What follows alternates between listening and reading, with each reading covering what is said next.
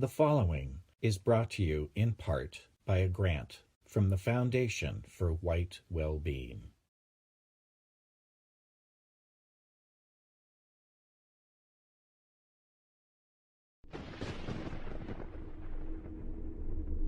Happy Halloween and white well-being.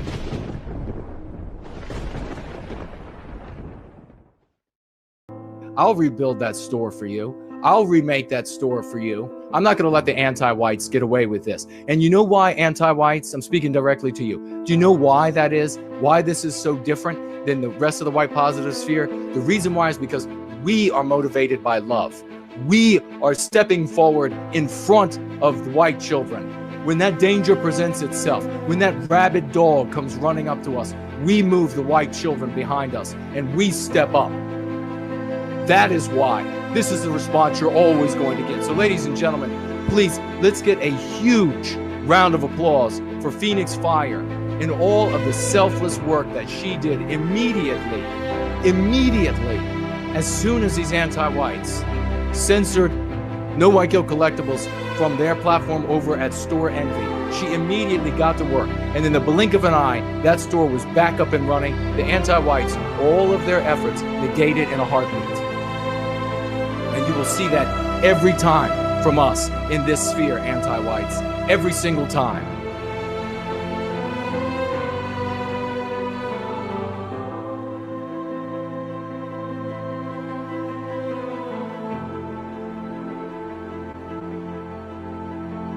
And the rest of you anti-whites out there, just know this is a cause motivated by love. The more pressure you put on this community of carbon, the more pressure you put, you won't get dust, you'll get diamonds. You're going to have men and women that are going to stand up at the last minute as that bullet streaks across the battlefield for the head of one of our children. You're going to have a man or woman step in front to take that bullet. Every time you knock one down, there's going to be another to take their place. Because that is what love does. That is how love fights. And it doesn't matter how much and how often you try to call it hatred. It doesn't matter how much and how often you try to call it bigotry. We know we love enough to continue to fight in the name of love, even when you have the power to call it hate. That is a love you all can never know. That is a passion you all can never realize. You'll never be able to embrace someone in your life and know something that pure and that cosmic and that timeless as that kind of love. Because your lives, anti-whites, your lives are dedicated to destruction. But those of us who step in front of the rabid dog, those of us who step in front of the streaking bullet across the battlefield, we may live one less day than you, but all the days in our lives will mean that much more. Know that. Know that to be the case. So a big round of applause to all of our heroes, to everybody standing up. And it didn't just end there either, anti-whites. For all of this recent pressure that you put on, another hero of our community stepped up, Luke. And I want to get a big round of applause for Luke, ladies and gentlemen. He bought a copy of Born Guilty and Go Free for an impecunious member of our community who otherwise would not be able to afford it and would not be able to be empowered. A big thank you to Luke, but that wasn't it.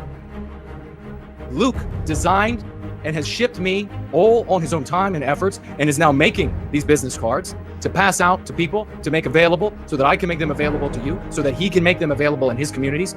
These will be going along with purchases from No White Guilt Collectibles. It's an easy way to pass to friends, family, and strangers the message of going free. It has long been said that you cannot teach a man a thing, he has to discover it for himself. This is one of the best ways. You see that person out on the street corner, that white guy, that white woman at that bus stop. You don't have the courage, you don't know what to say to wake them up. Get a bunch of these, print them up yourselves. Print up something like this yourself. And pass it on, ladies and gentlemen. Let them go find out for themselves. That, anti-whites, this is what you did. How many tens of thousands more will know before the end of the year what it means to love with a true love, to feel passion that is real passion, because you decided to try to silence the work that we're doing here. Well done. Well done to Phoenix Fire, to Luke, to everybody who's stepping up, to everybody else who's stepping up in the shadows. Oliver isn't white positive enough. Oliver needs to be hardcore white positive. You got that, Hudak? hardcore. He ain't white positive enough, not nearly enough. There's a new wind that's blowing through that. It's the winds of change coming from a western sunrise. Your days, your anti-whiteism are numbered.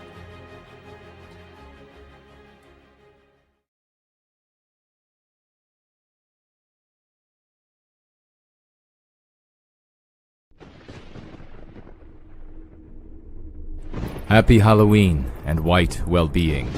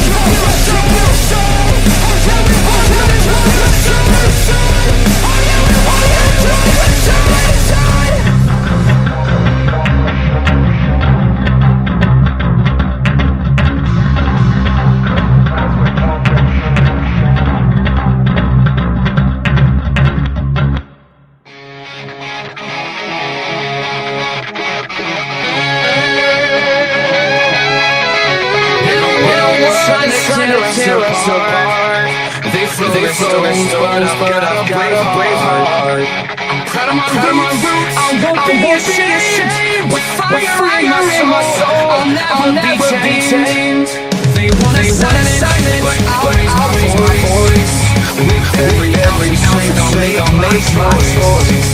No more shadows, step into light. With blood in my blood, I'll stand and fight. No one can carry the flame.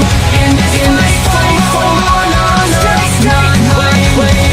Every heartbeat, I'll stand my ground. In a world of chaos, my voice resounds. They try to erase us, rewrite the past, but the sake of our heritage is built to last. I'll shout it from the rooftops, let the truth be known. With every step I take, I'm never alone. They can't take my spirit, they can't take my pride. With my brothers beside me, I'll never hide. Together we'll rise, we'll break through the night. With courage in our hearts, we'll win this fight. No white guilt, I'll carry the flame. In this fight for our honor, I'll stake my claim. With every heartbeat, I'll stand my ground. In a world of chaos, my voice will resound.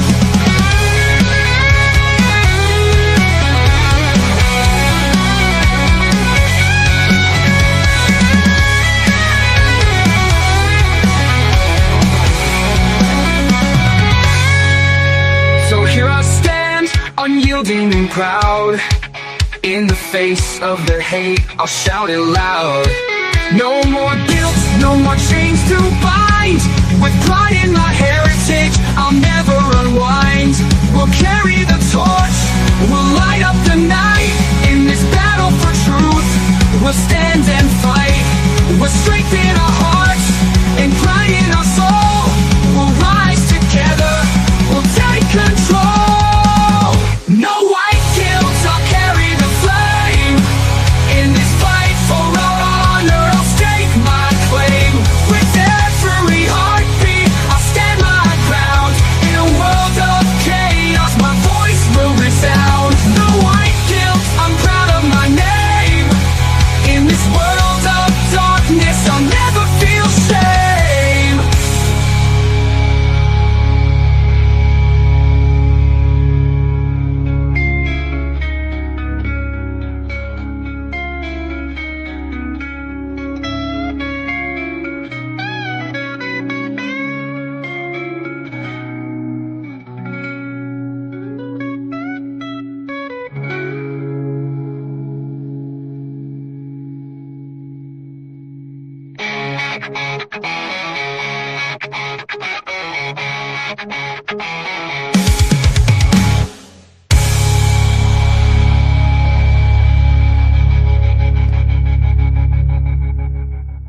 When there's nothing left but the fire in my chest and the air that fills my lungs, I'll hold my tears and trade my ears for a glimpse at kingdom come. On the other side of misery, there's a world we long to see.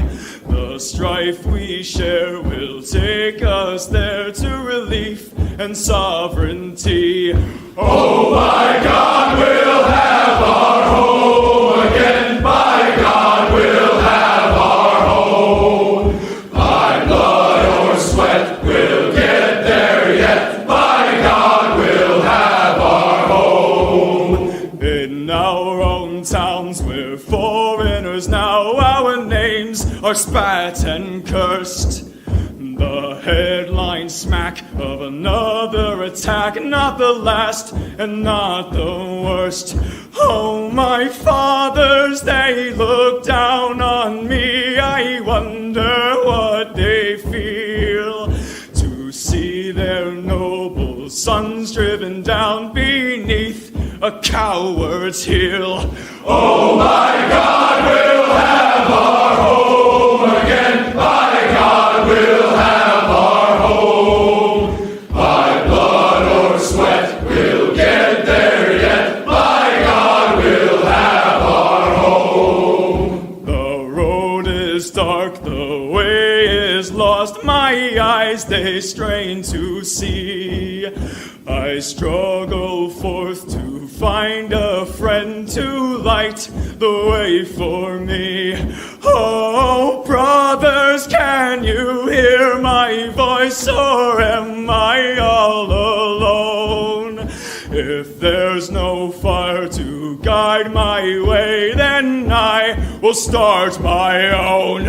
Oh, my God, we'll have our home again. By God, we'll have our home. By blood or sweat, we'll get there yet. By God, we'll have our home. Oh, by God, we'll have our home again. By God, we'll have our home. By blood or sweat, we'll get there yet. By God, we'll have our home. Haha, the gremlins might be out today, but it's still Sunday, ladies and gentlemen, and we're going to make it happen. There's nothing that can stop us on a glorious Sunday gathering for white well-being. Featured stories today, exploiting social fault lines for attention. Doubling up as our go-free lesson of the day, anti-whiteism in academia. And finally, white father dies of grief. These stories and several others, and of course, your comments and questions. And then there is this. A sign of the times is that a lot of elderly people have to continue working. This old guy went for an interview. Human resources interviewer said to him, "What would you say is your main weakness?" The elderly man said, "Honesty." The human resource interviewer said, "Honesty? Pff, I don't think that's a weakness, buddy." The elderly old man said to him with a frank look on his face, "I don't give a shit what you think."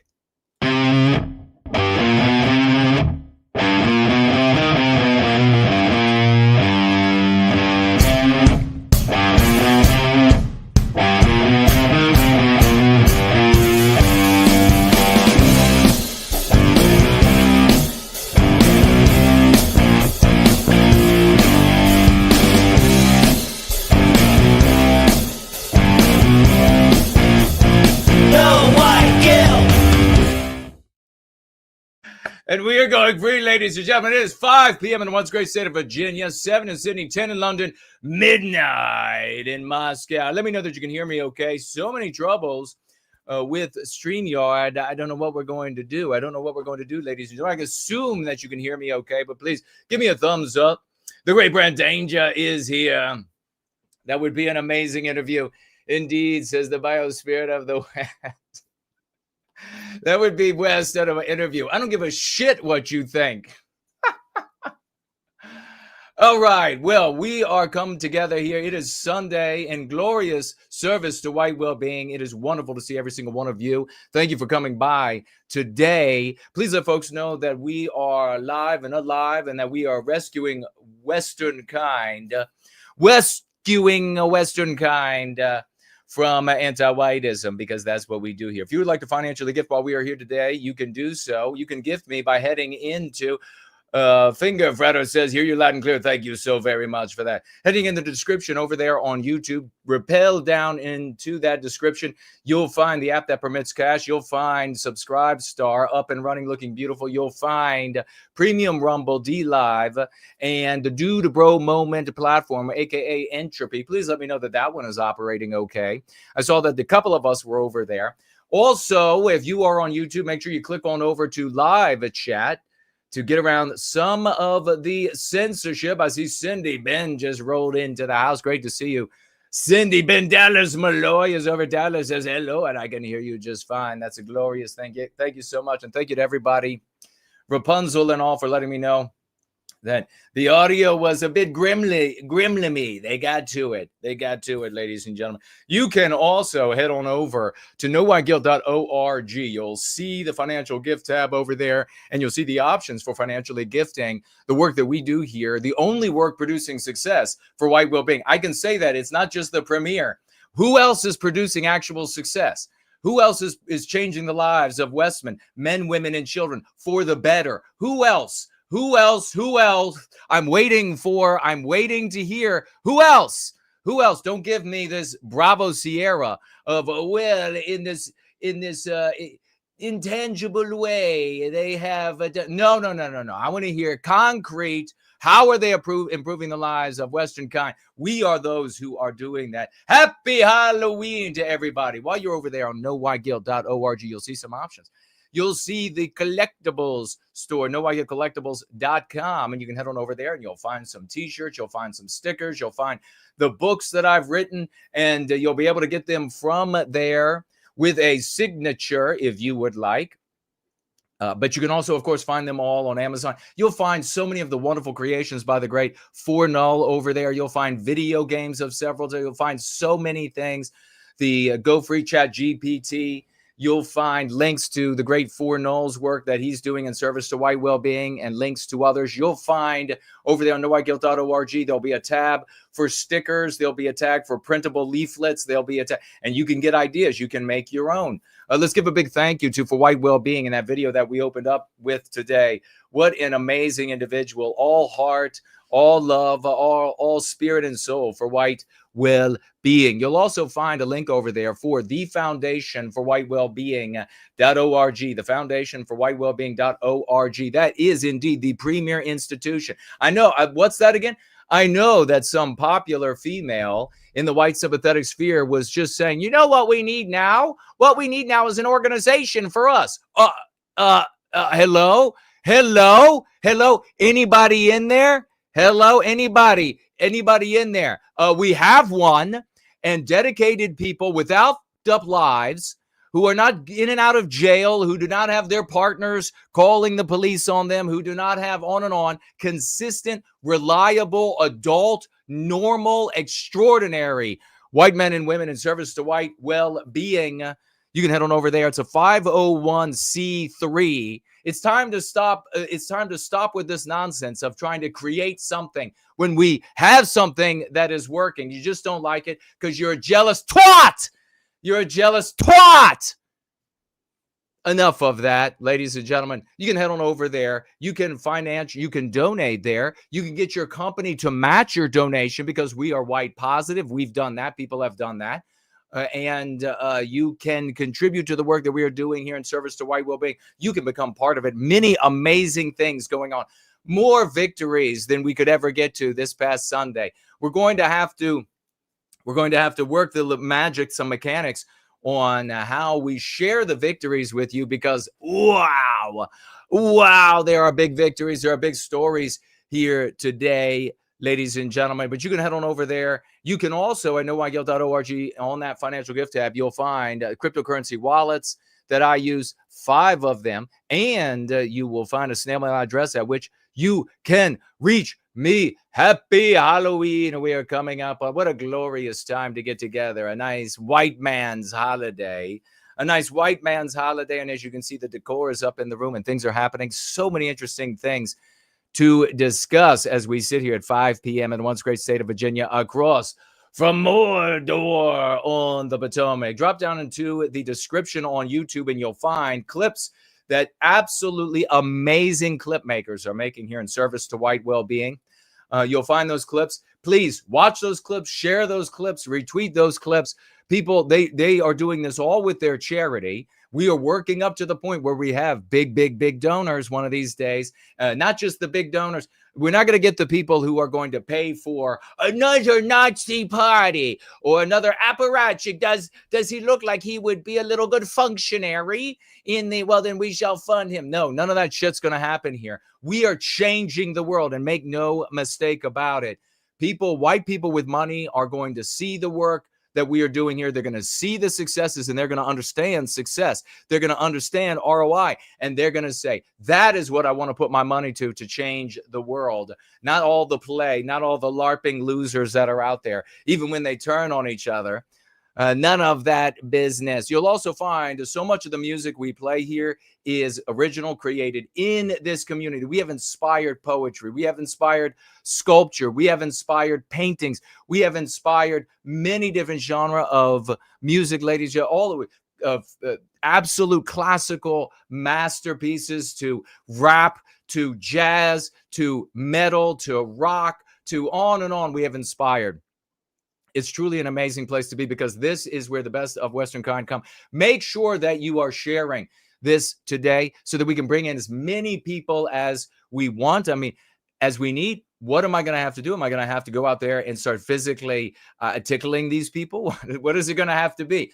But we got a lot of things coming up. We got our quick news and laughs. We've got epic music to come. We got conversations today. Prosecutors who opposed charging Leticia James were fired for allegedly mishandling the case. And well, why is that an interesting story? Well, we're going to get into that in just a moment. We got that and we got more, ladies and gentlemen. But a big thank you for everybody to come over here today. We got perspicacious comments. We got our lesson of the day. We have our announcements.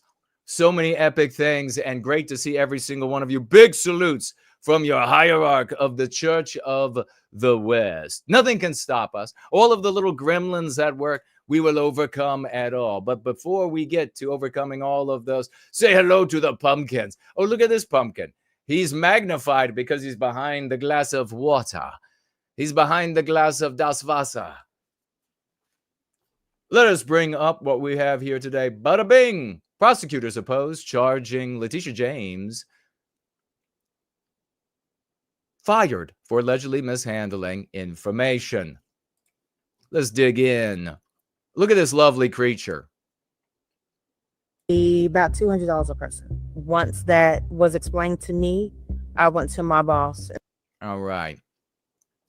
A Virginia federal prosecutor who opposed bringing back fraud charges against New York Attorney General Leticia James. And make no mistake, we are going to be getting into, as you saw on that thumbnail, the clown Morgan who went out. But I will say, the clown Morgan is greater than Fuentes. But we'll get to that as we move along. She was fired after mishandling sensitive information here, according to the New York Post, related to the case, according to the report.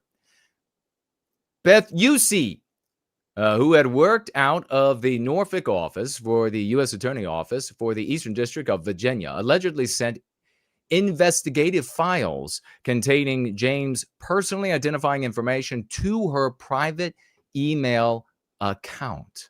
So here you have Leticia James. You remember old Tish right here, old anti-white Tish, Fat Tish, as she's known down in the city. And she, of course, ran for office to destroy Donald Trump. Why? Because he was a white man who wasn't anti-white enough. That's all it takes for anti-whites. That's how you understand the world if you want to be in service to white well-being. He wasn't anti-white enough. He was going to trouble and undermine anti-whiteism to some degree. And in fact, the biggest degree that he is troubling and undermining anti-whiteism is the deportations. Now, we would like the deportations, of course, to be much more. And it started really slowly, and he made a bunch of comments, and he vacillated. He was like, well, I'm kind of over here. If you're working in my hotels, you can stay. And if you're working in the businesses of my rich friends, you can stay. But then and then the farmers, eventually, he said, well, no, the ones that are working on the farms, they can stay for as well. And then maybe we could set up a new pathway to citizenship for the people. And he did a lot of this, and we were very concerned. Of course, it was warranted. And we want these people out of the country. What's the problem with them being in the country? Doesn't matter, conservative friends out there, how nice they are, how law-abiding they are, how etc. they are, how great they are. The problem with their presence is that they white erase us. They change our culture because they make it their culture. Well, what is culture, Jason? Culture is the instinct of the animal, born of our biospirit, projected onto our environment. As their numbers grow, they gain numerical courage, and they change our environments to look like them. Just like we were talking about with Diwali, the poop throwers, just like we were talking today, it is Diwali with lights on the houses, and they're standing outside, and they've got all of the dashiki or whatever it is clothing on. Tomorrow, it will be poop flinging, as is done in India, because this is instinctual. This is a projection of the instinct of those people. Well, the Central and South American non-white people, they are projecting themselves onto our environments and changing those environments from white Western, being redundant there, white Western, to something other. And none of us want to live in that. If I wanted to live in the culture, the aggregate of the instincts of the individuals who live in Central and South America, I would move there. But I don't want to move there because, in my estimation, those places are shitholes. They're shitholes because they're not my projection into the world. They don't make me feel comfortable. They don't make me feel in harmony with my environment. So that is why Donald Trump had to be destroyed. One of the main reasons. And now, mind you, there were plenty of people out there who were saying, of course, who are just in content creation, in organizational leadership positions, because they want attention for themselves. It's all about getting attention for themselves, aggrandizement for themselves, sex for themselves, money for themselves. And so they always have to take a contrarian position. But we don't do that here, do we? Our eye is always on white well-being. So when Donald Trump was slowing down, he was dragging his feet at the beginning of the deportations. We were critical of that because we want these people out of Western civilization. Get out. I don't care how good you are. I don't care. That's wonderful. Great. Go home into whatever country you came from and be good there. Go home and get to work at the mornings and get off in the nights, and you come on time all the time, and you're more Christian than me, and all of this other garbage that conservatives will tell you. Go home and do it. I don't want you here. We don't want you here. We don't want our towns, our cities, our communities to look like El Salvador, to look like Mexico, to look like etc. We don't want them to look like Guatemala. We don't want them to look like Sudan. We don't want them to look like anywhere in the Middle East. We don't want that here. I am not ashamed to say that. Fuck off with your cultural traditions. Fuck off with the way you like to live. Fuck off with what makes you feel comfortable. I am not afraid to say that. It is my opinion. It is my morality. It is my standards. America and the rest of the West is not an economic opportunity, motherfucker. It is our homes. You don't get to come here and get rich and take over separate sectors in our society and enrich each other and then use our countries, our homes, for your enjoyment, for your pleasure, for your recreation. This is our home. Fuck you and everything that you create. You either imitate us and be fucking quiet in the West, or you get the fuck out. How does that sound? That's the white leadership that is coming, my friends. And I guess too many are jealous of me. So they're going to have to find somebody maybe who is 4 feet tall and has no muscle and or various things wrong with him. Maybe he's in a wheelchair. And then they'll say, oh, I think I can follow him because I feel superior. Fucking loser white race. Fine. But nevertheless, those people will be killed by better white men who will take those slots. Just know that. So you have Leticia James here. Tish James runs for office. The anti-whites put her in office to destroy Donald Trump. She takes the laws of our land, conservatives, who think that everything is we just write it down. What does the rule book say? Let me tell you something, cucks. If it weren't for the phenomenon that is Donald Trump post-assassination, he would be in jail. He would be in jail. It wouldn't matter what the laws say. It wouldn't matter what the rule book says. It doesn't matter what the dictionary says. Cuck without even a midget stick. It doesn't even matter at all. It's because of the fury of this guy who was assassinated, but for the grace of God. So he overcame Tish James, and who knows what kind of unscrupulous things that he has done you'll never know what arms he twisted or broke right off in his rage to get revenge on these people. So this bitch went into office in our country. She shouldn't even be allowed to hold office. Went into office in our country, and you have Tishes all over Western civilization who are fabricating, by way of interpretation, whatever they want out of our laws. That's what this villain was doing here. She's not going to get punished for any of that. She should go to jail for life for fabricating charges, manipulating data, creating whole new laws out of whole cloth. And she's not the only one. There was a host of them, if you remember. New Jersey, New York, Georgia, they were Washington. They are everywhere. They are all across Western civilization, willing to do that to you, white man. And what's going to happen when this elderly, this nearing senescence, Donald Trump, runs out of fire for the assassination and health issues finally begin to cripple him? What's going to happen to you in the West when what's left over are the Rubios? What are you going to do then? You're not going to see the results that you're seeing. So what are we talking about? What is so important about this story is that anti-whites are thick throughout the totality of the machinery of the state. County, your church, your alum, your federal government, all of these different institutions that the federal government has illegally, in my opinion, given the power to legislate from, all of these different bureaucracies. They are thick through it. And you see, well, there's one here that gets caught, one there that gets caught. Oh, that one will be fired. Yeah, we won the culture war. No, the ones that they are eliminating are the dumbest. The ones that they are eliminating are the most headstrong. The ones that they are eliminating are the least cunning, because they're the ones who can't see that, wow, this phenomenon, Donald Trump is in office and he's headhunting everywhere. The rest of them will keep their heads low right now.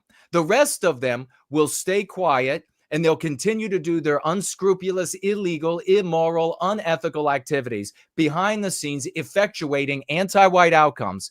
I mean, for God's sakes, the Disney adult tards out there are complaining the other day, and I might have to make fun of these people again, the cucks in the Disney adult, and there are millions of these cucks, ladies and gentlemen, white cucks. They're now complaining. You're going to love this. They're now complaining. But, well, Disney has changed. They've just changed the name DEI to belonging. That's exactly what I said the anti-whites would do. Exactly. And that's what I've been saying for decades. You've got to call it out for what it does to us. So the conversation is about who and what we are and what's happening to us, not what birth the victimizer is a result of, not what ideology outside of anti-whiteism that they express. Dumbass white race. Open up your, I mean, we need an absolutely galactic-sized proctologist to come down to earth and go to the white race and pop the head out of our collective ass. Our collective head needs to be popped out of our collective asses, because this is how gullible and dumb the white race is. Well, I oppose these people because I like whites. Look at where you're putting your focus, you vegetable. You're getting the same outcome. It doesn't matter what excuse you give for why you're doing the thing that fails. Nice. You have an excuse for why you failed. I'm sure your daughters, as they're getting gang raped, will appreciate that you had a lovely excuse. So here you have, even in the midst of the Trumpian rage of this aberration, Donald Trump, here you have throughout the DOJ, throughout these offices, anti-whites, and one gets caught sharing the info so that Leticia James can defeat the charges against her. Yussi, who had been employed by the Justice Department since 2010, was axed this month. Several media reports suggest Yussi was fired for pushing back against pressure for the Trump administration. Charges on James, the former assistant U.S. head. Now, remember, this is a U.S. attorney who could very easily send you to life or send you to prison for life. While she is this unscrupulous. In their minds, of course, the anti-white, everything is warranted to arrive at an anti-white conclusion. Send you to prison for life. Take your father out of your home, put him in jail for life.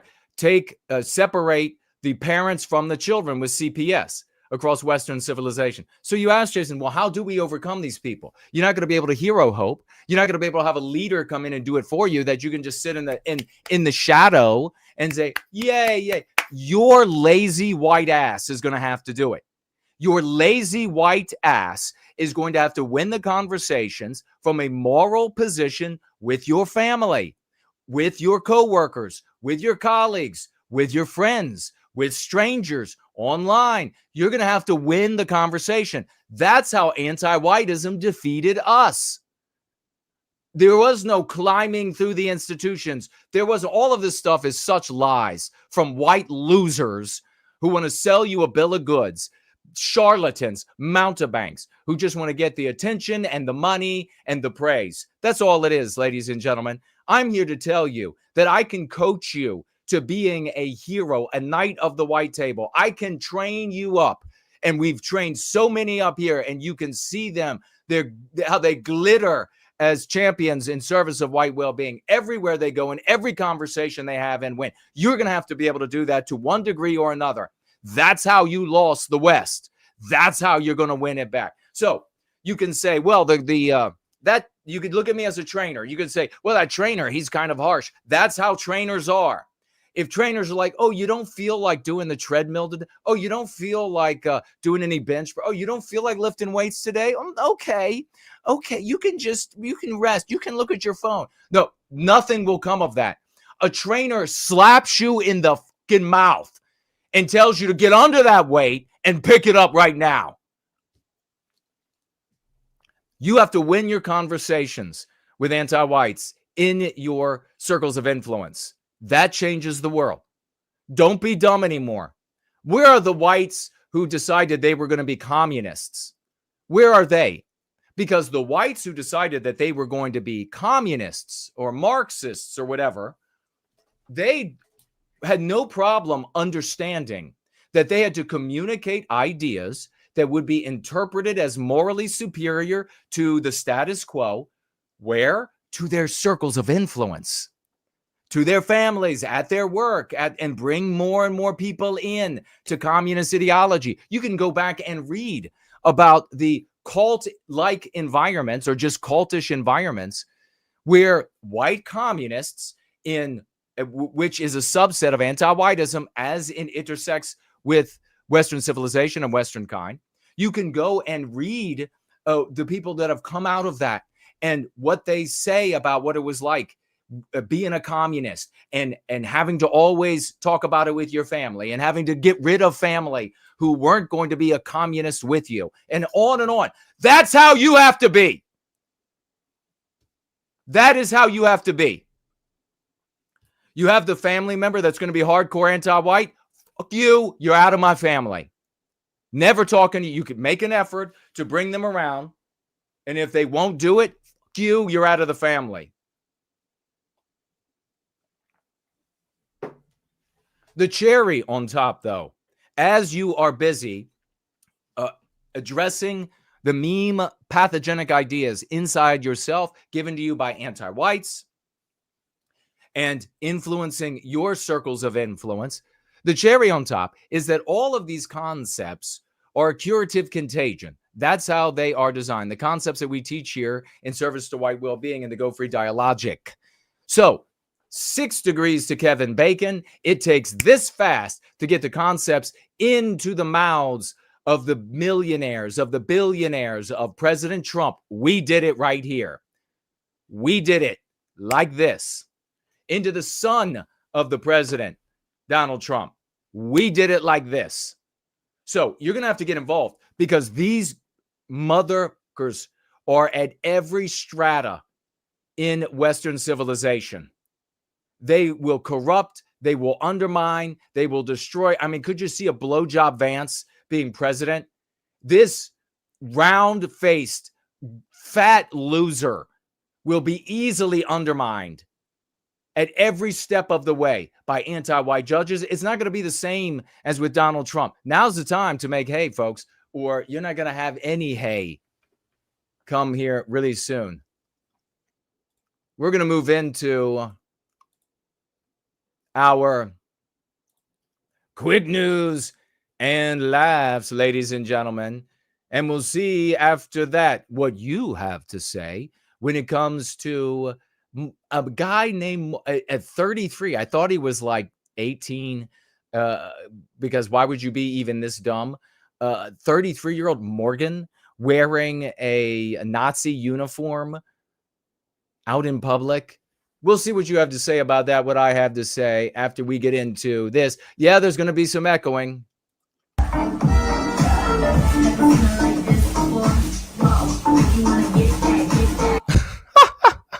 Look, it's my bag of bags that I have in the cupboard. It's dancing.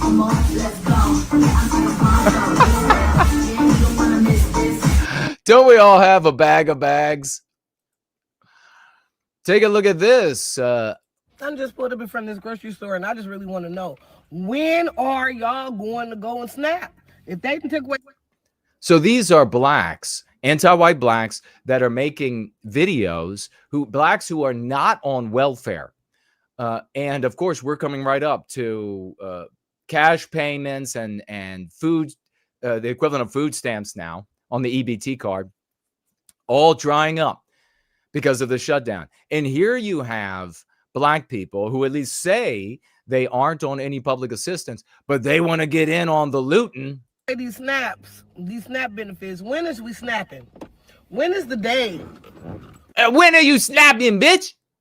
Motherfucker, when are you snapping? When are we snapping? When are we gonna go snap? When we snapping, because don't have me going in the grocery store. Yeah, don't have me going in no grocery store.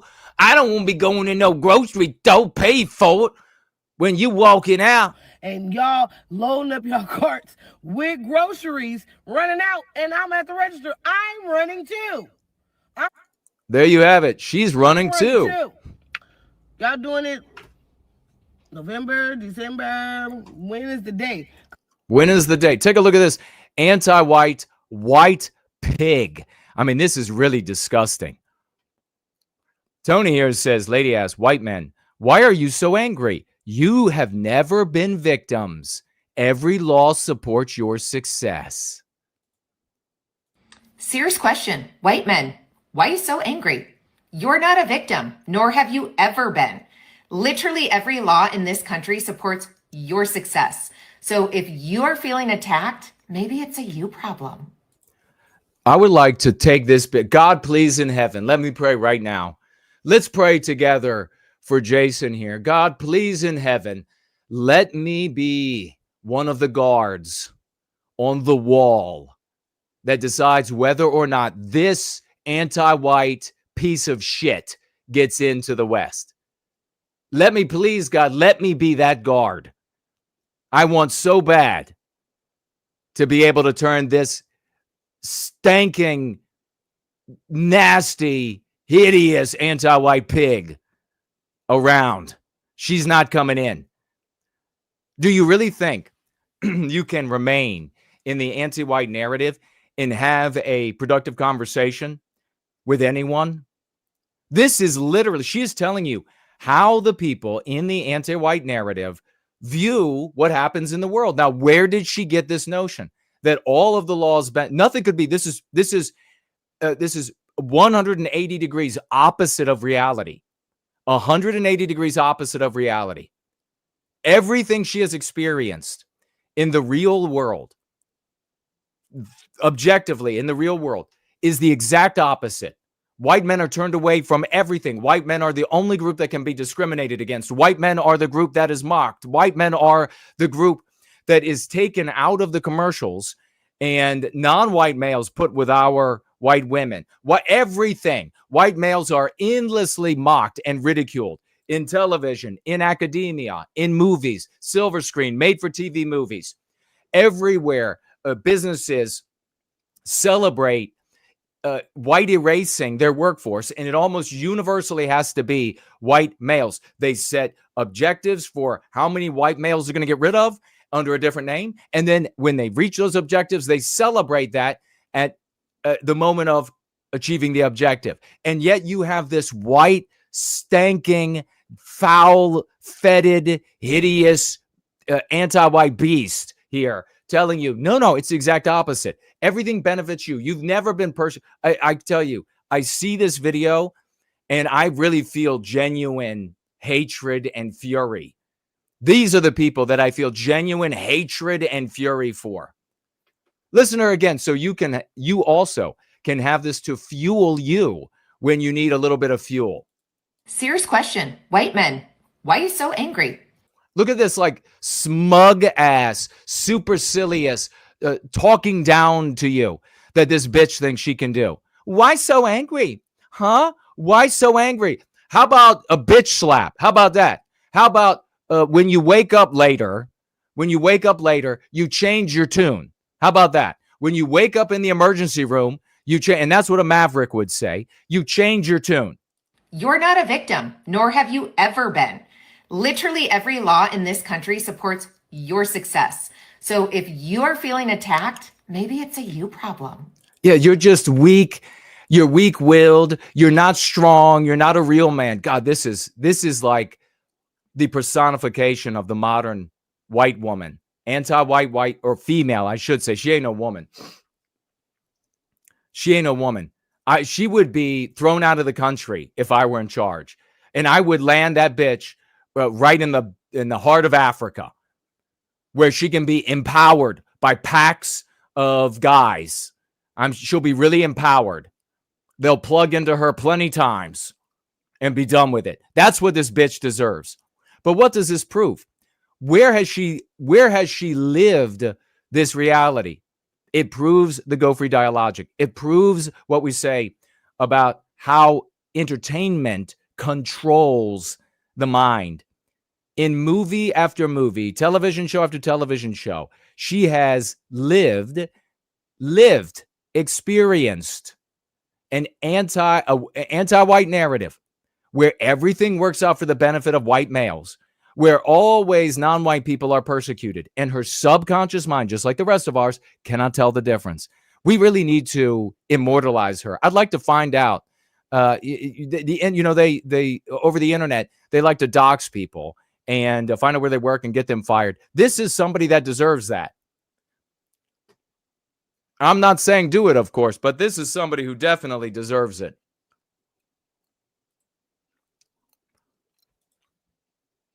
Liberal women, anti-white women would divorce their husbands and take away their visitation rights from their children and then cry about how ICE is destroying families.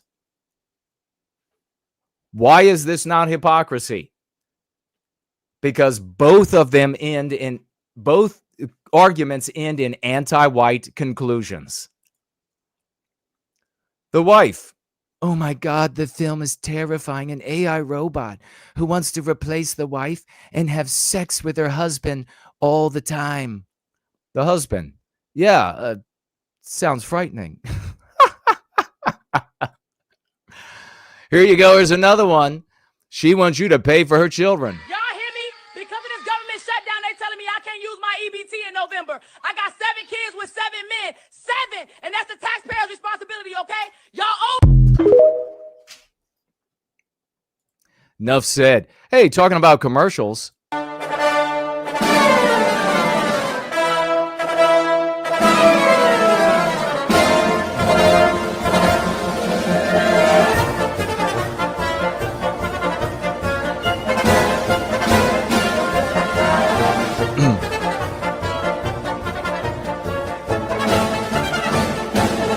Everything. Remember that white pig, that anti-white white pig, what she was just telling you as you look at this.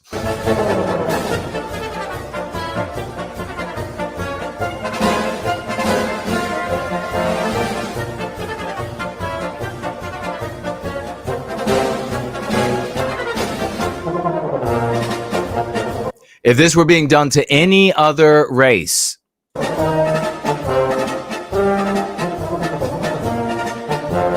they cannot stop crying over a black guy getting a splinter. Could you imagine? All the black women, all the commercials filled with black women choosing Asian men or Jewish men or Mexican men, but not a single black to be found.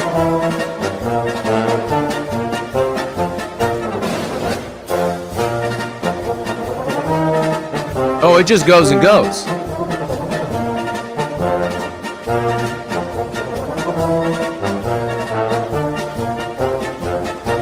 It's halfway through. The great tree godfather is under there, as well as some more of our champions. God bless all of you. Chicago woman, this is a feel-good moment, ladies and gentlemen. A Chicago woman quickly finds out after laying hands on an immigration official. What happens? Well, get ready for some catharsis. Here's some catharsis. A woman, so an anti-white white pig, decides she's going to go put her hands on a federal agent as they are snatching somebody to kick their ass out of the country. I tell you, I got to love the scene too. It's fall. It's blue sky, puffy white clouds. The only thing that could make this better would be a cathartic moment when an anti-white pig is being thrown to the ground. Well, what's this? Oh, yes. Get up. The next best part is the anti-white guy who runs up and he's going to come to avenge her. He's going to throw a stone. He's got to throw it, ladies and gentlemen, 10 yards. He's like, ugh, ah. He's like, F. Oh boy, here's another one. We not even. Except she's really precious. She's actually wearing fangs. About them food stamps on November. Yo, I need yeah. that. As a New Yorkian, as a U.S. stadian, y'all got it. Come get this nigga. On a high. I reject her use of that slur, but I will point out that this is Count Blackula. Holiday though. This is Count Nigula. You trying to fuck up Thanksgiving for black people, gang? Oh boy. Yeah, no, come on over to my house. I'm serving lead. For real? This what we on now? At this point, like, ladies, pay attention to this. Posture is very important. last night I dreamt of Sunday. Turn that off. Now watch. Look at this. Don't walk like this, ladies. Walk like that. Oh, yeah, that's better. Oh, now we got a movie coming out. It's EBT Down, ladies and gentlemen. This fall, Card declined. the system we rely on just went No, silent. something's wrong with the car. It ain't working nowhere. EBT funds are gone. They cut us off. When the help stops, people stop caring. We ain't got nothing left. They put no money on it. None. You hear me? It's empty. One voice will spread the fear, They cut it off. Tell everybody. and a city will burn with hunger. EBT down. I hope it burns. The system. Here's a guy that survived Diwali. White guy that survived Diwali in India. Yeah, that's shit that they've been throwing at each other.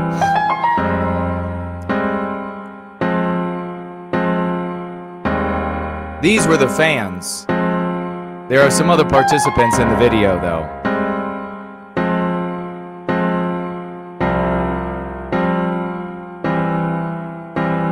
Yeah. Can't wait for that to come to Western civilization. Oh my God, check this out about Stop Antiwhiteism. Big salutes. Big salutes. Everybody on your feet for Stop Antiwhiteism. Prophecy is fulfilled. The prophecy is The white fulfilled. race will be a people again.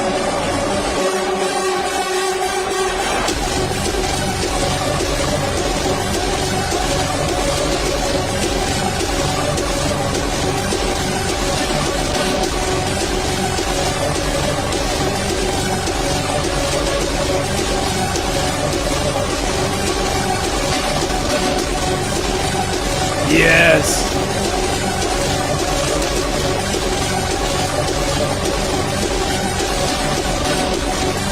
Oh my God, epic.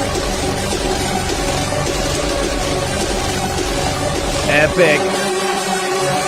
The prophecy is fulfilled. The white race will be a people again. Give it up for Stop Antiwhiteism. This is an anti-white woman who fled the United States when Trump came to office, and she's not so happy. You're an American who is considering leaving the country to move somewhere else. Make sure that the location you choose isn't based off of fear and lack mentality. Okay. Make sure the location that you choose isn't based on fear and lack mentality. Well, really what you mean, you chose a non-Western country. You chose a mestizo country, and you're getting what's normal for them. You're getting what's normal for their culture, what's normal for the economy that comes from such a culture, what's normal for, etc. The instincts of those people. She's like, it's a fear-based, it's a fear-based country and lack-based country and mentality. I regret moving to Costa Rica. It's a beautiful country. I love the nature and wildlife, but moving to a third world country where I don't know the language, I don't have any connections, resources, or opportunities. Look at this foul, white, anti-white bitch. Yet again, another one. It's white men that create Western civilization that you love so much. You foul wench. That didn't make my life any easier by any means. I was just so scared of what's going on in America politically that I was in fight or flight. I was like, how am I gonna afford to survive? Like, how am I gonna find a place to live? Like, I was freaking out. And then I came here and made my life so much harder. And now I'm trying to go back, and I just like wish I didn't leave in the first place. And you hear the way she talks, total anti-white. I made my life so much harder. Now I have to fear rape. There's rape everywhere, and it's only because they have a fear-based mentality. It's so weird to like try to come up with excuses that don't acknowledge race, that don't acknowledge the reality of biospirit, and pretend like white men didn't create Western civilization and everywhere else isn't perfect. Want to move to America right now with everything that's going on, but I just left so many privileges and resources behind, and I want them back. Privileges and resources behind. Hit the road, bitch, and don't you come back no more, no more, no more, no more. Hit the road, bitch. Hey, she could be a 10 out of a 10, but she had a black boyfriend in middle school. I just heard you play, and I wanted to...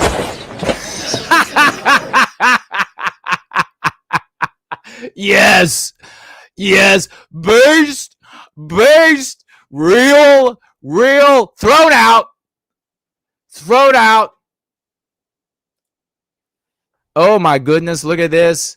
Cincinnati police chief has just been placed on leave after she was accused of anti-white bias. Remember, there were all of those officers when we had this story down in Cincinnati where the white people were totally beat to death, and this white guy being dragged across the ground, but nobody cared about him. Remember, they only cared about the woman.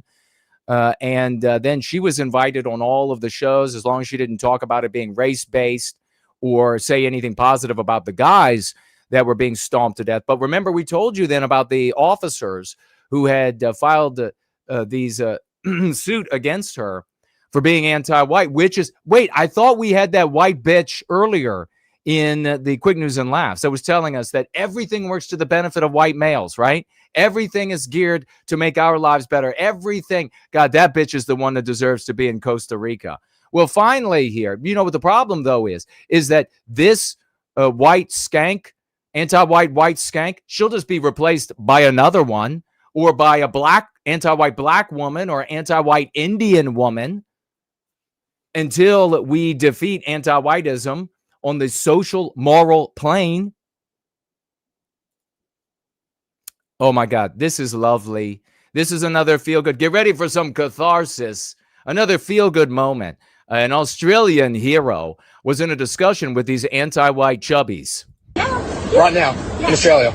You're still supporting the murder. I really don't think... I don't think so. I think a bit dense. Okay, so this anti-white chubby there, she says to this white guy, they're having a normal conversation, a socio-political conversation, and she decides to say, I think you're dense. You think I'm dense? Yeah. You're looking pretty dense yourself, I'm sorry to say. But, Okay, then this anti-white skank hits him in the face and says, don't fat shame. Fat shame, my friend. Oh! Get out of here. Fucking fatty, get the fuck off. Fuck off. Fuck off. Oh my God. I reject violence. Do not engage in violence. But them being shoved back as a consequence of assaulting him is pretty freaking funny. Take a look at this, folks. What do we call this? Just when I think I've seen it all. Take a look at this white man. This white man. I thought everything worked to the benefit. I thought all laws worked to the benefit of white guys, that we've never suffered. Except when non-white guys are raping and murdering and slaughtering, so many of them are recorded, like this non-white right here, are recorded as white male in the court documents. From Honduras. Maybe that's why Costa Rica, Honduras, etc. Maybe that's why they're not good places, because they're full of white men. Had to order pizza because somebody didn't feel like making dinner tonight. True. Real true. Little girl goes into the bathroom. Within 60 seconds, a full-grown man goes into the bathroom, doesn't use the bathroom. He just stands in a stall in the girl's bathroom. And the mother runs in. This is at a Walmart. Look at this beautiful little girl.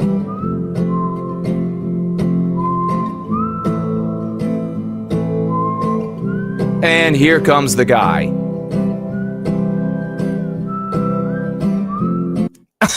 Wood chipper. Wood chipper. This is me at 9 a.m. Work starts at 9 a.m. and me, it's 8:60.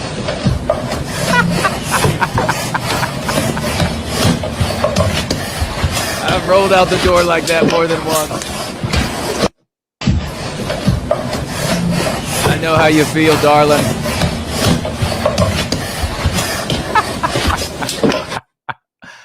Hey, look at this. Illinois State Rep Margaret Croak just sent out an email doxing ICE agents, listing their car details, license plate numbers, and all. Take a look at this one. This is the one. I'm at every level of government.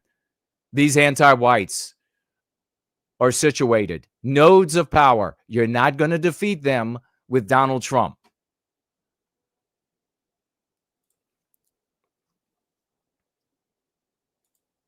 That's getting those guys and their families maybe killed, harassed, harmed, property destroyed, maybe maimed. That's what that woman is doing.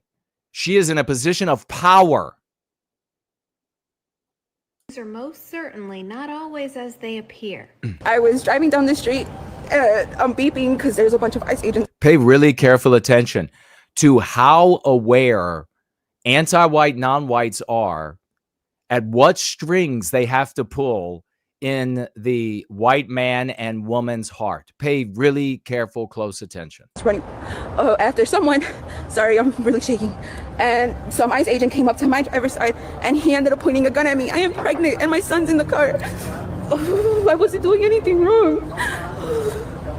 Time to have white men stand up and prevent white females of both sexes of being able to listen to something like this and be persuaded by it. It's time for us to cut those white people off from any decision making. It's time to be hard. I don't know why they think that was right, and he just laughed about it and he said that, well, you should get the fuck out of the way. If that wouldn't have happened if you got the fuck out of the way. Like, what, dude? That's all I have to say. Yeah, I mean, that sounds horrible. Most definitely traumatic. But let's watch what really happened. So let's see what how the encounter really took place. That's her driving, honking the horn, trying to stop the ICE agents. I don't give a fuck. Remember that she's got a baby in her belly. Of course she does. And that baby in her belly, if she's Mexican, is pregnant. And another baby sitting in the back seat. At least that's what I've heard. I don't believe that, but that's what I've been told. You're gonna shoot a pregnant woman? Yeah, you're gonna shoot a pregnant woman? Yeah? No, he just fucking put a gun on her. What happened to not giving a fuck? I think common sense would tell me that if you were concerned for your safety, your unborn child's safety, for your child in the back seat of the car and your significant other, whoever was your passenger, that you wouldn't have done that to begin with. And you're lucky that that's all he did. You should have been arrested for obstruction. Now, of course, not all Mexicans have a double pregnancy. Just, I've heard some of them do. Most certainly. Normally, I'm not afraid of dogs, but this one changed my mind.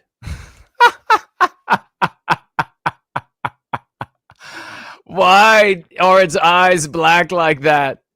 Oh my God. Listen up, Buttercup. If you ever find yourself nervous, Like you're nervous for backlash if you speak about your thoughts and your opinions, your values, your beliefs, your morals, what you think is right and wrong for this country. If you're nervous about the backlash, like this is where it's coming from. Like that's the guy in your comments telling you that you're stupid. It's the parents of this child who's stabbing an effigy of Donald Trump. They're the ones in your comments telling you that you're the problem. Okay, that's where it's coming from. It's Miss Crazy. You see, it ends up being anti-whites of all races. So if you say anti-white, you catch them all. But this woman is making a great point, because take a look at the people that are in the comments that are hardcore anti-whites. These are the people that you're talking to. The guys right here telling you that you're insane. It's this group of adults cheering as a little girl beats an effigy of Donald Trump. They're the ones telling you that you're the issue. It's people who say stuff like this. Do we care about their opinions? Do we care what these people think of us? Do I want to impress these people? Do I care about these people's validation? Like, I don't. So if you're nervous about like, oh, but what? And there you have, of course, the one mocking Kirk being shot in the neck. Hey, here's another motivator, another filthy rich white guy. What do the filthy rich white guys do with their money? I mean, this starts off kind of cool, but then it's really infuriating. Burnt Reynolds' real car? Yeah, one of his real cars. He had 10 of them. You see, that's a beautiful machine right there. The fire chicken, the Firebird, I love it. See him right there in it. This is one of his cars he had. So this is the bandit's car. Yeah. That is insane. Yeah. Okay, now watch. Look at this guy right here. The Jews, they're funding the well-being of their people. So many of them. This is what the white guys are doing. I got to know, how many cars are here? I've got, in all my buildings, I had my daughter look and see me. I had it on insurance. I got 922 cars. I got 922 cars. I got 922 cars I spend money on. I spend money like going through nothing. I just keep buying. How many boats does he have? How many houses does he have? How much do you need? That's what the white wealthy are doing, ladies and gentlemen. So you wanna complain, you want to point fingers? That's where you point them. They're insured, 922 insured cars. Insured cars right now. Could you imagine the bill for the insurance? Punch it, bro. The light's gray.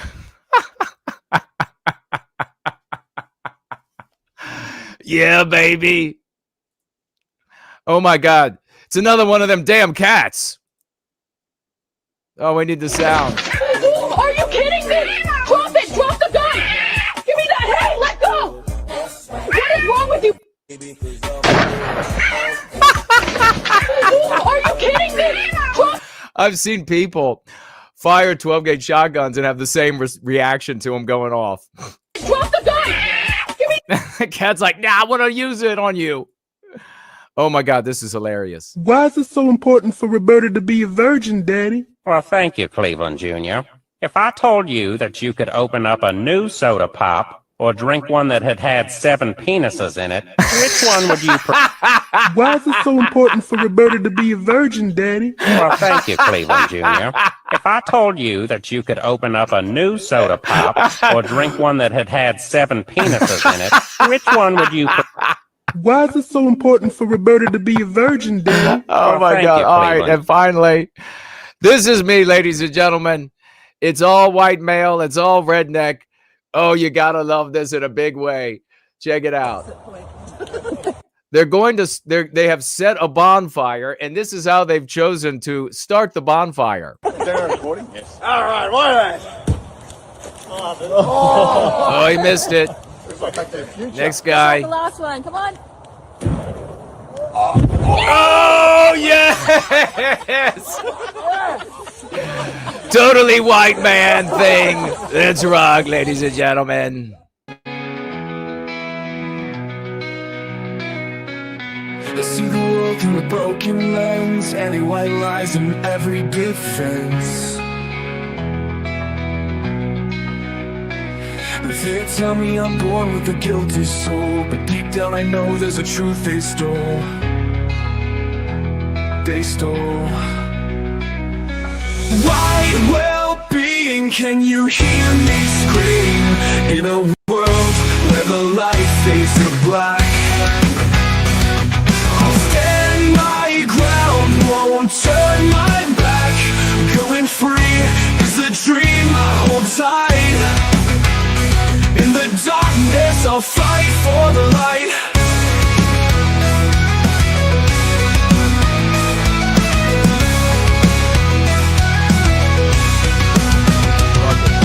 Pathogens infect my mind. They try to twist the truth I find.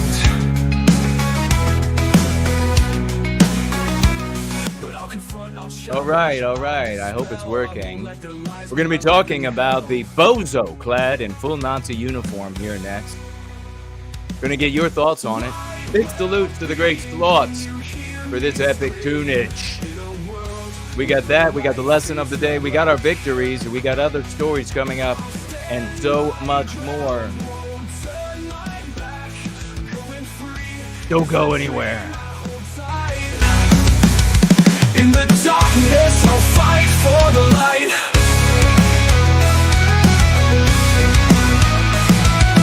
Pathogens infect my mind. They try to twist the truth I find. But I'll confront, I'll challenge, I'll dispel. I won't let the lies be my living hell. They wanna break me, make me feel small, but I'll rise above. I'll tear down their wall with the archetype of Western kind in my heart. I'll reclaim the love they try to tear apart. Light, well-being, can you hear me scream? In a world where the light fades to black, I'll stand my ground, won't turn my back. Going free is the dream I hold tight. In the darkness, I'll fight for the light. So I'll keep on fighting through the pain and the night, for the well-being of our people, for what's right. Going free, I'll rise, I'll reclaim. In the ashes, we'll reignite the flame.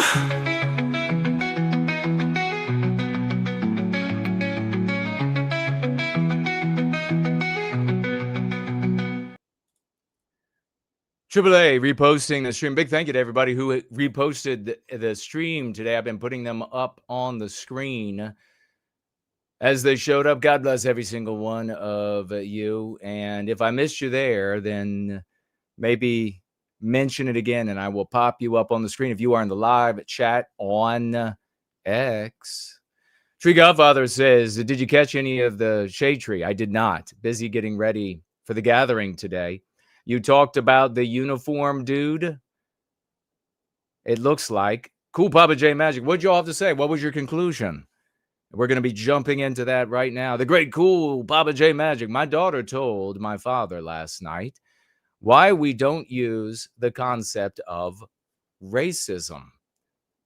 My dad is very based, but he doesn't want to let go of using the worst. She laid it out perfectly, by the way. God bless the daughter of the West, cool Papa J Magic's daughter. I mean, you can see generationally there, right? Isn't that magnificent? The old man, he's based, but he's stuck with all of these mean pathogens he's been stuck with all this time. The son is like right in the middle of it. The son's right in the middle. He's like, got it from dad, got it from culture, got it from entertainment, got it from education, but found the light, found the path, found the way to white well-being.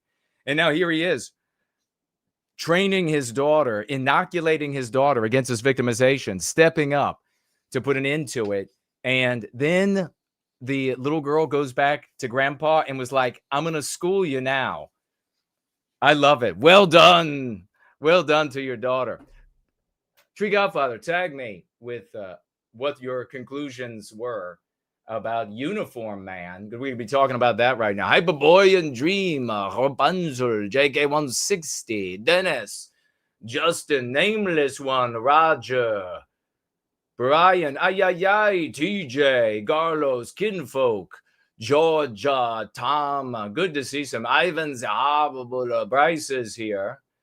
So good to see so many of you all. Just the misses over here with Dallas and Blush. And we know aliens exist. Will be there if he's not soon. And So many others that own the house over there on Premium Rumble. Good to see everybody. Hello. Over here on D Live, we have Grimbart. And he's watching over there. He says, only 3 viewers on D Live, but I'm enjoying myself. He just followed the stream and gave a like to it. Thank you so much, brother. He says, as white people, we're not white. We change all these different colors. It's true, my brother. We are Western kind. It looks like X is up and running beautifully. And what do we have going on here? Jonah is with us on the live chat on X. Good to see you. Big 07, Triple X. Jonah waving a hello to us. Hello back to you. Let's see. What do we have? The Energy of the Universe is with us. Says excellent. Excellent. Janitor of White Noir is over here. Good to see you, brother. Energy reposted the stream. Thank you so much. I deeply appreciate it. Well, that was some wild, quick news and laughs, if I do say so. A lot going on in the world, far more than we can share in any one sitting. And we've got this. Just when you thought all this stupidity in the world was maybe going to abate a little bit or not, bozo clad in full Nazi uniform breaks woman's nose outside Georgia College bar and gets busted for it.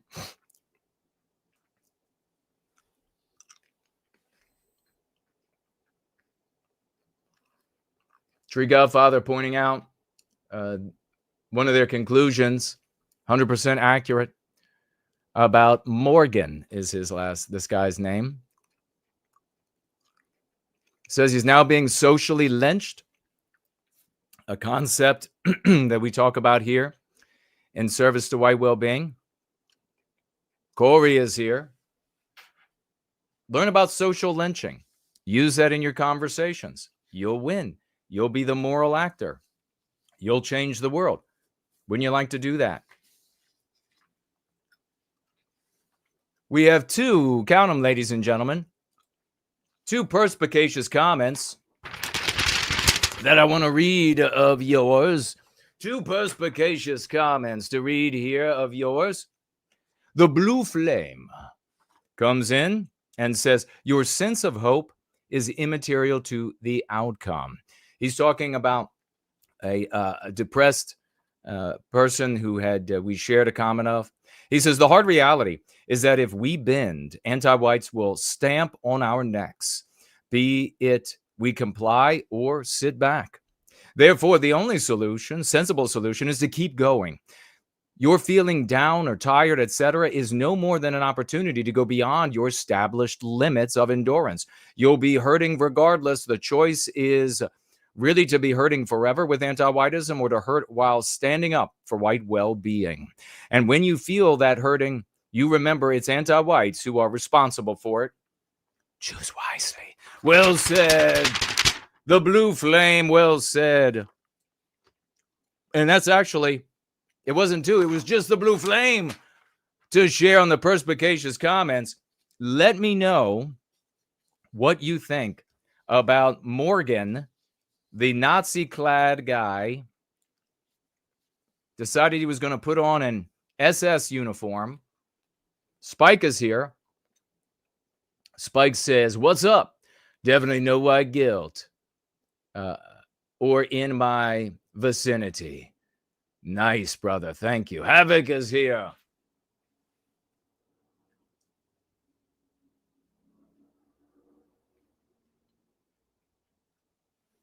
Oh, this Rala is Jonah. Well, hello. The great Franklinator is in the house. Damn the cats again, says Azimuth, the great Azimuth Clark. Exactly. Man, these cats are problematic. All right. Bozo clad in full Nazi uniform. There he is. A bozo dressed in a Nazi as a Nazi was arrested Friday after he allegedly smashed a glass beer pitcher in a woman's face and broke her nose outside a Georgia bar. Why would you be surprised at all that somebody that would dress up like this might do that?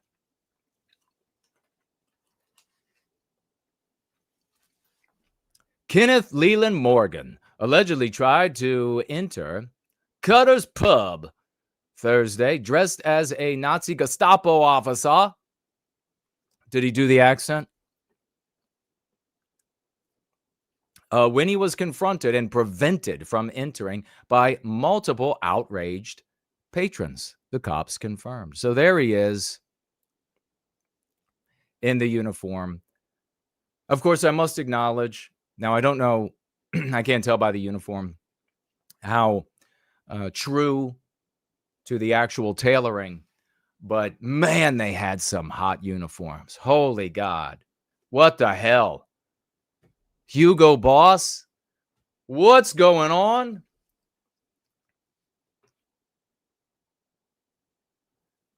Get the F out. Get the F out. You don't effing wear that shit, a woman yelled at Morgan as she pushed him away from the bar's entrance. A video taken at the scene shows. Morgan, 33. Now, when I first saw this, I thought, wow, what a dumb college kid. What a dumb, like 18, 19-year-old that, ostensibly making the argument, I'm doing this for Halloween. I'm being edgy for Halloween. Would do something this dumb. And then I find out that he's 33. But I guess with the problem of neoteny that we have, especially in the white race, he's really just 7 years old. He's really just 9 years old. And that's how old he'll be for his whole life. He can allegedly be seen grinning and placing his hands on the woman as bystanders yelled at him to get his hands off her. Now, when I watched the video, like, he wasn't there to fight anybody. No, he had a very specific purpose, and that impetus is an enormous problem with the white race. And I'll speak to that in a moment. The woman succeeded in pushing the Nazi cosplayer out onto the sidewalk in front of the bar, where he was confronted by a crowd of people, some of whom were dressed in Halloween costumes as well. So he wasn't the only one in a Halloween costume. At the end of the video, Morgan allegedly smashes the beer pitcher, or was it a glass or stein, into a woman's face, causing her to double over in pain. Now, of course, I don't know if it's going to say here, but she tried to, she was assaulting him. She was trying to rip his clothing off. I would demand that she be charged with sexual assault. I had been at Cutter's for around 20 minutes. After grabbing a beer, I sat outside with friends for 10 minutes before my friend, who is Jewish, noticed a man in, I'm sorry, that's how it always has to be read. It's an edict from the United Nations. Noticed the man in a full Nazi uniform, complete with a red armband. She said that after Morgan got into a yelling match with two women who were smaller than him, and then what? Are you bigger than him? She stepped between them. This is, I guess, the New York Post's attempt to say that he's not fair because he's having an argument with females who are smaller. She stepped in and attempted to rip off his clothing, specifically the armband. Lang, a photography and geology who was all the friends and family said she's the most wonderful person ever at University of Georgia, said she proceeded to have a scuffle with Morgan over the swastika. So is she charged at all? I'm going to go ahead and guess no. Quote, he's grinning ear to ear the entire time, including while assaulting me. Morgan was arrested on felony. Now, in all seriousness, what would happen if, like, what is he supposed to just allow her to rip his clothing off? If he did the exact same to her while she was doing that to him, would that be okay? If it's okay for her to rip his clothing off, would it be okay for him to rip her clothing off?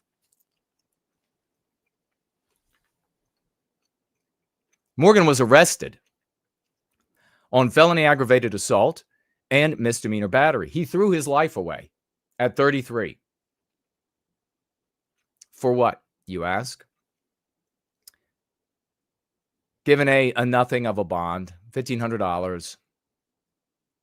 The owner of the pub, it was good that Morgan was arrested, he said, and he's sorry that the situation escalated. Quote, he thought it was funny. Nobody else thought it was funny. I'm just glad everybody's safe. I know that woman got hurt, but I think she's okay. That guy got arrested, which is good. I wish people didn't do things like that, and I'm sorry it escalated. Kenneth Leland Morgan. He's all over the internet forever.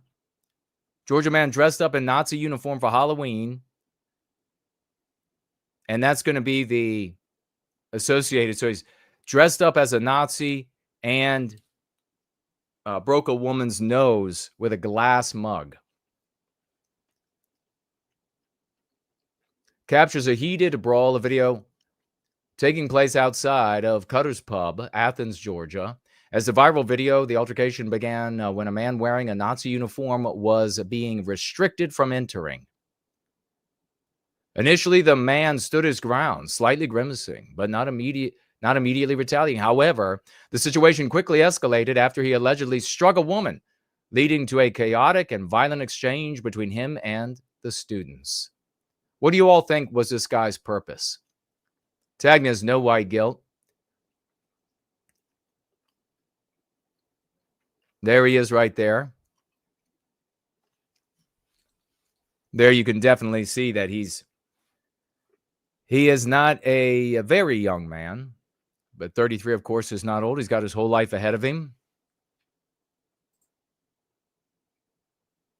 Bass is with us. Jeep Girl is here. Recon is in the house. Full White Well-Being is here. Masumek, good to see you.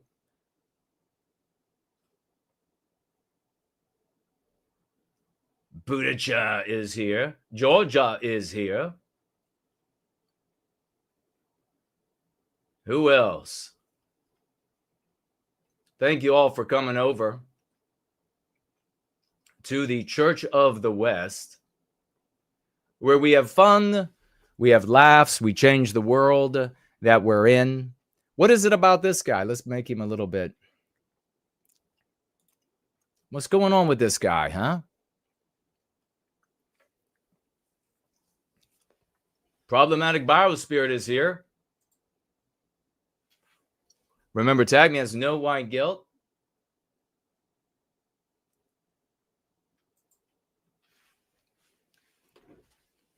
Yeah, if she were trying to rip my clothes off, that's what I would say. She's sexually assaulting me. I mean, that wouldn't be the first time that that's happened. So I would be able to see it as soon as it began. Well, of course, this guy is not an advocate for the well-being of white people. This guy is not doing anything productive for the well-being of white people. This is a consequence of fringe behavior exploiting social fault lines for attention. And he's not the only one. Bubba Boy Fuentes is the most popular example. And I would submit that Bubba Boy Fuentes and that community over there inspired Morgan to ruin his life. Oh, I don't know for sure, but I feel pretty confident. You have people who are still in adolescence, no matter how old they get. And they've become members of fringe groups online, some subgroup here and there. And to get laughs, to get popularity, it's all about the joke. So many of these people who are boy crushers on the Bubble Boy, it's all about laughs for them. It's nothing real. It's nothing substantive. It's nothing that improves the lives of white people, white individuals. It's nothing that serves the well-being of white people. There's nothing tangible there to point to. There is no practice. There is no A to B to C to Z. And this is how. And then now we have these examples of the improvement and the proof, the demonstrable proof of the project.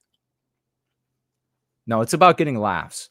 It's about gaining popularity. It's about gaining standing in some subgroup. It's about clout chasing. And that's what happened the other night in Athens, Georgia. Morgan here, he's not an advocate for the well-being of white people. He couldn't care less. He is an adult child who lives a portion of his life, maybe a large portion of it, in these little subgroups, these sub-chats. And he wanted to gain a bunch of popularity. He wanted to get clout. He wanted what he did to be really funny. And what they do is they use these fault lines in society, such as praising Hitler, as the means by which they can gain that popularity. So they engage in fringe behaviors. Bubble Boy Fuentes has been doing it for years and years. He saw the value of gaining attention for himself by exploiting social fault lines.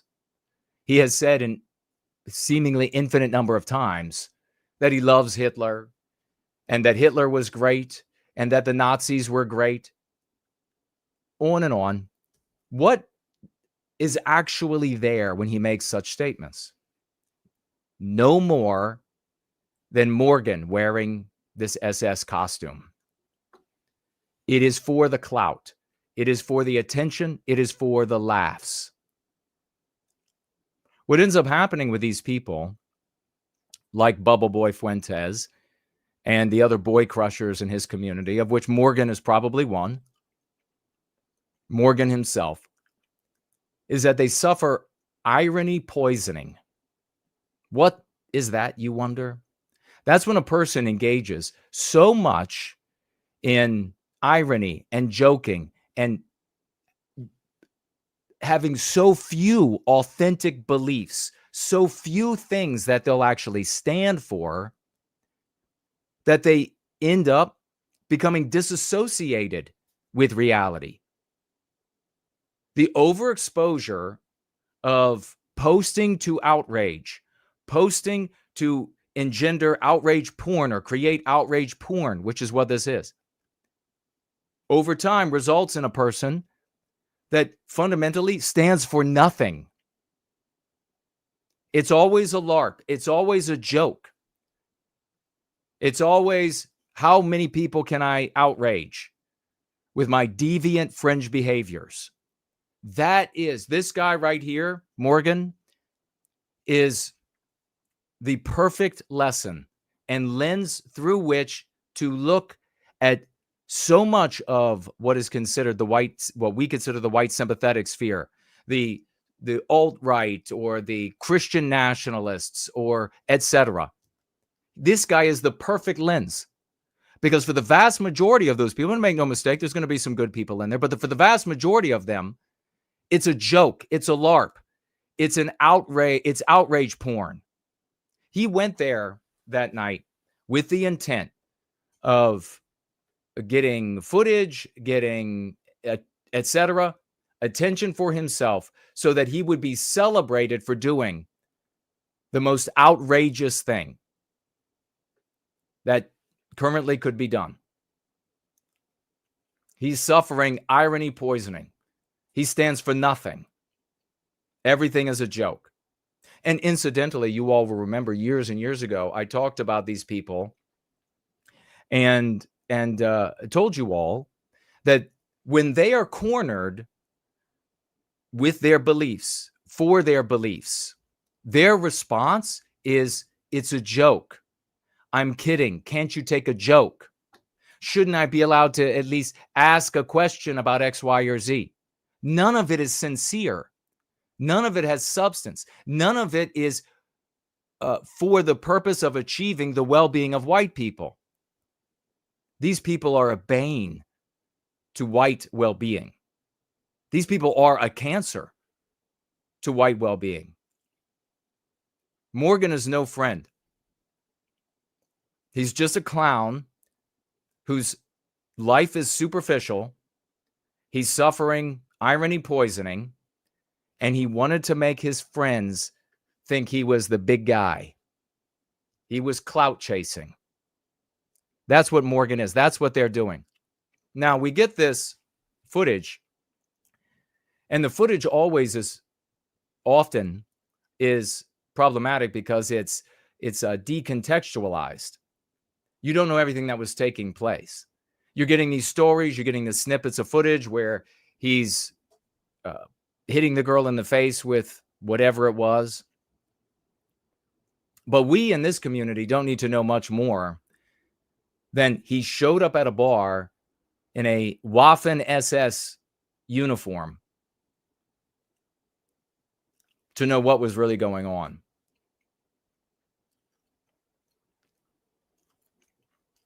What ends up happening with the others who are not going to celebrate him, but who also exploit social fault lines with fringe behaviors and statements for attention? What happens with those people? Well, what are we saying here is the objective? What we're saying here, the objective is to be lauded as the big guy. The guy who did the most outrageous thing, the funniest thing, pissed off the most people, caused them to lose their mind the most. What's the response for those who are in competition, who also want to be the big guy? Well, they're going to denounce Morgan, which is exactly what Bubble Boy Fuentes did the other day. He wants to be the only one to Heil Hitler. He wants to be the only one to say the Nazis were right. He wants to be the only one to be able to employ fringe attitudes and behaviors for his personal aggrandizement and celebration. That's all disappearing for him, as so many others see the value of clout chasing with those specific tools.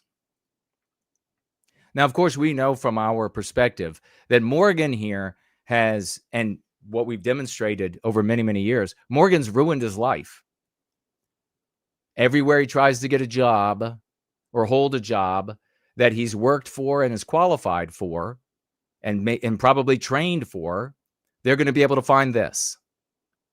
And they're not going to want anything to do with him. It's just going to be easier to get somebody else who didn't dress up like a Nazi, even when Morgan says, but recruiter, but interviewer, it was just a joke. It was Halloween. I was just having a laugh. They're not going to care. Is this where you want activists to be? Now, the reason I mention this is because people like Morgan and Bubble Boy will construct arguments to try to convince you that this is the way you advocate for the white race. Now, why would they do that? Because they want you to accept or at least tolerate or maybe become one of their fans when they pursue the exploitation of social fault lines with fringe behaviors and attitudes and positions for attention. Their arguments are specious. They're artificial. They're sophistical. They are lies. They're lying to you. That's why I said moments ago that Morgan is a perfect lens to understand the totality of this juvenile endeavor that you see online that claims to be advocating for the white race. How do you know that they're claiming to be advocates for the white race? Well, because the boy crushers from those communities show up in our faces saying, you've done nothing. Bubble Boy has done it all. Morgan has done it all. You've done nothing. These people are actually moving the Overton window. How many of you all have had to heed or listen to that argument ad nauseum?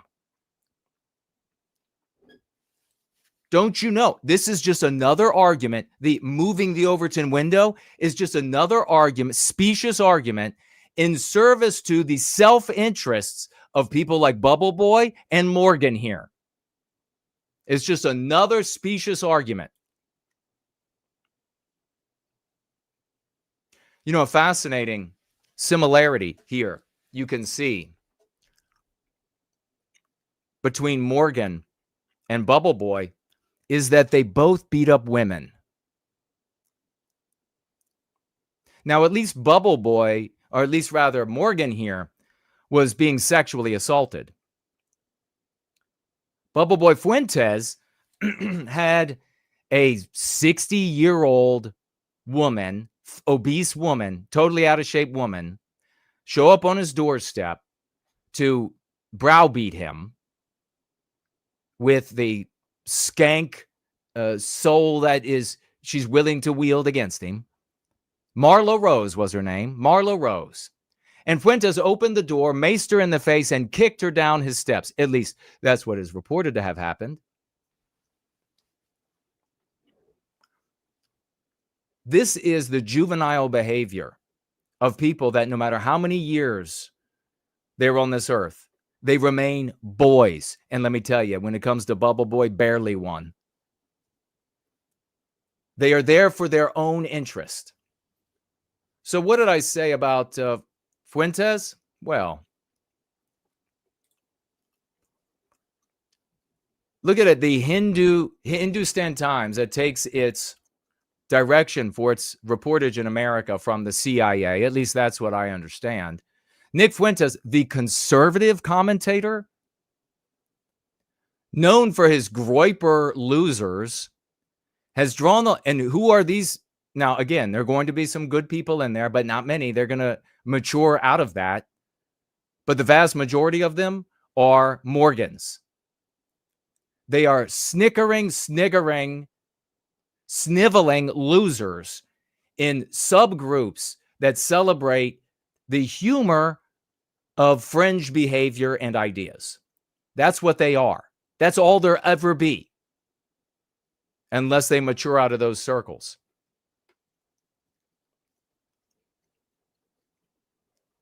So Bubble Boy recently slammed the actions of Kenneth Leland Morgan, the man whose video in a Nazi costume in Athens, Georgia, went viral online. Well, wait a second. Why would Fuentes, I mean, if he actually has sincere thoughts about Adolf Hitler, Mein Kampf, the National Socialist German Workers' Party, NSDAP, the environment in Germany prior to the rise of that party, if he actually had sincere thoughts, if these were academic sincere thoughts, then wouldn't he be elated? He's influenced the shift of the Overton window. Now you can show up at a college bar in a college town in a Nazi uniform, and then you can even beat a woman just like probably his leader did.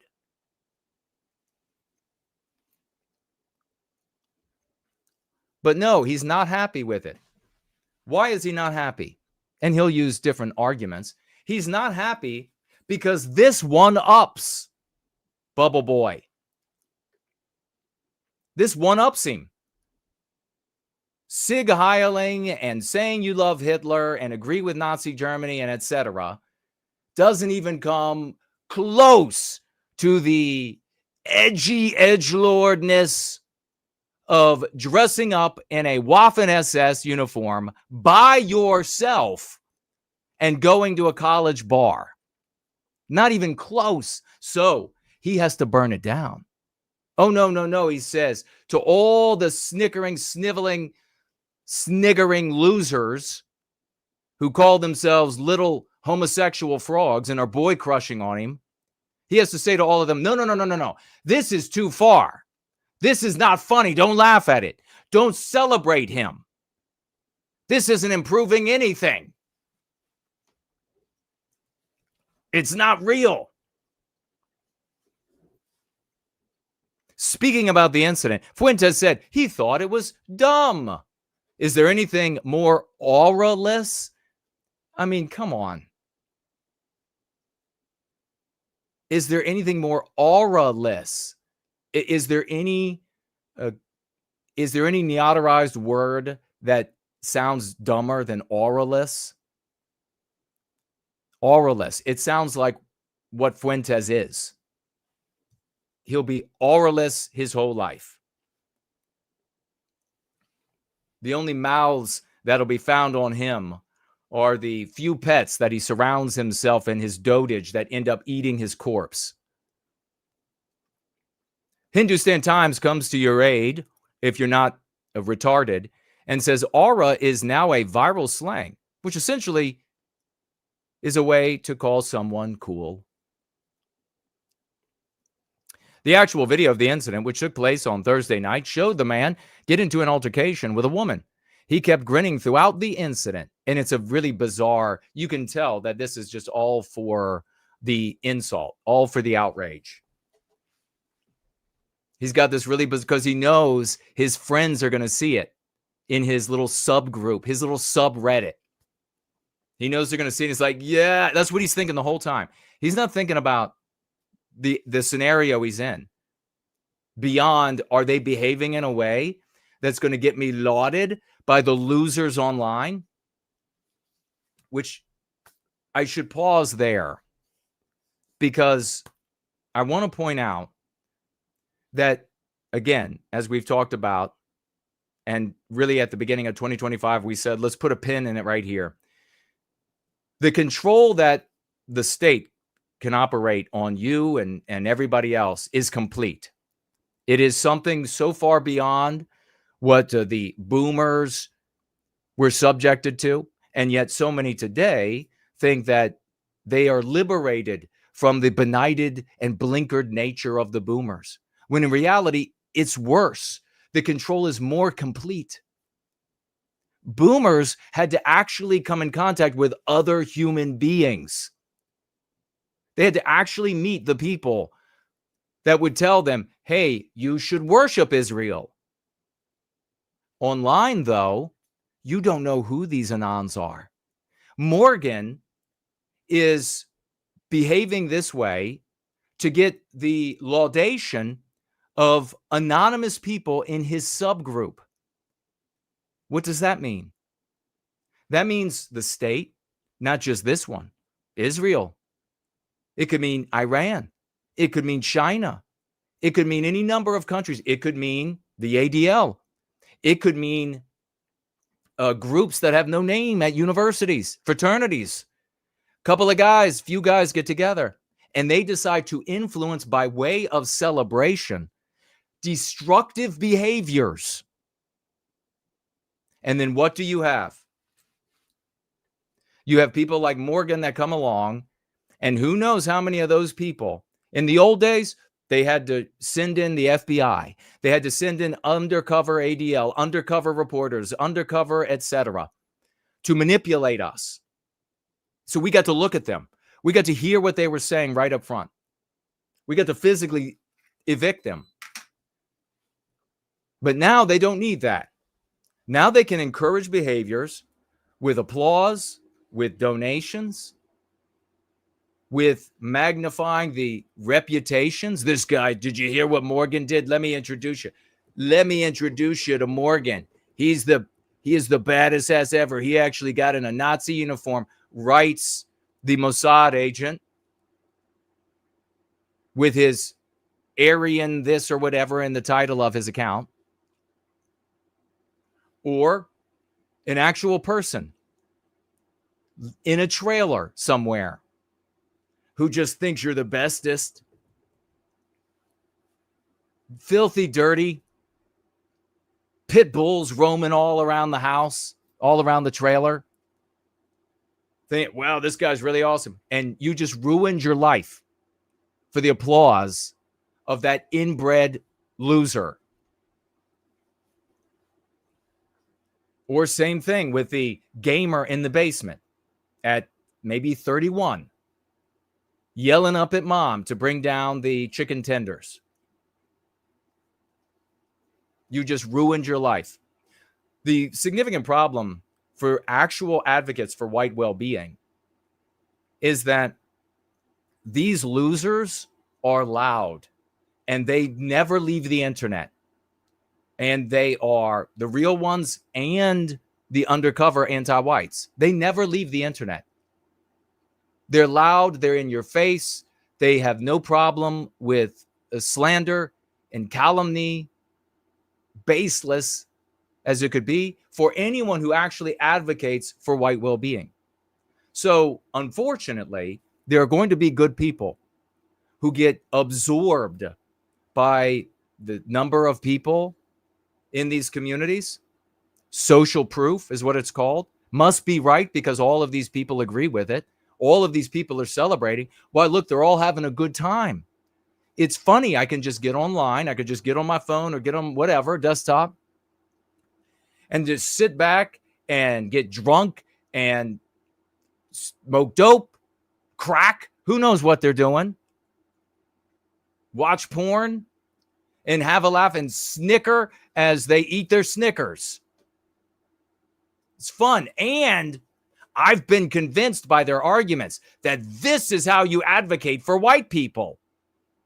I'm moving the Overton window because now we can say the outrageous things. Now we can wear the outrageous things.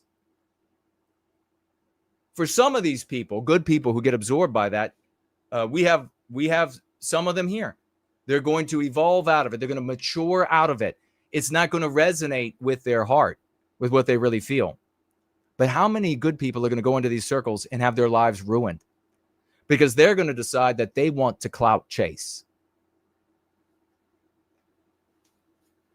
Then they won't be able to advocate for white well-being because they won't be able to have a job. They won't be able to have a life. We've seen it again and again. They'll spend their days in courtrooms trying to get their kids back or to get visitation rights. The actual video of the incident took place on Thursday night. He kept grinning. He was confronted by others.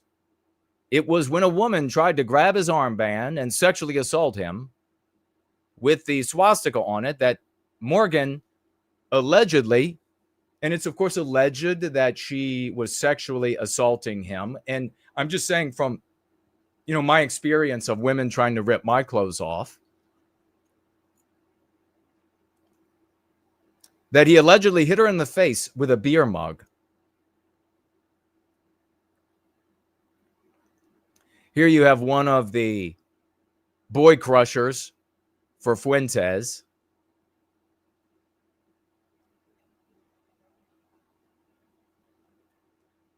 LARPing refers to live action role playing, or essentially dressing up and pretending to be something, in this case, a Nazi. I would submit that this is not even LARPing.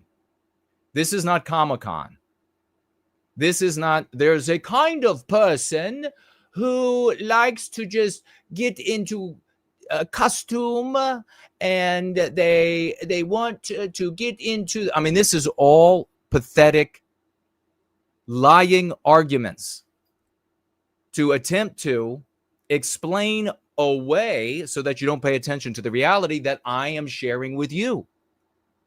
That this is clout chasing, attention getting, by way of exploiting these social fault lines with fringe and outrageous behavior and ideas. That's all it is. These are children, no matter how old they get. They are not advocates for the well-being of white people. They do not care about us. And they demonstrate it with stunts like this. That's the reality of this. That's what can make me so upset, is people like Bubble Boy and Morgan and so many others from these circles making their arguments that, oh, this is for white people. This ain't shit for white people. That's the response you get. There's no sympathy for white people when you evoke what every one of our brothers and sisters, virtually every single one, hyperbole warranted, what evokes for almost every single one of them, the mass murder and the ill treatment of American prisoners. If you don't even want to talk about Jews and what ostensibly happened to them.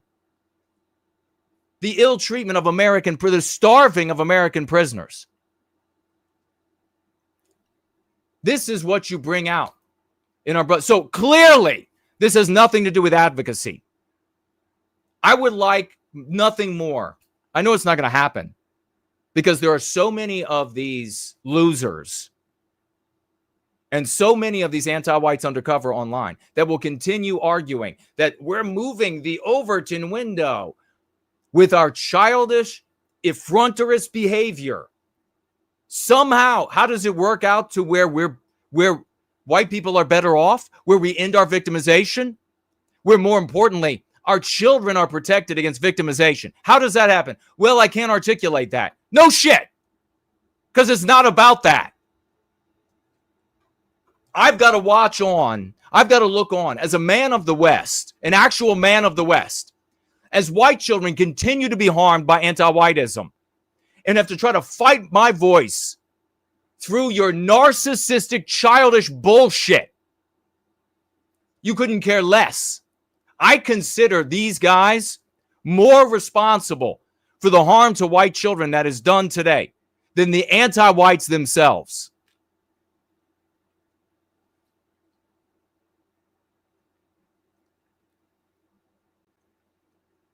A video of Bubble Boy Fuentes was also shared online where he spoke about LARPing. Quote, I'm not a German in the 1930s. I'm an American. I'm an American now. Let's just be who we are. Look, that is another specious argument. This is him trying to say, hey, that Morgan guy did it bigger and better than me. So I have to try to delegitimize it in your eyes, so that I, Bubble Boy Fuentes, can still be on top with my comments about Hitler and the Third Reich. That's all this is.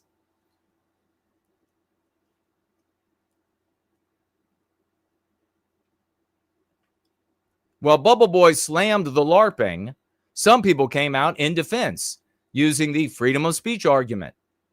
This is not coming from, I doubt, genuine free speech advocates.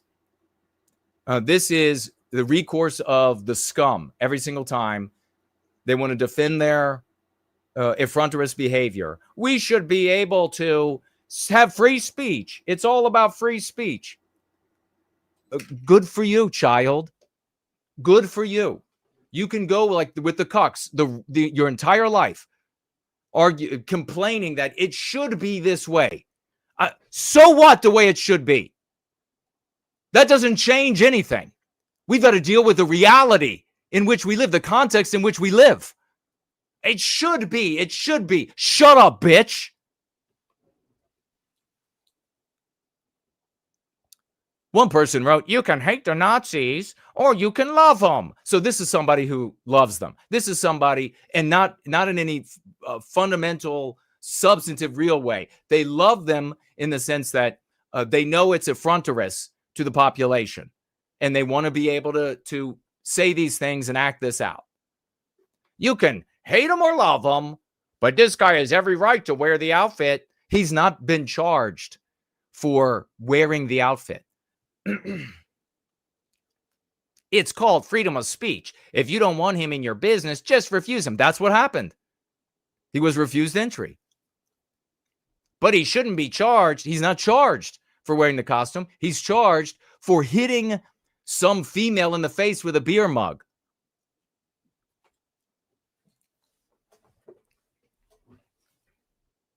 I mean, and think about that for a second. If he would hit a female in the face with a beer mug, he'd hit you in the face with a beer mug. Does that sound like a man to you or a boy?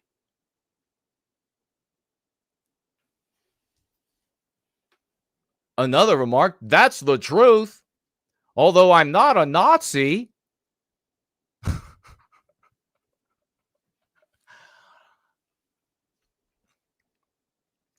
And 100% against any form of racism.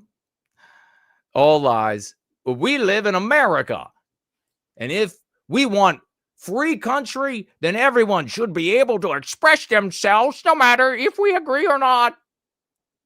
Yet another person added,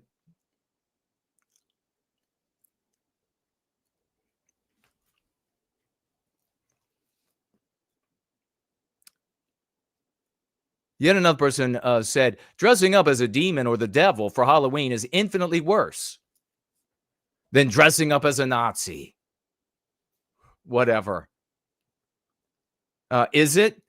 Would you be able to get into the club, into the bar, if you dressed up as a devil? I think so. In fact, I've seen females dressed up as devils, and man, very hot, very in every imaginable way.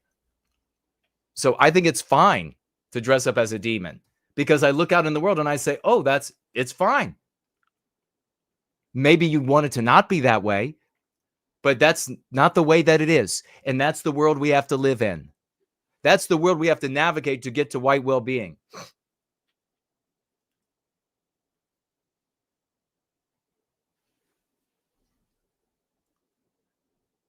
JB from Florida is tagged me here. He said, things are way better than they were 15 years ago. Really?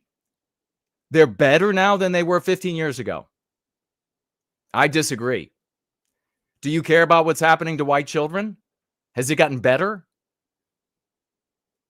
The Overton window does matter. No, it doesn't. It's within the anti-white narrative. You have to be out of the narrative to win in a conversation. You do not say these shift the Overton window arguments are things like wear the Nazi uniform. Does that make things better? No. How about some evidence, bro? How about some evidence? Do you the shift the Overton window arguments are things like say enter, because then you normalize it. That's the shifting the Overton window. The Overton window is inside the anti-white narrative. You're just angering folks in the citizenry. That's all you're doing. The same exact argument could be made about normalizing pedophilia.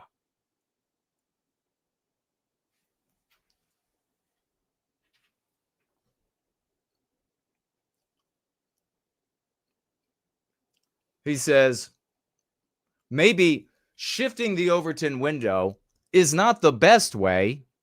It's the completely destructive behavior, as we articulated right here. Not the best way. We have real victories. Don't you sometimes show up and observe the victories we have here? Don't you sometimes witness? Don't you sometimes stick around for the colossal victories that we have here? Maybe it's not the best way, but that's what there is. No, it is extraordinarily destructive.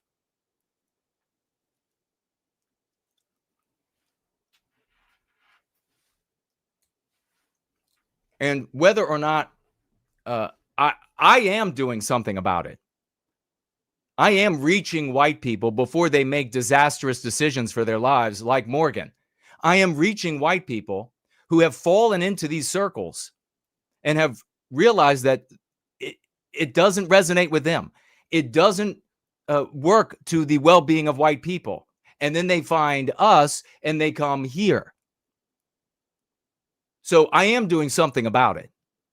And Furthermore, I'm doing something about it right now because I'm empowering everybody hearing my voice with the truth about what the real objectives are about people like Bubble Boy Fuentes and Morgan. It's clout chasing. It's attention getting by way of exploiting these social fault lines in society. These people are extremely destructive. They are not beneficial one iota. I mean, you have to really be a dumb motherfucker to look at the outcomes of these things and say, well, they're moving the dial for us.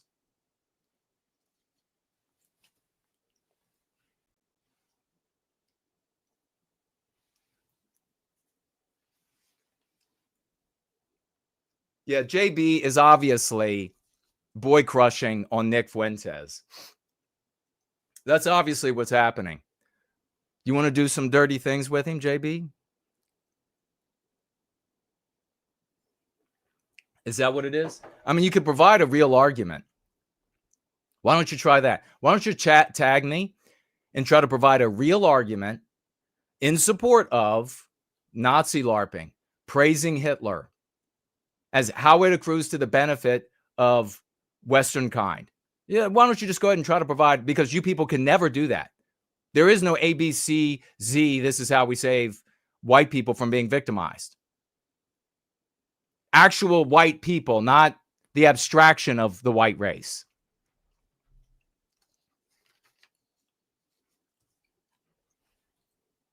Winger Productions is here. Good to see you. Celine is here. Hello and welcome back. Nowhere Man is here.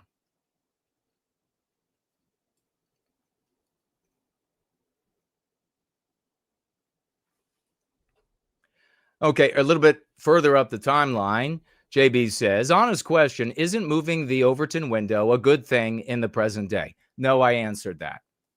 It's within the anti-white narrative. Every argument about the Overton window that I've heard for 30 years is within the anti-white narrative. You are playing with their speech, their morality, their ideas of good and evil, their etc. So it's all taking place within the anti-white narrative. So no. Now I can imagine somebody arguing the Overton window and then moving the goalpost as soon as I point out how it does take place within the anti-white narrative.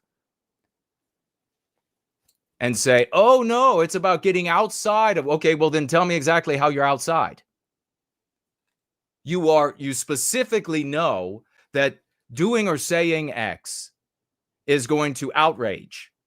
And the outrage is a consequence of the anti-white narrative, within the anti-white narrative. And then you say or do such thing. That's all taking place within the anti-white narrative.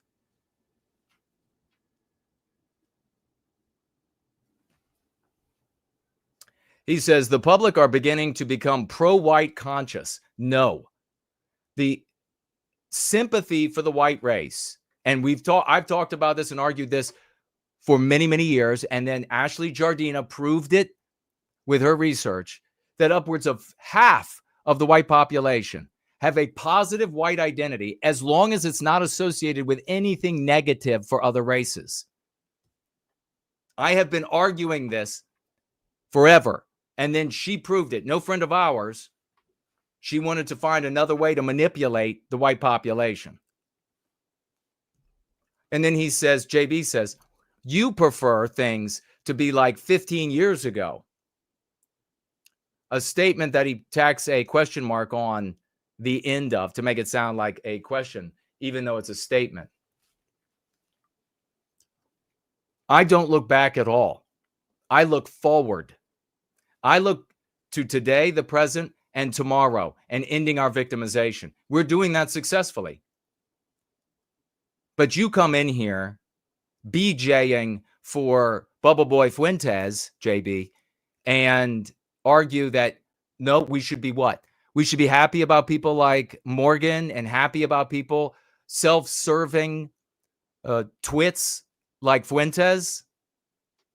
who, as a consequence of social proof, a natural behavior in all human beings, absorbs so much attention and corrupts and undermines actual white young men and guys of numerous ages. I mean, 33.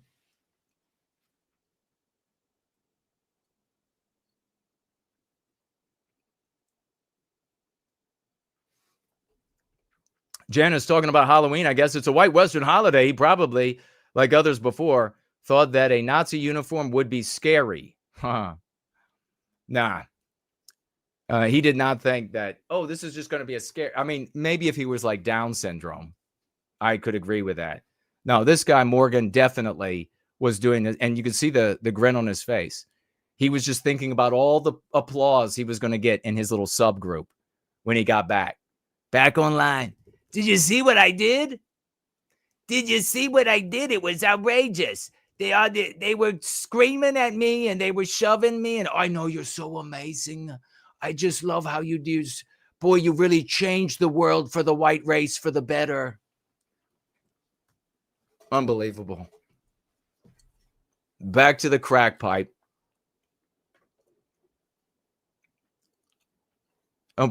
Somebody on Twitter says, "You never disappoint me, Jason. The young Nazi was just having some fun. It's Halloween." Who do you think you're talking to? Your dumbass mom and dad?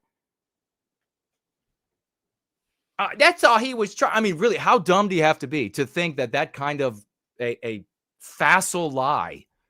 We can all see what's going on here. That kind of a facile lie would sneak, like I would go, oh, you know what? You're right. He was just trying to have some fun on Halloween. Well, golly, you just convinced me there, probable spam. He was just trying to have a little bit of fun on Halloween. What the hell? God damn. How dumb. I mean, seriously, you are below a midwit. You are absolutely below a midwit.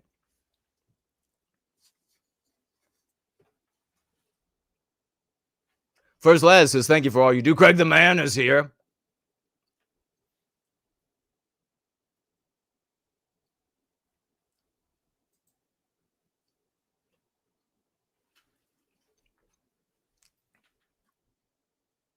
Let's see what else we have before we move on. Jumping back to the bottom.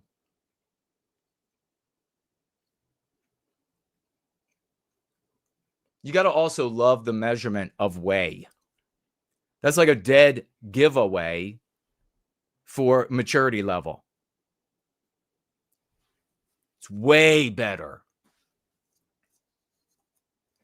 He went, how far did he go? He went way far.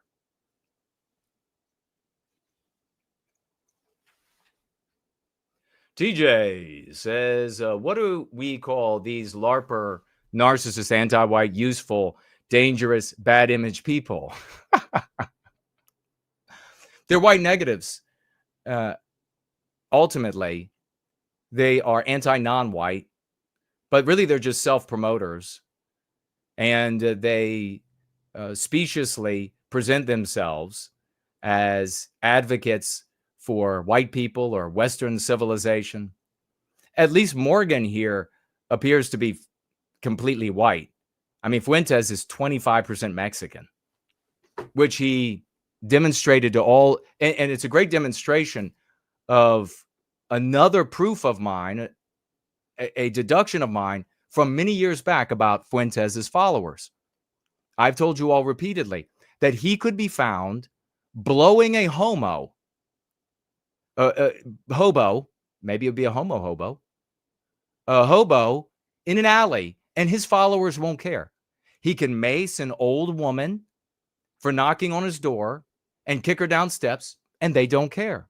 He can say to a police officer, he is a Mexican, so therefore he can't be a white supremacist. There's nothing he can't do or say.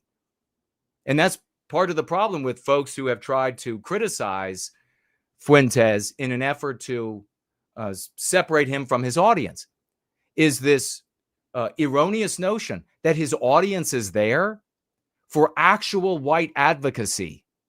His audience is not there for white advocacy. They are there for the snicker. They are there for the joke. They are there to affront the population. That's why they're there.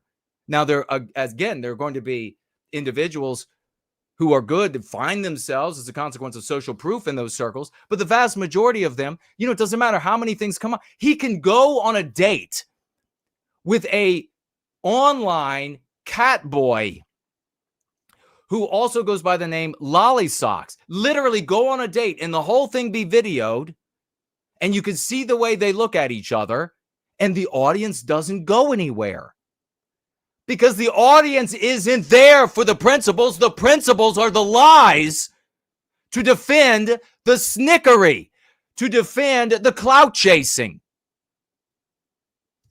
You're never going to be able to separate him from his audience by saying he doesn't really believe in those principles, because they don't give a shit. I mean, these people should listen to this reality when he goes after someone, and then the response always from those people is based in the belief that his followers are following him for the cause of America or the West or the white race. No, maybe about 5% of them are there until they mature out of it. That's why they never leave. And I will avow again, as I have many other times, that audience is never going to leave him, ever, based on arguments that he's not being true to principles, he's inconsistent, he's not really pro-white, he's not really pro-American, etc.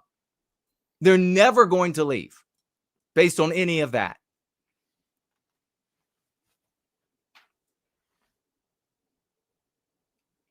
Thank you for the live emojis that I just saw.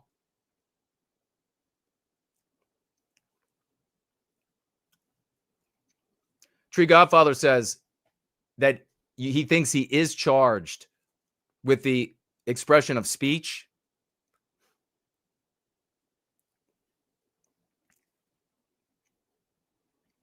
The assault is hitting the girl in the face with the beer mug. But I'd like to see whatever else you may have looked at.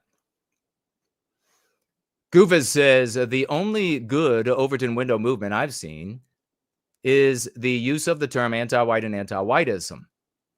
But that's taking place, though, outside of the anti-white narrative. Remember, there are parallel stories. You choose to live your life, and this is what we teach. You are going to, as a human being, you are going to live your entire life in a narrative. Now, you can submit to the anti-white narrative, or you can be in our narrative of white positivity. By refusing to go into another person's narrative, the anti-white narrative, you compel them with the concepts we use to come into ours. So that's where this is happening. What you're seeing are people who are leaving the anti-white narrative every time they use anti-white, anti-whiteism, etc.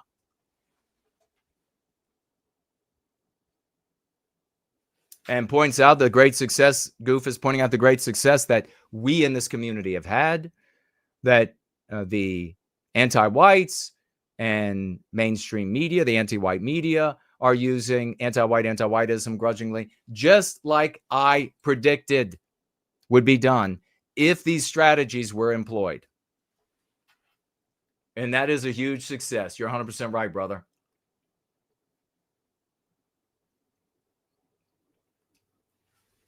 All right, JB is back. He says he's not saying that the Nazi uniforms are good. Okay, well, then we agree on that. I'm saying that the pro-white narrative is building now more than 15 years ago. What's the substance that you're talking about? You say it doesn't matter because it isn't the correct way. Well, that's a baseless criticism. I want to hear what you say is the pro-white narrative. What is, tag me as no idea, what's the pro-white narrative that's growing?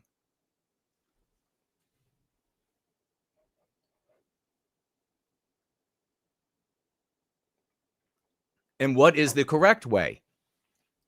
The correct way is the one that works for our people.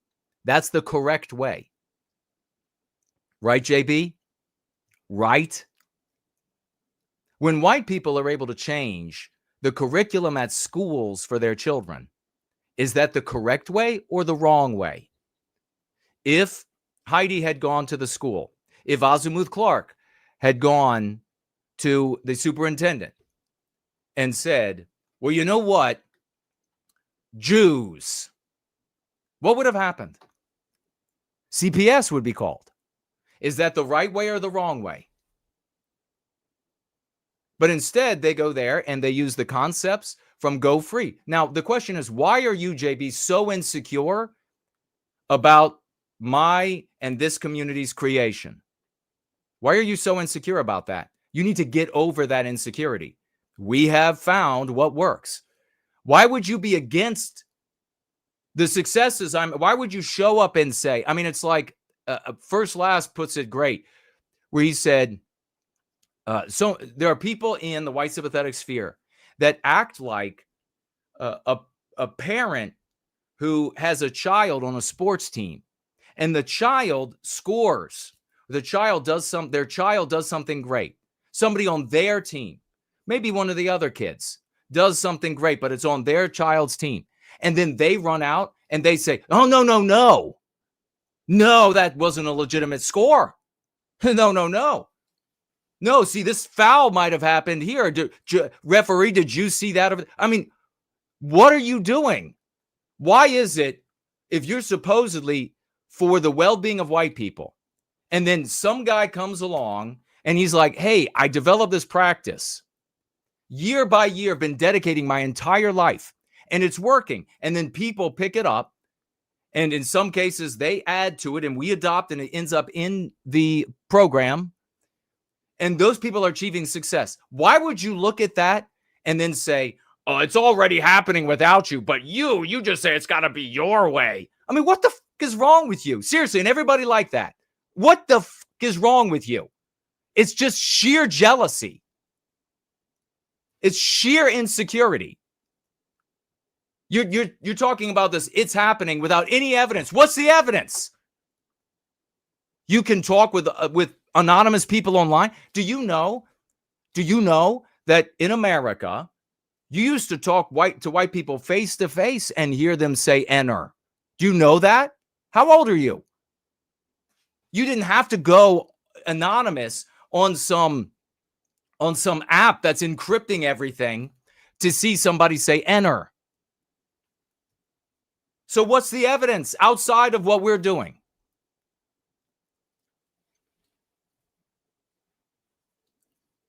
Yeah, it just makes no sense if it's not based in insecurity. Let First Last get into it. Tag me and I'll read it, because that's exactly what it is. He has run into people who have been in the white sympathetic sphere for many, many years, and they've become calcified. They're stuck in this vehicle or stuck in that strategy or whatever it is. And supposedly everything they do is for the good of the white race. And then somebody comes along succeeding where they have failed their whole lives. No other strategy has returned a child to his mother after looking at the textbook in Canada. No other strategy has done that. So you would think that these people, if they were honest about what they're doing, they would say, hallelujah, praise God. We found what works. You'd think that's where they would be. But instead, what has First Last and so many others experienced? They didn't do it. It's not theirs. Shut the fuck up. This goddamn insecurity, this childishness.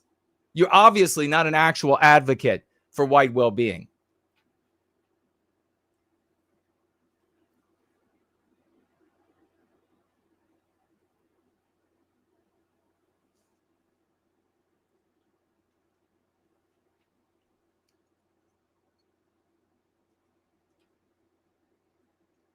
JB says he doesn't care about Fuentes. Well, he just, and you don't understand why he's problematic? Really? Really? That's either untrue and you know exactly what's going on, or you're a little challenged.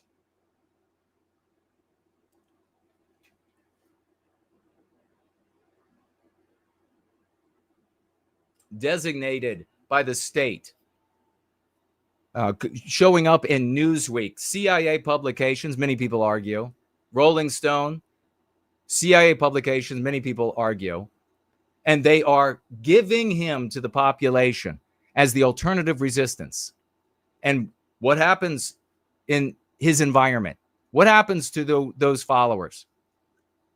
And what's actually taking place? Nothing but destruction for white well-being.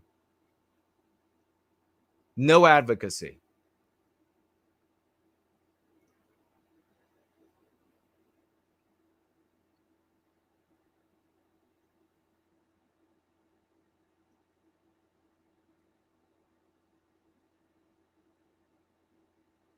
Okay, so Tree Godfather is saying that they are defining the assault as fear-induced.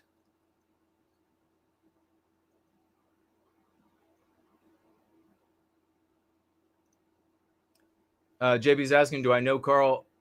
I know who Carl Benjamin is.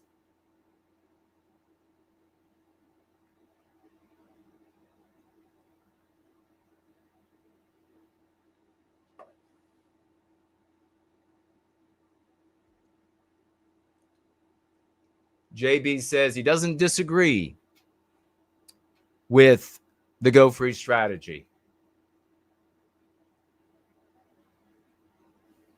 Ayayay says, for assault, you need the evidence of an intentional act that causes a victim to reasonably fear bodily harm or offense, of offensive contact. Oh, they will interpret. So then it's still the charge of assault.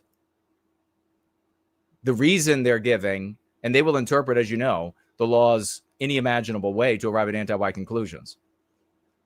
So they could interpret just a look on your face, and they will in the future, as assault. But wearing the uniform is not breaking the law. Helios Abbott is here.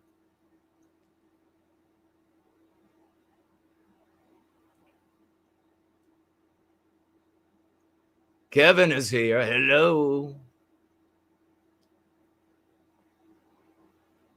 So the battery is the physical attack, says Tree Godfather.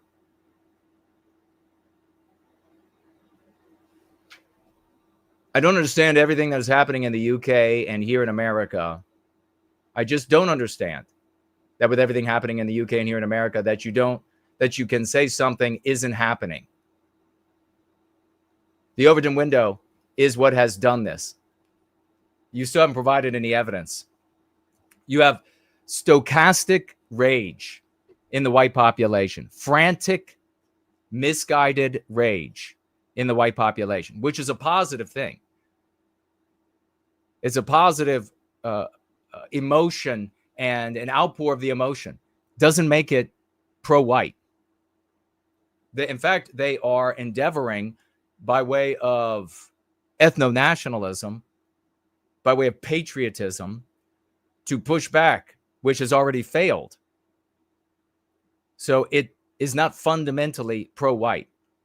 Stochastic and misguided energy and rage took place in Rhodesia. It took place in South Africa.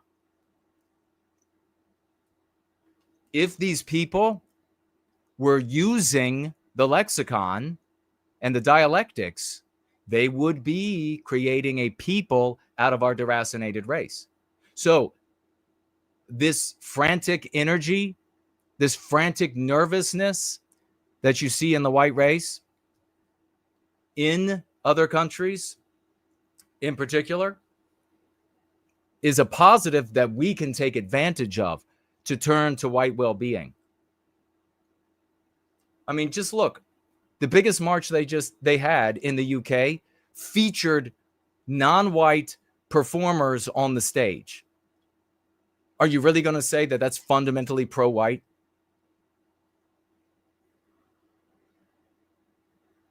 No, this is fear, angst that you're seeing.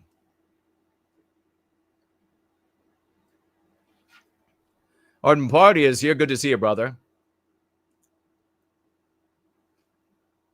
There is or soon will be a law in Canada on the books that if someone even perceives that you might do something to offend someone else on a protected, so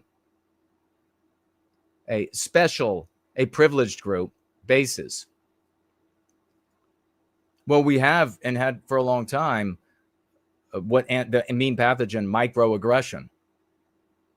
So if they can find at universities and courts that there was some sort of aggression that caused fear by way of the way you crossed your legs or etc., then certainly they're going to be able to say the uniform. Helios Abbott is right. White people are fed up, but fed up is not pro-white. Fed up is not white positive, to be specific. Fed up doesn't create a people out of our deracinated race. And we have all of these examples of white people getting fed up, getting scared, and not becoming a people. White people literally fighting, like in Rhodesia.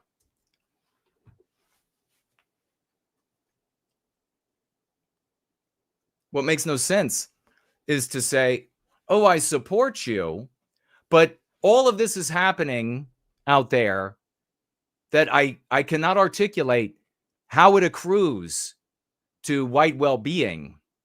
But it's all happening out there, and you need to recognize what you're not doing. I mean, get bent. I can clearly, lucidly articulate how it is not pro-white, how it is not focused on white well-being, how it is an opportunity for us. Justin McDaniel is here.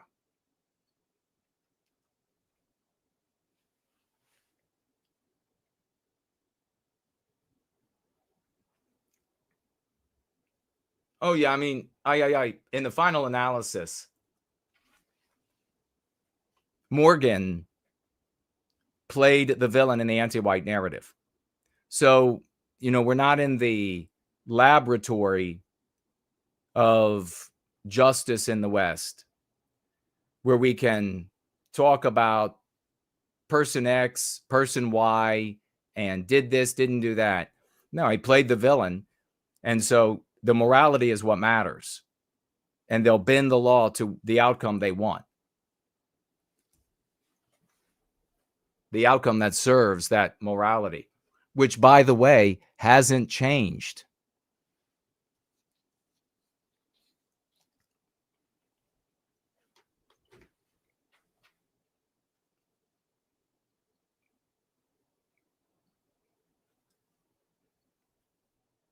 All right. Yeah, and we have, talking about the Lotus Eaters and Carl Benjamin, we have a host of people that for years have been swashing on Carl Benjamin, and then eventually the Lotus Eaters when it came along.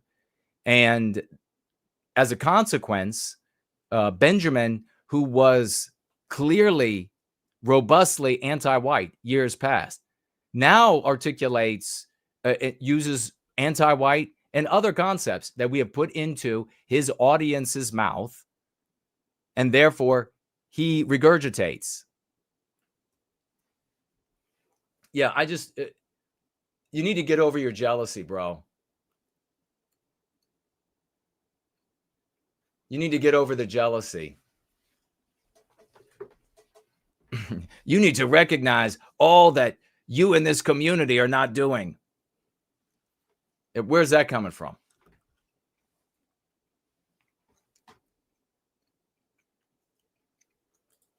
Let's jump straight to, did want to mention this. What a shocker. Federal judges admit they're admitting, because they were caught. Federal judges admit staff used AI to craft court orders containing inaccurate info. What's the story here? The story here is that the white man creates a push-button society, and then anybody can do it. We create Western civilization. No one can do that but the white race. It is our instinct. Nobody else can create it. I can't create Indian civilization or Chinese civilization, but I create Western civilization. You could plug me into any Western country and I could reproduce their symbols, their art, their literature to whatever degree I'm capable. Because it's my instinct manifest on the world. Then the white male, because he is so magnanimous, because he is so wonderful, because he is so fantastic, builds systems so that everyone who could not participate in Western civilization before can participate. And then year after year, we build more and more push-button systems so that you can have people come from the third world and get behind big-ass rigs and drive them up and down our highways. They never had a hope in hell. They didn't produce automobiles. They didn't produce on and on. But now they can come because we have made it easy enough for everybody else to participate. We endeavor to put female pilots in, and then endeavor to build systems to overcome their inadequacies. And then we have. And then what happens? Well, we could just think to the Potomac not long ago, when a little twit piloting a Black Hawk flew it into an airplane because she was too incompetent. The white man had not developed enough systems to protect her from herself. And so what immediately happened? Well, the white man stepped in and said, okay, now we're going to have to change the rules about flying up and down the Potomac so that more of these little girls and others who are too incompetent to do these white man things can do it successfully. Not only that, but the last story I read after that happened talked about building new systems, electronic systems, that would, like an automobile, automatically avert the accident to protect everybody else from themselves. The white man, push-button society. So we have judges, we have clerks, we have etc. We have an economic system, we have a judicial system, we have policing. We develop all that, and we operate it in keeping with our norms. And then we bring others in, and we tolerate gross incompetence in our midst, white erasure in our midst, because they're not doing the job properly. They're not doing it up to the way we would do it. Maybe that's a better way to say it, to the way we would do it. So we develop more systems to safeguard, to backstop that backstop, to backstop the next backstop, so that all of these people who can't do it the way that white men do it can do it. What do you have now? Another push-button society aspect of it, created by the white male, being used by people who are too incompetent to be in these jobs. It's hard being a white man. I mean, it would be hard for me to be a Chinaman. It would be hard for me to be an Indian. It doesn't come naturally. So it's going to be hard for everybody who's not a white man, who can't be a white man naturally. So here you have it, using AI. And by the way, the AI got it wrong. That's how they ended up, these two and their clerks. You know, there are many, many more, in my opinion. But that's how these two got caught. The AI got it wrong. And other white people looked at it and said, what the hell is this? Now they're stepping up and they're, well, you see, it snuck by. It was going to get a final look over from me. But you see, I was too busy doing other things and it accidentally got out the door. That's literally what they say. It accidentally my ass. Every every ruling, every determination, everything that could be written by AI since AI was available has been written by it. White man's push button society. Samuski is here. Good to see you. Absolutely true, brother. We can't build ourselves out of white erasure and anti-whiteism. So true.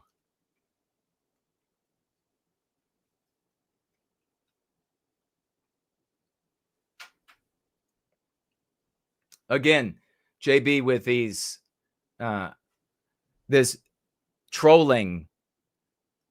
Like, here's a little bit of a compliment, and then you're just quick to tear other people down. Is that what I just did? Stating a fact about Carl Benjamin? Is that what I did? You agree that you know his timeline. You know how anti-white he was. And that we have people swashing on him and on his audience. And we have gotten his colleagues in the Lotus Eaters to use the concepts directly that we're teaching. And then you're like, but you're tearing him down. Fuck off. Fuck off. You're this close to getting banned. One more fucking troll, clown. One more troll, and you're banned. You got it?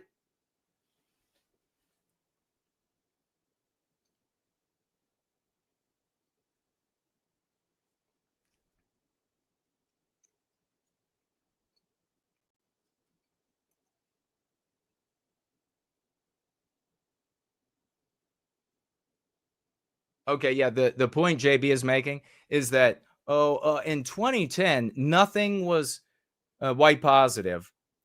But now things are better than better but you still haven't articulated what the better is. And you want to be angry over the costume?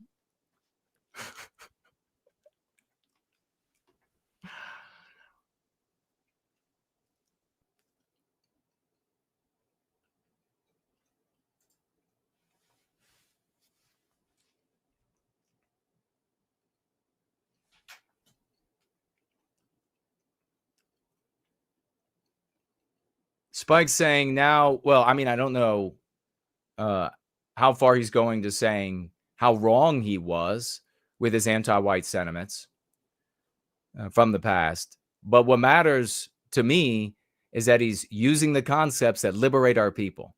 And when he does that, I will celebrate. And when he does anything anti-white, I will burn him down. Because that, JB, is how you stay true to white well-being. You burn them down if they're anti-white. You celebrate them when they're white positive, just like they're doing in these little spaces for these idiots that are clout chasing. I mean, you are seriously, since you're not articulating how much better things are, the only thing left that you're defending is the clout chasers. That's the better. There weren't clout chasers in the 2010 like there are today. But of course there were. You just haven't been in the white sympathetic sphere that long. There were absolutely people doing the exact same behavior. Bob is here. Good to see you.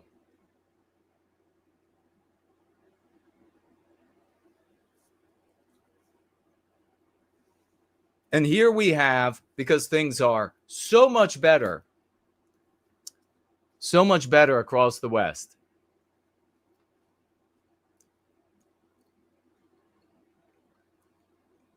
American Eagles with us says, I hope JB isn't short for Joe Biden.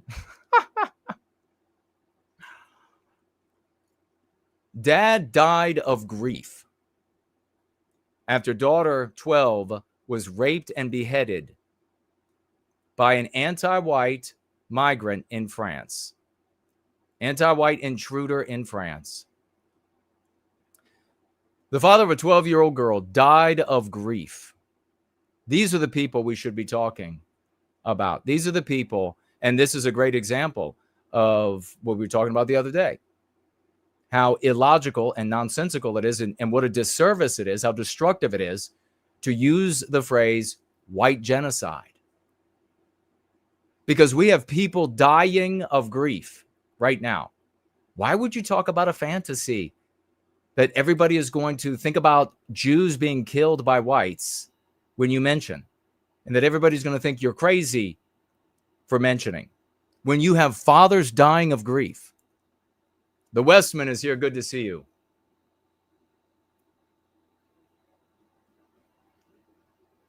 Father of a 12-year-old girl died of grief after his daughter was kidnapped, raped, tortured, and then beheaded in France by a anti-white. They put sadistic. It's anti-white. That's worse, far worse than sadistic. Algerian intruder, the girl's mother told the court. Lola's body was found horrifically mutilated and partially decapitated in a suitcase after she was murdered in 2022. But things are so much better. In a case that shocked the nation and sparked protests over lax immigration enforcement. A prostitute who overstayed her visa in France was convicted of the anti-white terrorism and murder of this lovely daughter of the West. And we mention here the ramifications of these things and the effect on the family. With Austin Metcalf and his family. They're so often dead for the rest of their lives. And the white sympathetic sphere doesn't talk about them. They spend their time talking about non-whites.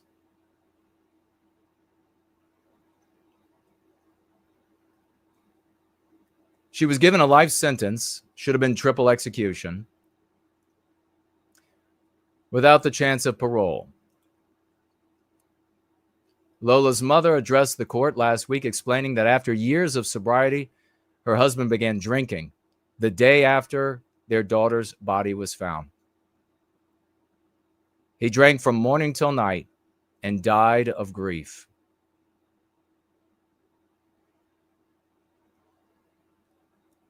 Now you can think about the rest of the family and how they're going to be dead for the rest of their days. They lost their beautiful daughter of the West savagely by this anti-white terrorist, anti-white murderer, anti-white rapist, anti-white monster. And now they've lost their husband and father, brother, son.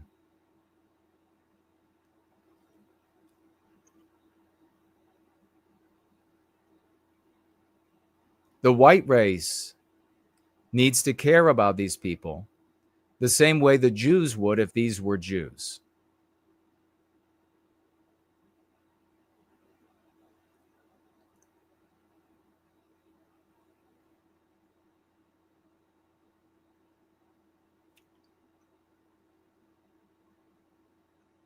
Is it Johan, dead at age 49?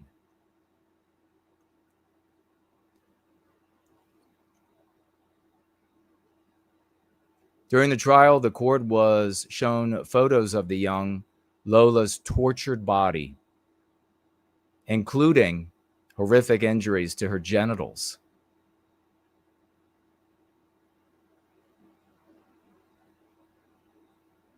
The anti-white terrorist lured the young girl into her sister's apartment after school. The court was told she forced Lola to undress and raped her before torturing her and stabbing her with scissors, duct taping her mouth, causing her to suffocate to death. There'll be, look at this, there'll be a change in the world for the better when things like this happen and the white race in France, in Germany, in America, in Canada, in Australia, all around the world stand up and denounce the anti-whiteism.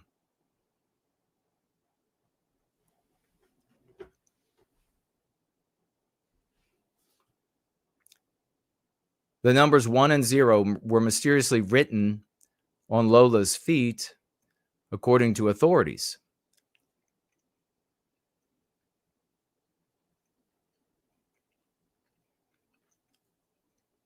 Delphine addressed her daughter's killer as this thing, this monster.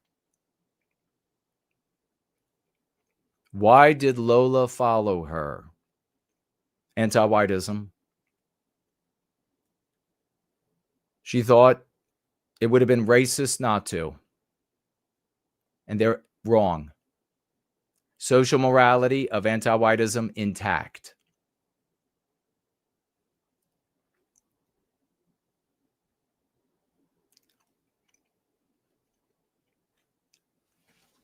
If French nationalism, there are parties in France that are arguing for French nationalism, would that fix this? No. Lola would have followed her in still, because it's the same social morality. That's how we were infected and undermined by anti-whiteism when we were ethno-nationalist countries and had 100% or nearly 100% of the population white.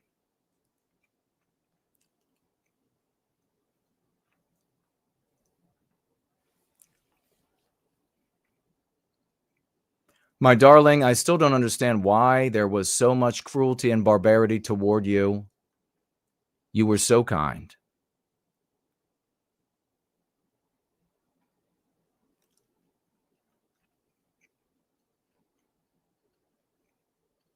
The horrific details of the case sparked protests across the country, with many calling on the government to tighten immigration restrictions. Is that evidence of pro-white anything? Nope. We have seen those kind of protests across the West from the very beginning.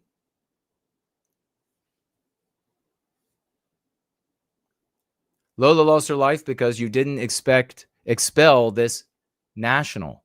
That's not centering white people.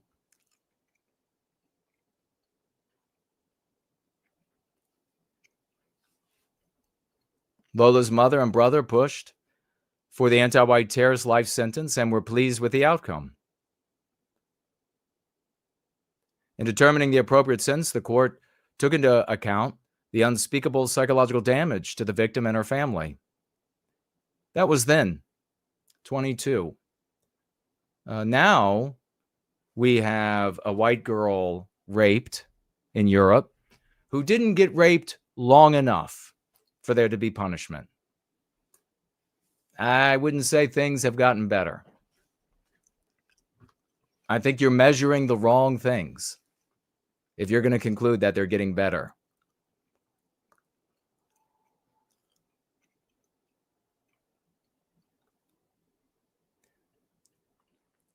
We, though, have the remedy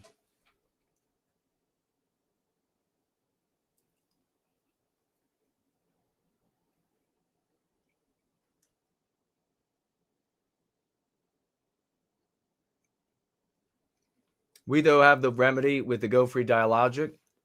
It's working with everybody who applies it and puts their hands on it, changing their own lives and the lives of those around them. How much longer will you wait? We have a bunch of victories. In fact, we have so many victories. I had the great Franklinator sending me victories I couldn't even include because there was all the way up to right before we got together for this gathering. We got a ton to celebrate here today, and we're going to be doing that right after this. Morbid Musings with Dude Bro Moment. Dude Bro Moment says, anyone else think that No White Guilt would make an excellent marriage counselor?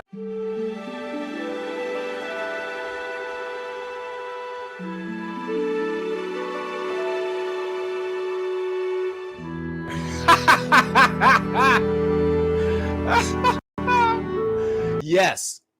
Yes, I seriously would. Bitch, shut up!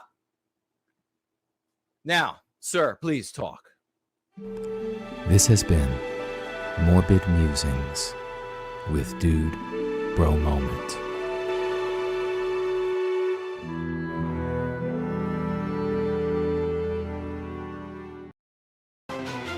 Captain Flower, a plan with magical powers, anti-white cowards get savagely devoured. Captain Flower, you better watch your back when you shower. He's at the foot of your bed, you won't last another hour. Captain Flower. Hurrah, plant leaves, no roots run deep. He's creeping down the chimneys while anti-white sleep. The straight vines coil around, razor sharp cutlasses, swashbuckler slick as soil, cutting down on the buttresses. Big yellow flower with a nightmarish face. He hunts and eats the cretins that despise the white race. Go free lexicon, assaulting their ears. He conjures their darkest fears. His roots water with their tears. Captain Flower, a plan with magical powers. Anti-white cowards get savagely devoured. Captain Flower, you better watch your back when you shower. He's at the foot of your bed, you won't last another hour. Captain Flower. Honey tendrils, petal shock, paralyzing photosynthesis. Captain Flower's a legend among white positive dissidents. He does the yo-ho-ho with his swashbuckling crew. Pirate ship covered in pollen, what the fuck you gonna do? Blending in during the day, drinking from the puddles, exposing anti-white villains with his bellicose rebuttals. Every night, anti-white swine tremble at his shadow. He brings their minds with his light and turns their bodies into talent. Flower, a plan with magical powers. Anti-white cowards get savagely devoured. Captain Flower, you better watch your back when you shower. He's at the foot of your bed, you won't last another hour. Captain Flower. Yo ho ho, when Promethean hails, Captain Flower won't stop until anti-whites rot in jail. Begonias to the hell, rhododendrons rise. The law of nature itself turns against the anti-whites. For white well-being, Captain Flower hunts and fights. Julius Malema lives paralyzed in fright. Bodies broken, minds shattered. Antifas become scattered. A rags of disappearances and Black Lives Matter. The white kids love him and thank him for his service. But when he flails his lines, everybody gets nervous. A heroic organism, a bright future he dreams. Captain Flower's the leader of the outreach team. Captain Flower, fire spirit of the West. Captain Flower, fire spirit of the West. Captain Flower, fire spirit of the West. Until the western sunrise, Captain Flower never rests. Captain Flower.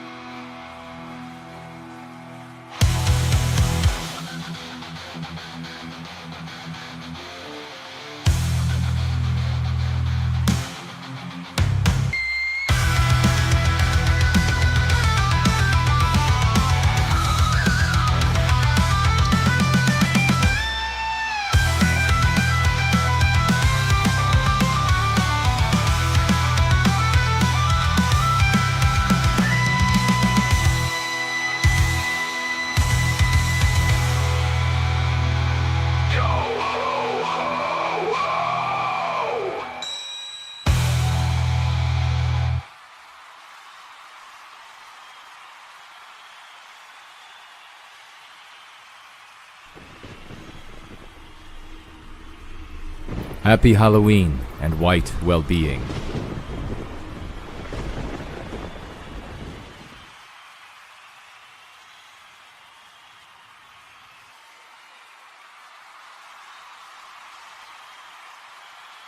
Get dude down to fixing that.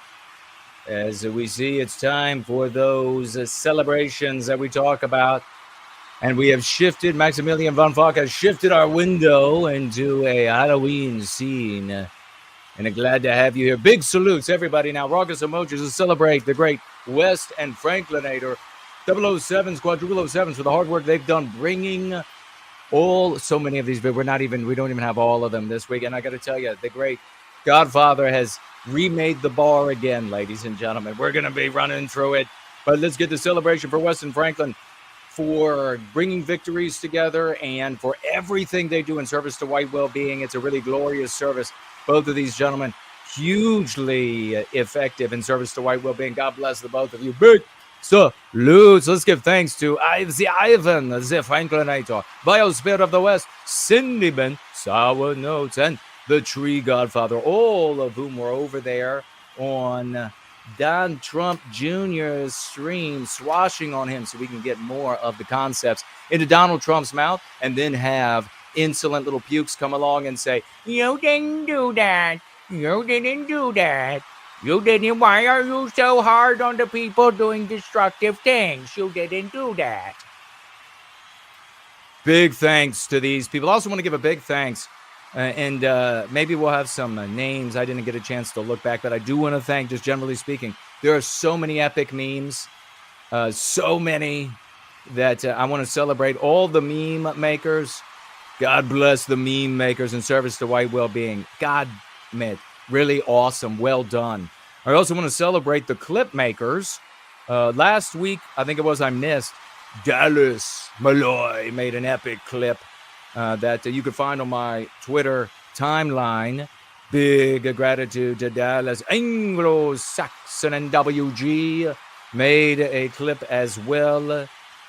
Stopper Antiwhiteism made a couple of clips this past week. And, of course, the one we played during Quick News and Laughs. Big salutes. Big salutes. And then I think like 173 clips made by Tree Godfather. Tree Godfather, a man who needs no sleep. Unbelievable. Well done. Seriously, like half a dozen or more clips just this week. Big salutes to the Tree, the Godfather. Well done to all of you. Let's pop up on the screen if it'll do it. Finally, it's going to do it. There we go. There's Zarathustra. They don't know why we celebrate. Because they're vegetables. I think Friedrich Nietzsche also said that. They don't know. That's the rest of the quote. They don't know why we celebrate. It's because they're vegetables. Thank you, Mr. Nietzsche. Mary, this is an account in the wild using one of the memes. We were just talking about the meme makers changing the world. Epic. And this was a meme, I believe, made by Godfather. But let's roll. Give it up for Mary and give it up to our content our swashers. Because that's how these things happen in the wild. Oh, we're going to be looking at our champion here in a bit. Take a look here. Anglo-Saxon NWG on Benny Johnson. Who else is sick of the anti-whiteism? 428 people on that one. Who else is sick and tired of anti-whiteism? Another 199. These on Benny Johnson. Give it up for Anglo-Saxon NWG. Anglo-Saxon NWG. Who else is sick and tired of the anti-whiteism or white erasure? On Louder with Crowder, 1,000 people here empowered, 82 freaking replies. Really celebrate these people. We got to run with it, though. Anglo-Saxon NWG, this time on Raging Europeans. Who else is sick and tired of the systemic anti-whiteism? Working on another 1,000 people. Give it up for Anglo-Saxon NWG extraordinaire. Here he is again on Raging Europeans. 550 more people. Who else is fed up with white erasure destroying the West? My God. This guy extraordinaire. Oh, we're going to be looking at this very soon. TheBlueFlame. 2,122 people empowered in the audience of Rupert Lowe, MP. God bless it. His epic use of this fantastic meme. Kana for Western Kind. 4,157 people empowered. Look at all the likes and retweets. It's especially egregious when red-headed white women are white-guilted into biologically erasing their heritage and lineage, a rare phenotype even among whites. Look at this beautiful meme from the meme mavens. We love you. You guys are doing great. Connor, well done. Big salutes.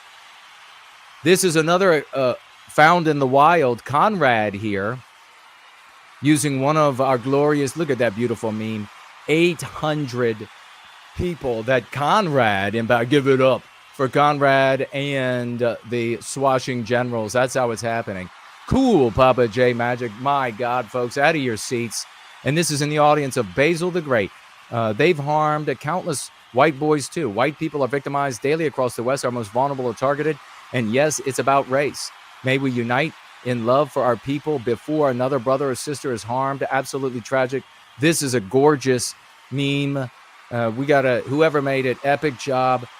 How many people? 21,000 empowered by Cool Papa J Magic just this week. 2,000 likes. Show him love. We got to keep rolling because we nearly have 100. 100. The great Dallas Malloy empowering 1,029 people and climbing. Glad he's aware now. He's describing the white erasure of Western norms and standards destroying the West. This is in the audience of American AF. Look at all of these 3 fantastic memes she adroitly shared. They're just like she's in the ring, knocking it out, or at the piano, knocking it out of the park to mix metaphor. 1,000, so 2,000 more people empowered in the audience of Jack Montgomery. Antiwhiteism is evil and must be called out. This is a beautiful, I love the purple. I love this meme. Look at all the likes and retweets. Keep the celebration going. Crowns and gems, raucous emojis galore. This is Ron DeSantis, ladies and gentlemen. 831,000 and climbing, 56,000 likes. Politicians did not talk like this before this community. Period. Anti-white racism. We're getting him one step at a time. It is the work of it wasn't happening before us. Celebrate this community, white well-being, when you see things like that. Tree Godfather. Now we're going to have to zip because Tree Godfather, he remade the bar again, ladies and gentlemen. Get on your feet. If you're not on your feet with the raucous emojis, you need to be on your feet for Tree Godfather this week. This is this week. 5,239 empowered. You can see the meme. You can see the likes. Tree Godfather. Epic meme. 7,821 empowered. Hundreds of likes and retweets. I mean, just stay on your feet. Tree Godfather. Epic meme. In the audience of Amiri King. 5,000 people empowered. Look at all the likes and retweets. In the audience of Amiri King. 9,500 empowered. Almost 1,000 likes. Look at the meme. Still in the audience of Amiri King. In the audience of Amiri King again. Almost 3,000 empowered. Look at all of the likes and retweets. Take a look at the memes. Tree Godfather. Almost 6,831 empowered. Almost 700 likes and retweets. Amiri King's audience again. Concerned citizen audience, Tree Godfather, 7,500 plus empowered, hundreds of likes and retweets. Look at the meme. Tree Godfather again, over 5,000 empowered in the audience of Dane.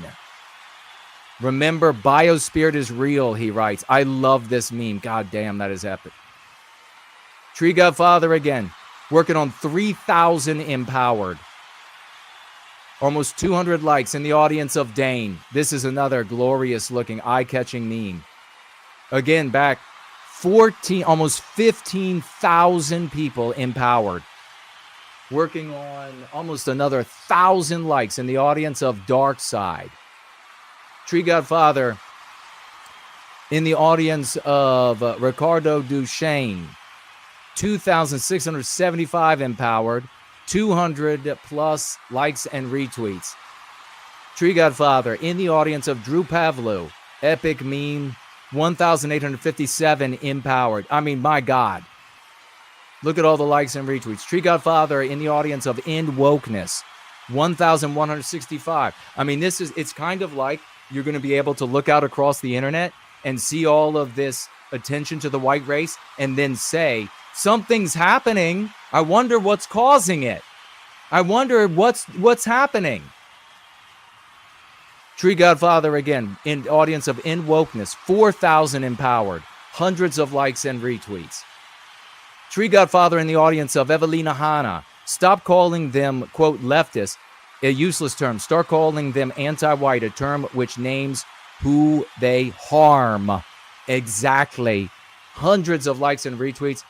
3,121 people empowered. She is going to end up using our concepts. We've already gotten her to use a couple before. She will be using them regularly, and then people will say, how did this happen? No, you didn't do it. It came from Evelina Hanna. Tree Godfather did it, bitch.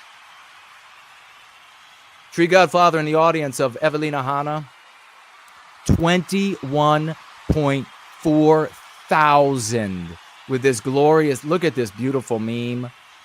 Almost 2,000 likes. 21.4 thousand in Evelina Hanna's audience empowered. Godfather on Garbage Human in his audience. Almost 5,400 people empowered. Hundreds of likes and retweets. Tree Godfather in the audience of Homath. 1,785 empowered. Hundreds of likes and retweets. Tree Godfather in the audience of Homath again. 4,731 more people and hundreds of likes and retweets. Tree Godfather again in the audience of iHypocrite. Almost 9,000 people empowered. Almost 1,000 likes and retweets. Tree Godfather again. This is all this week. He writes, disgusting anti-white pig. Love this meme here. This is in the audience of iHypocrite again. 4,000 people empowered. Hundreds of likes and retweets. Tree Godfather again in the audience of iHypocrite again. 6,240 people empowered. Hundreds of likes and retweets. Tree Godfather again. Do you think this guy is tapping into the biosphere of the West? Do you think he's heeding the voice? Tree Godfather again in the audience of therefore I am. 10.3 thousand people empowered. 1,000 plus likes and retweets. Tree Godfather again. Therefore I am. 4,918 more people empowered. Hundreds of likes and retweets. Tree Godfather again in the audience of I am, yes, our good friend. Working on 5,700 people empowered with hundreds of likes and retweets. Tree Godfather again in the audience of our friend I am, yes, again. Working on 9,500 people empowered. 231 likes, and the audience is taking a breath to come back. And climbing. Tree Godfather again in the audience of I am, yes, you are no. 8,000 more people empowered. 772 likes and retweets and plus climbing hours, he writes here. Tree Godfather again. 4,199 people empowered in the audience of I am, yes, again. Hundreds and hundreds of likes and retweets. Tree Godfather again writing, yep. 3,831 people empowered in the audience of I am, yes. Hundreds of likes and retweets. Tree Godfather again in the audience of I am, yes, again. 2,633 people empowered. Hundreds of likes and retweets. Nothing like this has been seen before, ladies and gentlemen. Tree Godfather in the audience of I am, yes, you are no again. 6,859 people empowered. Hundreds of likes and retweets. Tree Godfather again in the audience of I am, yes, you are no. 5,732 more people empowered. Hundreds of likes and retweets. Tree Godfather again in the audience again of I am, yes. 10.3 thousand more people empowered in that audience. And and I am, yes, has come over because of the work of Tree Godfather and others swashing on that champion. Tree Godfather again in the audience of Jack Montgomery. 8,800 plus more people empowered. Hundreds of likes and retweets. Tree Godfather again in the audience of Libs of TikTok.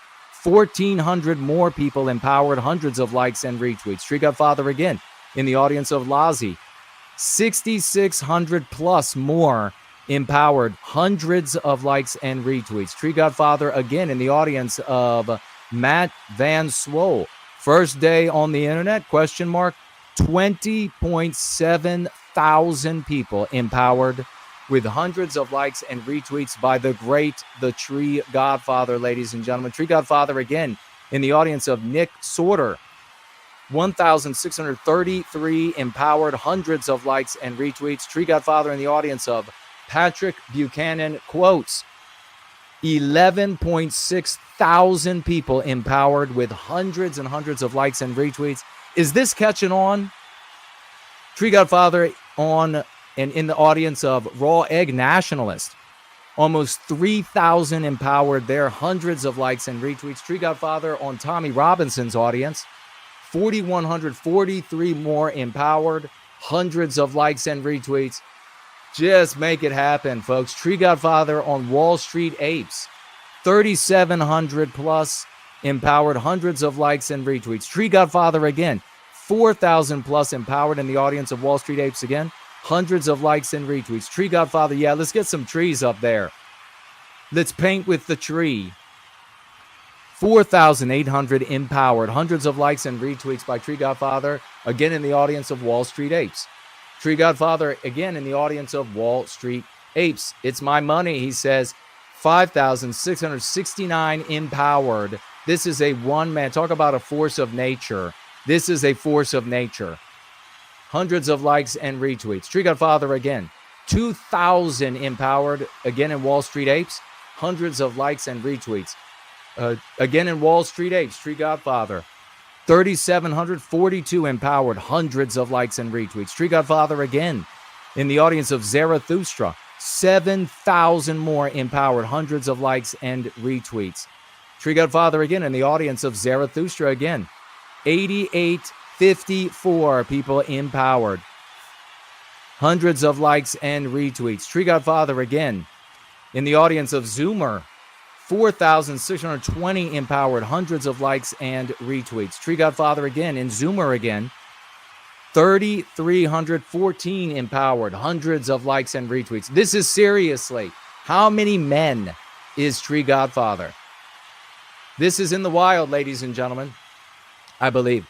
Holly here, another one in the wild. I applaud you for continuing to draw attention to noticeable concerns. The chivalry and the honor is effectively challenging. Anti-whiteism has always been the unpopular choice. So there you have it. It's just happening out there, Jason. Why aren't you recognizing everybody who's doing things? Here we have Joel.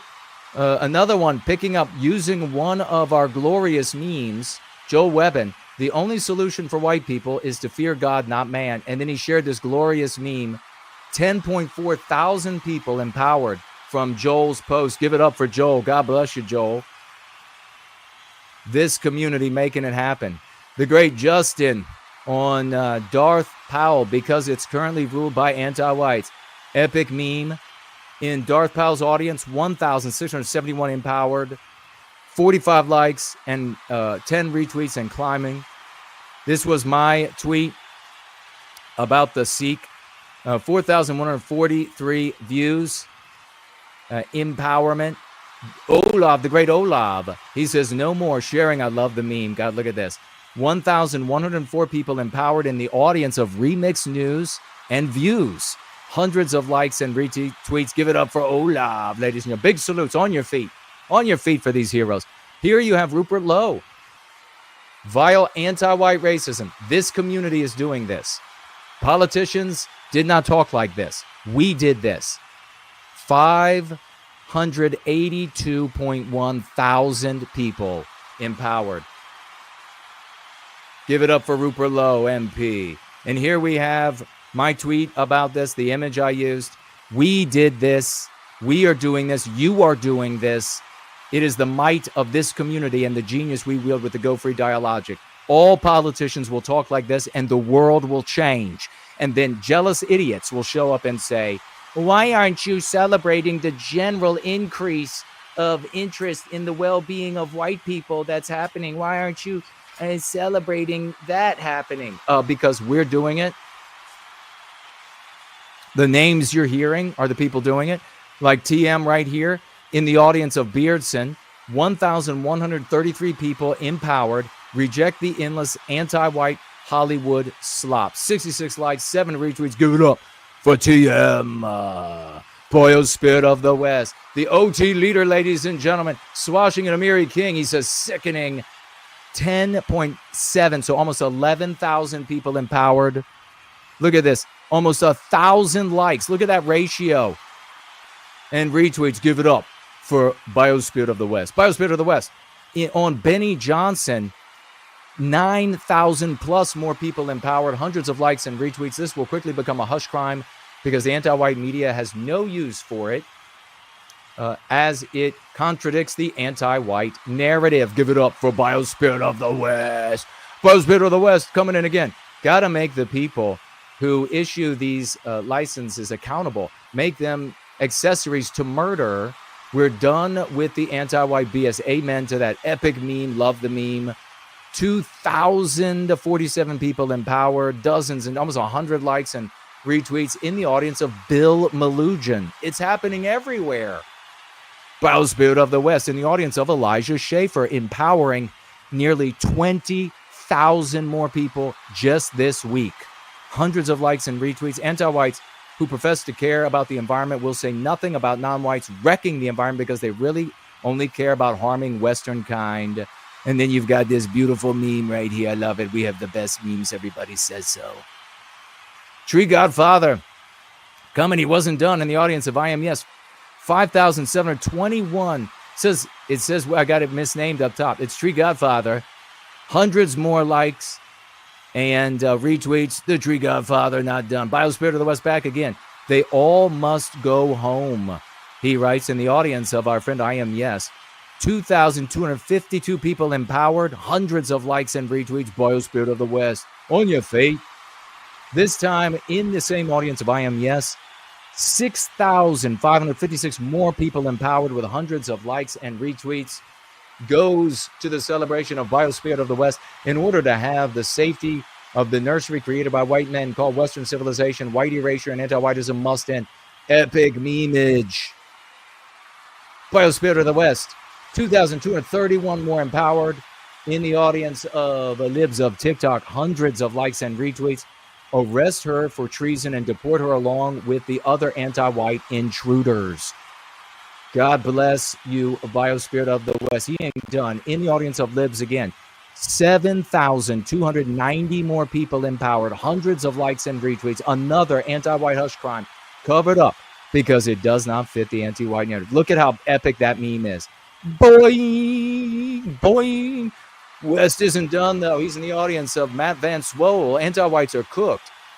The stats all over. They're cooking the stats. Been going on for years. It's the only way they can make the lies in their anti-white narrative appear legit. Folks, these are legends in the making. These are men and women making themselves legends.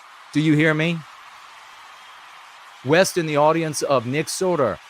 Way past time to round up these domestic terrorists. Love the meme. 1,456 people empowered. Hundreds of likes and retweets. West, again, your anti-whiteism is disgusting. Get out. Totally epic meme here. Love this. 2,727 empowered in the audience of Smile to Yana. Epically done, brother. Biospirit of the West in the audience of Wall Street Apes. 4,500 plus more empowered. 1,000 plus climbing and likes and retweets. Take a good look at it, ladies and gentlemen. The verbiage, we got to keep rolling. That's the great Biospirit of the West. He's back again. 5,512 empowered. Also in the audience of Wall Street Apes.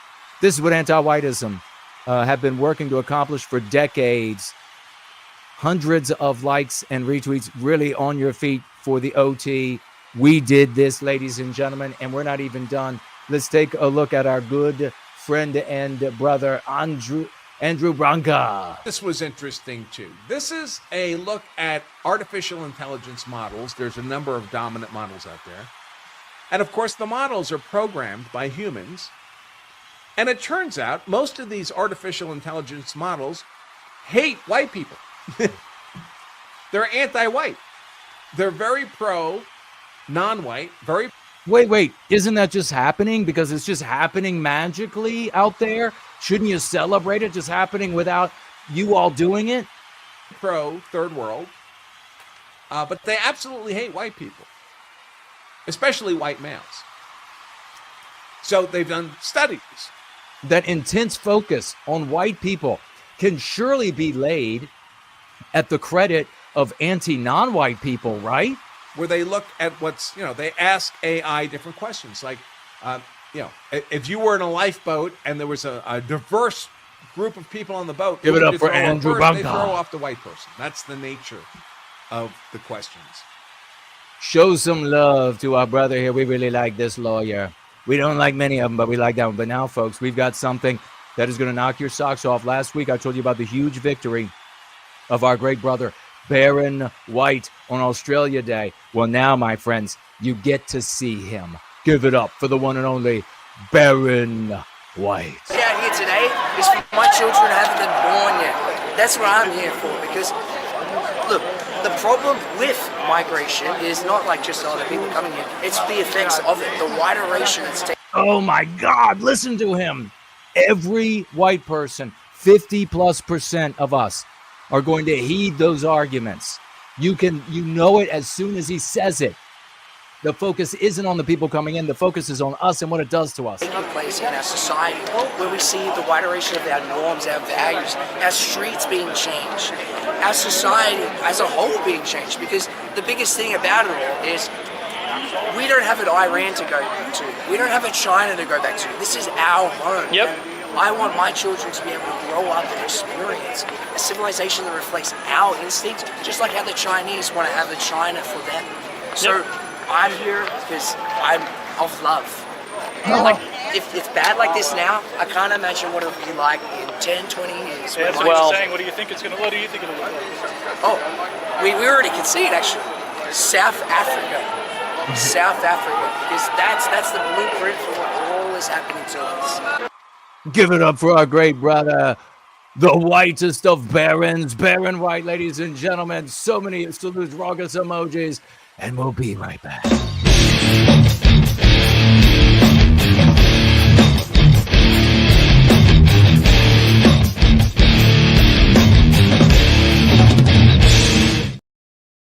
Wow. Holy crap.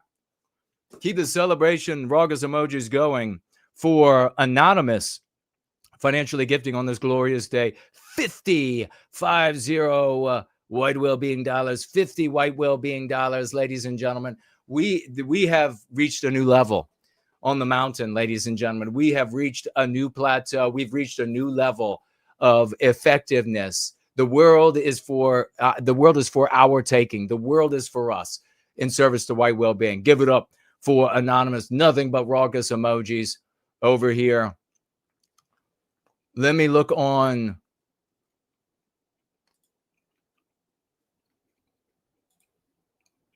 Let me look on Entropy, which I'll look on the back of the dashboard because I'm not seeing. And we have Dude, a bro, a moment, ladies and gentlemen. $50 also. We ran the Dude Bro Moment commercial. That was so awesome. For white well-being. This man is the most dependable. Absolutely. There has been no clock that is precise like Dude Bro Moment. $50 for white well-being. God bless you, champion. Give it up for Dude. Let's give it up for Flame of the West. A totally epic name, isn't that? Flame of the West. $25. $25 from Flame of the West. He writes, great show, Jason. Thank you so very much. And I will check the backside of the dashboard to see. All right, we didn't miss anybody. Good deal. Let me swivel around.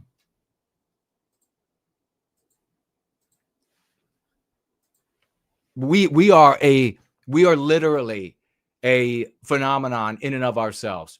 We have come together as a team. The only way this could work. No, there is no like central this and everybody stands around no, we are a team working together. We are the cylinders in the nitrous, in a drag car. It is amazing. Ordinary, extraordinary, moral white men and women coming together. God bless every single one of you.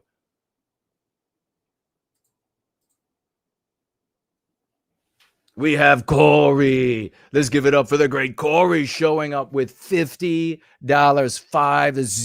today. $50, Corey. And he says, thank you for your service to white well-being. Thank you, brother, for your great service to white well-being. All right, didn't miss anybody on subscribe. So I'm going to come back and be getting to all the tags and the other financial gifts here, ladies and gentlemen. I don't want to miss anything that I know people were probably had things to say to participate. All right, let me swivel back around here. We have First Last, $5. Thank you, brother. He says, I wish I could do more. Well, you're doing gloriously, man. Gloriously. No shame at all. You are the man. Weldon is here. You got to love Weldon. He shows up. He's got $5. God bless you, brother. He says, Jesus is God. God bless you, man. Great to see you. Thank you for that. Yes, the Unifier also rolling in with a $5 bill. She says, weekly folk tithe for white well-being. Thank you, sister. And I don't think we missed anybody. Let me check over here on, we have a heart's worth of lemon crypto on D Live from Grimbot. Thank you so much, brother. Little bit of crypto over there. A lemon coinage and a heart's worth of it. And I will come back for the tags.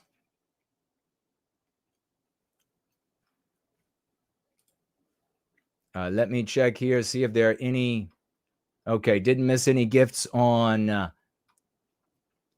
Premium Rumble. Make sure we're good in all these places. Wow. Wow. Wow. This is astonishing. You are part of something truly revolutionary. Not a LARP, not clout chasing, not public choice theory, this is genuine victories over our anti-white victimizers. This is changing the world. We've really reached another level. I mean, we've been fighting our way up through the boxing classes, different levels.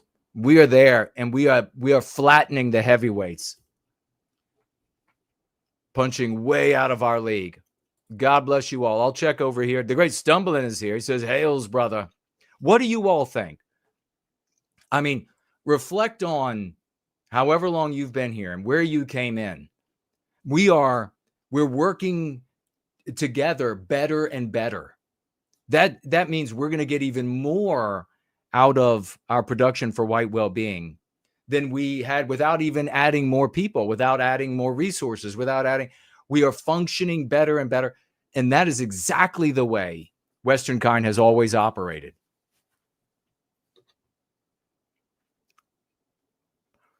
Janitor of White Noise says, Slotsy and cheers for the memes. Yes, indeed. And well put, my brother.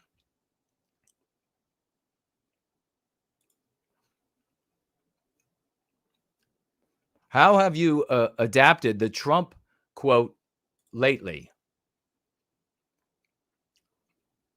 You used a different version or two lately. I don't know. I don't know.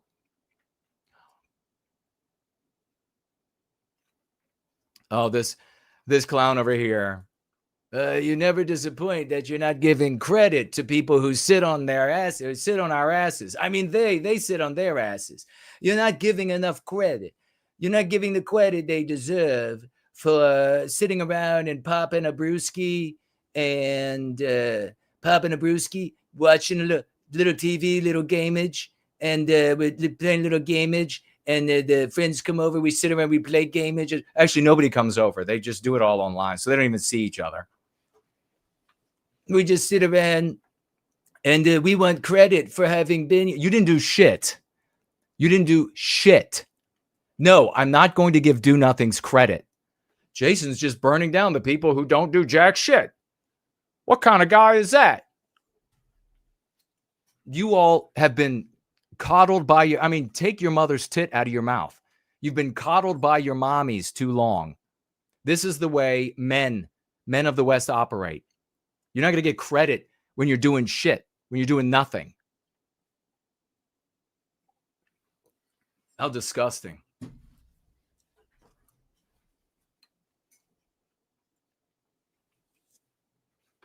Let's see what we have over here.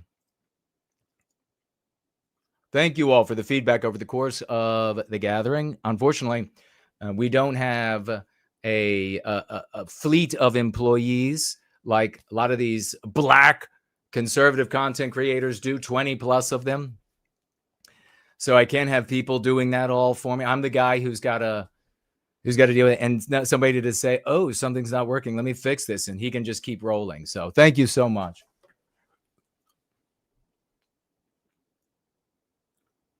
Aliens Exist is with us over here on Premium Rumble. He says Nazi LARPers should listen to this bit by Jason. They won't. But they should. You're right. Let's leave. Let's go into the Hollywood town. It's a very spooky Halloween. Let's see. Kitty is with us.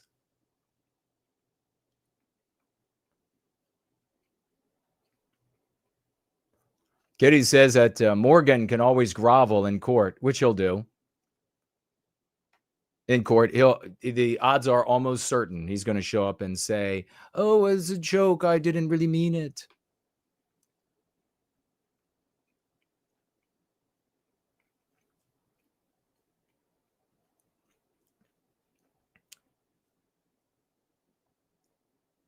Tits me.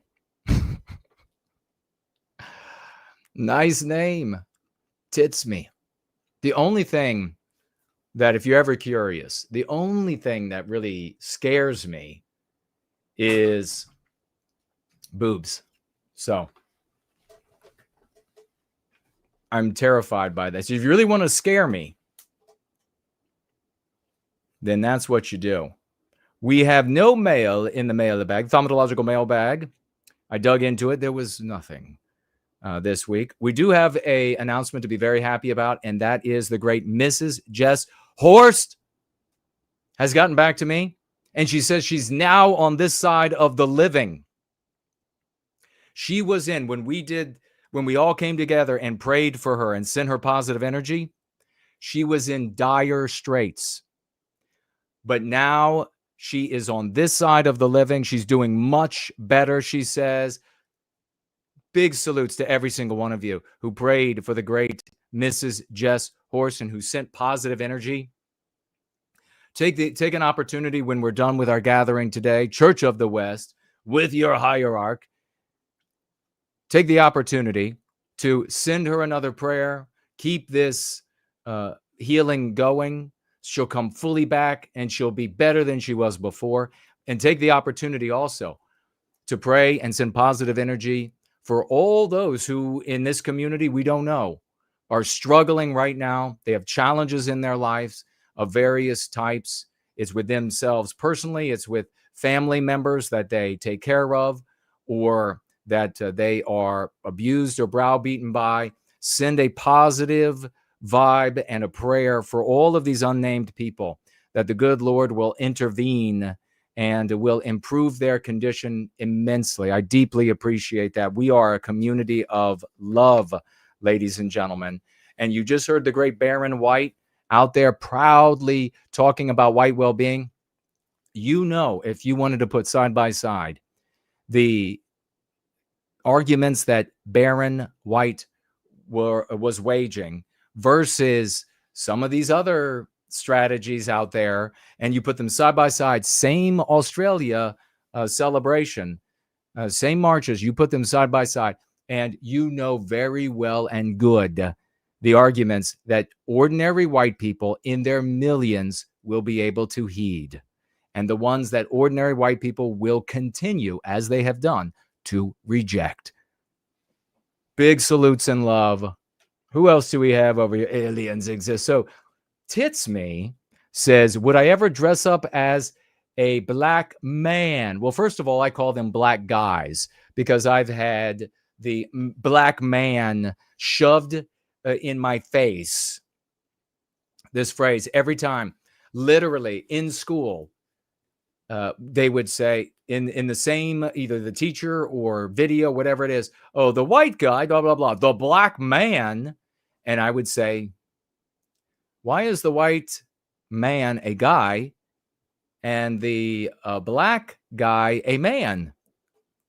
I wonder why. Are you trying to diminish white males and elevate black males? Is that what you're trying to do? I hope not, because that would be discriminatory and anti-white of you to do that to us. How about you just call them both men or both guys? But making that distinction, despicable. And it's even worse. We have seen, you have seen, I have seen many times where they will talk about a black man and a white boy. The black man in the confrontation, and then the white boy said, despicable. How does that happen? It's the anti-white narrative. Asking if I would dress up as a black guy? Do you mean in handcuffs and mace in my face?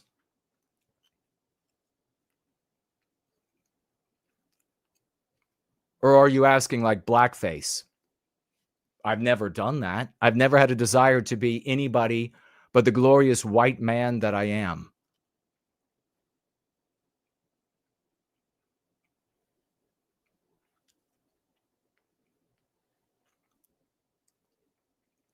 Aliens Exist says, laugh out loud. How is it better now than in 2010?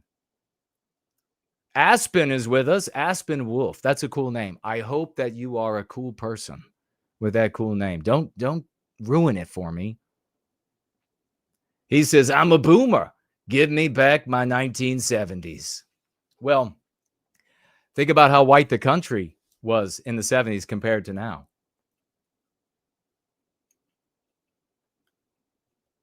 Aliens Exist tagging me. Thank you for saving me from going down the wrong path. God bless you for that testimonial, brother. I will repay you as best I can one day. No, you're repaying me. Repayment is just be white positive. Stand side by side with me. That's all I'll ever ask. And I watch your back, you watch mine. The ability to speak out against our victimization is in a moral way, is priceless. It so is. It absolutely is. 100%. And perfect way to put it, brother. Well said. Oh, Kitty. Well said, Kitty. When Fuentes said he couldn't be pro-white, he's a Mexican, Kitty points out the cop agreed. Oh, my God. The cop agreed with him. Yes. Oh, yeah, sure. I see that.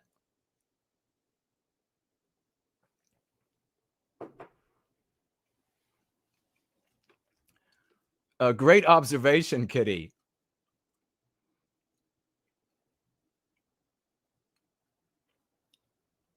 All right. What else do we have over here? Alien says, okay, we read that. Oh, we have a $10 financial gift over here now. Thank you so much. NWG Westman. What an epic name that is. $10 financial gift. God bless you for that. Thank you so very much. White well-being is a blast. It is indeed, isn't it? What feels better than winning? Would you ever, I guess maybe just my disposition is that I don't get a whole lot of joy out of offending other people. I don't think that's super hilarious, especially with something that harms our people. And it's harming our people by instantiating, validating the anti-white narrative. So I don't get amused. I don't have a lot of laughs from that. I don't get a lot of thrill from it. I don't know, the kind of person that does is not healthy. I get a big rush and a thrill from defeating anti-whites and anti-whiteism an enormous rush. When you all win with the lexical and dialectical power of the Go Free Armory, I get a huge rush. I love it. I get this massive flow of endorphins through my system, and jubilation just fills me. I love it. I like nothing more than actually getting back at anti-whites. Nothing more. God bless you, NWG Westman. All right, I don't see any other tags there for now, but tag me across the board if you have something that you would like me to read or pay attention to. Truth is Our Reality is over here on D Live. Good to see you.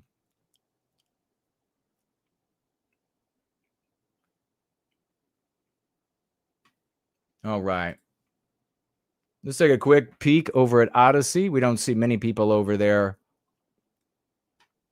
but check just in case nonetheless. All right. Let me check. I will turn around to YouTube in one moment. So if your comment scrolled off, I will ask you to post it again. And I don't see anything new on the live chat on X. Thank you so much to everybody who's over there.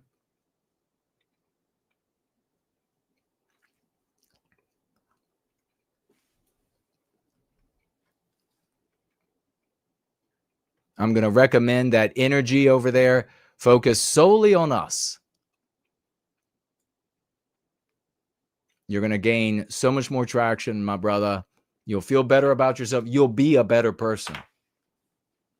All right. Wow. What a victory. What a week of victories. How amazing is this? Let me see what you all are saying over here.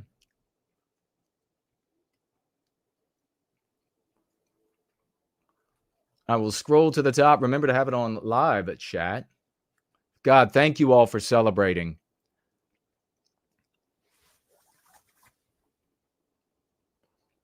I scroll all the way up to the top, and JB is at the top saying, oh, I get the hostility now. It's about who takes credit. Bro, we have the remedy. We need people coming to the remedy. Why are you so jealous over us succeeding?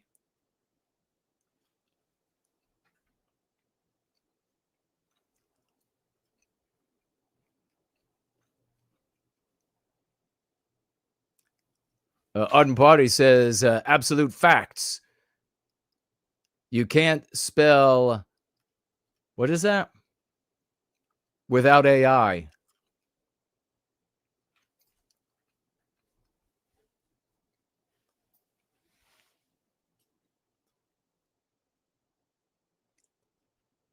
Who is that that's here? Dude, Bro Moment is in the live chat. Wow. Awesome to see you, brother.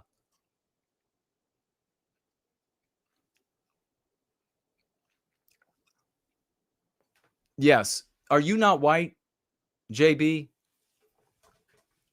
Are you not white? Because yes, as white men, we give credit where credit is due. But more importantly, that's just one of our norms. Like when somebody rocks it out of the park, when a group of people are killing it, you don't chip away. You don't come in and say, no, you didn't do that or you didn't do this. And no, you give credit where credit. That's a norm for our people. You give credit. That's a norm. But more importantly than our norm is that we have something that's working. So we want people to be directed to what's working. Why would you want something other than that? Why would you want the general population of our brothers and sisters, the vagues out there, to look out and say, what can be done? And see that, behaving in this way that's destructive is just as good as being white positive or this other one or that other one. Why would you want to do that? See a therapist. Jesus. Eva is here. Good to see you, Eva. What does the fox say? Oh my God. Are you thinking of the song?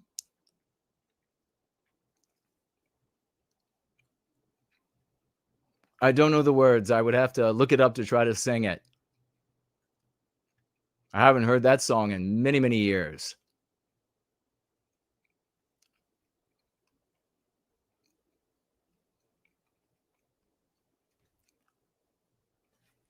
JB's still crying. He's like, Jason spent 20 minutes yelling at me because I didn't provide any argument for proof of the position I held. He just yelled at me for 20 minutes. Did you grow up with a dad? And was he male? I mean, seriously, bro. See a therapist.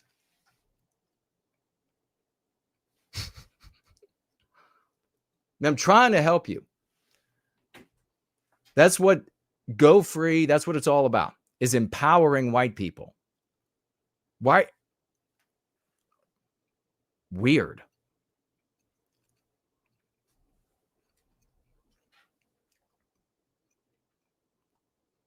Well, if Fuentes looks white to JB, that means JB isn't white. He looks white to me. That sounds like Jared Taylor talking about Jews. They look white to me. They look white to me. Not to me.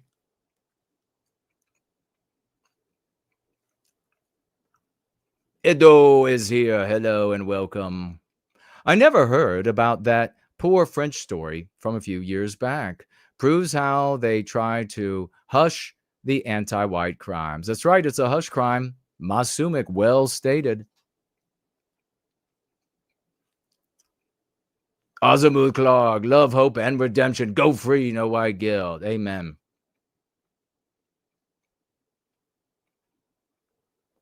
Oh, now JB. My eyes must be attuned to finding him. Now he says, oh, what's the line where what's white? That is one of the most salient and often used anti-white arguments. JB. What's white anyhow? Where does white begin and non-white end? Uh-huh. Well, well.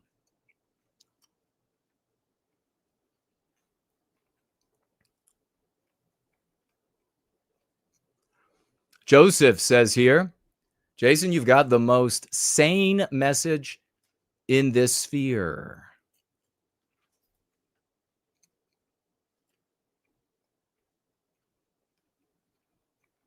Ah, Dude Bro Moment loves that song.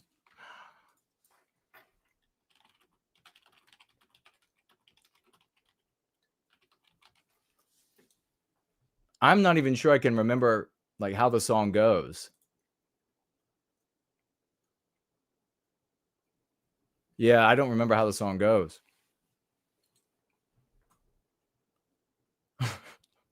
I'll have to listen to it to remember how it goes first.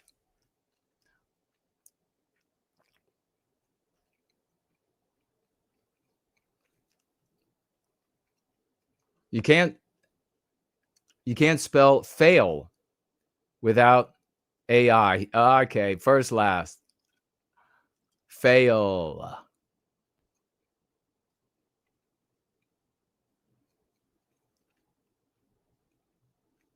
Yeah, well put. All right, tag me again if you have something.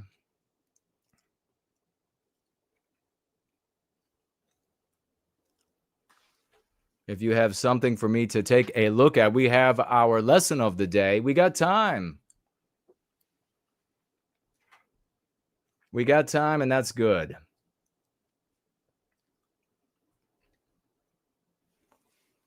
To get to your comments and the lesson, what would you like to talk about? What would you like to talk about? Tag me. We can relax. We can sit back. We're not rushing to the end. If you all have not noticed before, there's a brain in a frame. Blush says, no white guilt. What is your preferred way to receive financial gifts? I know Rumble takes a big cut. Thanks for your amazing work. Well, Blush, if that's going to be easiest for you, then you can financially gift there. There's also Entropy is another option, and you'll find that as well as the app that permits cash as well. Those are all good. So whatever's going to be easiest for you, and I thank you in advance, Blush, for the financial gift.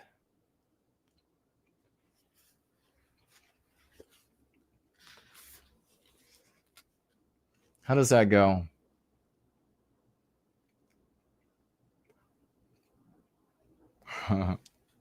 Anti-whiteism in academia. I was thinking of a song. Anti-whiteism in academia. What is anti-whiteism in academia meant to do? Or not meant to do.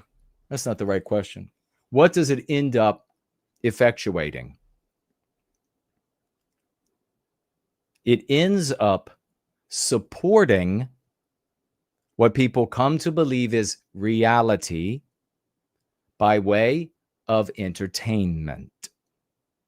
So that's why you can go into these spaces of all learning levels, but we see used to just be the universities, right? But now it's all the way down to the preschool. And you see that they create all of their argumentation, their lessons, the curricula to support what everyone has come to believe is reality by way of the entertainment. Academia is the regime subsidized or influenced education that is perceived with anti-whiteism, pervaded with anti-whiteism, intolerance, pseudoscience, pseudologic, superstition, and suppression of dissent. Page 60, edition 2, iteration 2.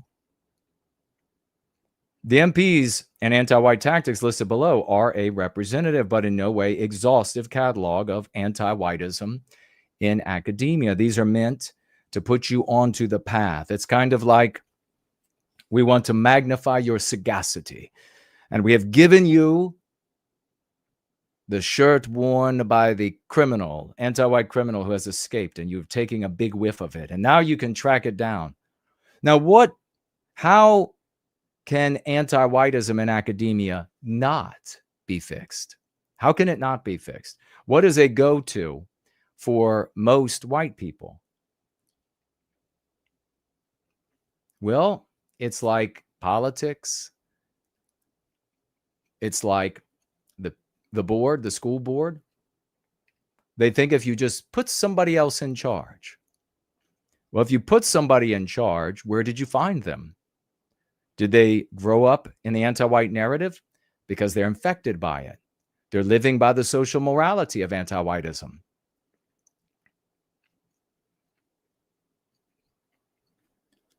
And so you might find them to be a little bit better than the individual infected with anti-whiteism who is already in the position. But who are they going to be working with and through? Who do they issue their commands, edicts, orders to? Human beings. Where did they come from? Also reared in the anti-white narrative. So there is no leadership that you can install. This is a typical cuck refrain. Sometimes you also see it in the schmucks.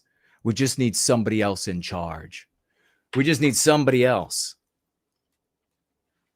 And they can fix it. We touched upon a story today with Leticia James pointing out how anti-whites and anti-whiteism as a consequence is in every level, every department, everywhere. You have to defeat the social morality that operates their software. Here are some examples of how it's done in academia. They moralize, intellectualize, and sentimentalize. Those who have been in the practice for a while will recognize the pretext. Moralize, intellectualize, and sentimentalize anti-white jealousy, envy, covetousness, hatred of, and infliction of harm on Western kind. And an example is structural racism and the gender pay gap. They suppress history, science, and data that undermine the anti-white narrative. Examples: suppression of crime and IQ differences among races. Suppression of evidence indicating that Western kind may have been the first in the Americas. The Solutrean hypothesis, as explored by Dennis Stanford, archaeologist and director of the Paleo-Indian Paleoecology Program at the National Museum of Natural History at the Smithsonian in Washington, D.C., until he was forced out after talking about the Solutrean fact. They invent and distort history, science, and data to prove the anti-white narrative. Examples are Christopher Columbus genocided the Amerindians. South Africa is a harmonious multiracial society after whites turned over the control of their country to anti-white non-whites. It constructs and teaches concepts, words, and phrases designed to support and prove the anti-white narrative. Examples: white privilege, legacy of slavery. The universities are really the breeding grounds for these concepts, the meme pathogens, the anti-whiteisms that undermine us. And the big difference between the anti-whites and their neoterization of concepts to destroy Western kind and our neoterization of concepts to recapture our destiny is that anti-whites don't go to the people who create these and say, you didn't do that. You don't get credit for that. We're not going to do what is working because the credit should be shared broadly. Anti-whites don't do that. They attribute strawman arguments to advocates of white well-being or white sympathy. An example is white positive advocates want to, quote, nullify interracial marriages and, quote, sterilize handicapped people, close quote. Now, as we teach here, are those arguments to get in? Those are arguments that have been created by anti-whites, meme pathogenic arguments created by anti-whites in the context of the anti-white narrative.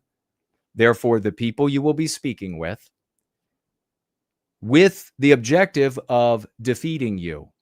These arguments come with unspoken premises that direct your thinking and also the thinking of those that you'll be speaking with in a direction that undermines you and empowers them and empowers anti-whiteism. Do you engage in that? No. That's like you're going to have a sword fight with someone and they say, well, first you drink a little bit of this poison, then we sword fight. And you say, sure. We do not do that. Academic institutions serve as indoctrination centers for white guilting whites and engendering white self-hate. Many universities require all students to take classes about white privilege and racism. White privilege, racism, to graduate. And now, of course, you have anti-whiteism in every single department. And then you are instructed, and these are exercises that you are meant to do. This is a practice, and it never ends, to give some examples. In your own words, give examples of anti-whiteism, anti-white narrative in academia. If you would like to share an example, tag me as No White Guilt and say, well, when I was in school, one of my teachers taught me this. One of my teachers taught me that. That was very anti-white. Sometimes it can be difficult initially to identify because all of it was anti-white, or virtually all of it was anti-white. And so you look back and you see this fog, the fog of anti-whiteism. I've seen it with so many white people. They're like, I don't know, I really can't think. And then I start naming, did they teach you this? Yeah. Did they teach you that? Yes. What about this? And you can go through, you can reel off a dozen things. Like some of the things we just named. And the whole time they're saying, yes, yes. But a moment ago, they couldn't see a single thing. That speaks to the ubiquity of it. It speaks to an anti-white narrative.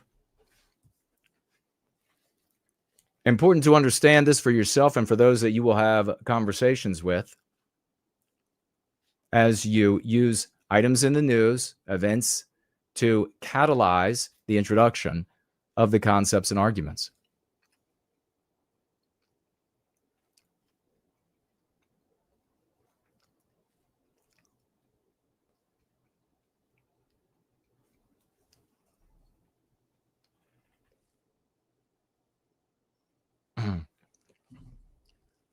All right, what do we have here from you all?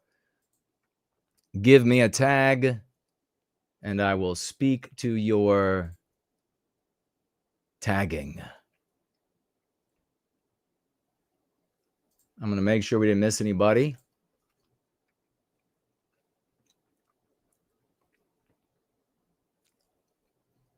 The champions are still here with us. God bless you.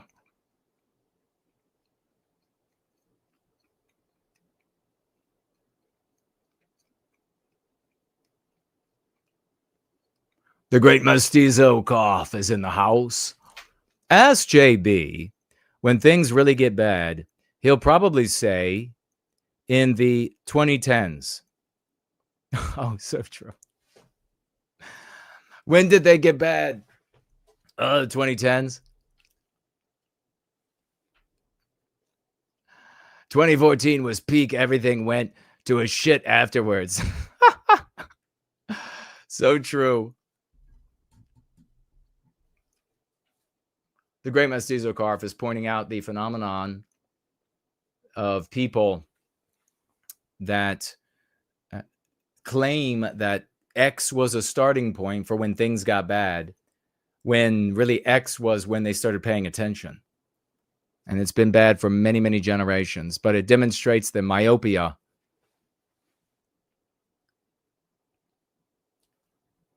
of folks when they come into service, whether it's sympathetic or otherwise.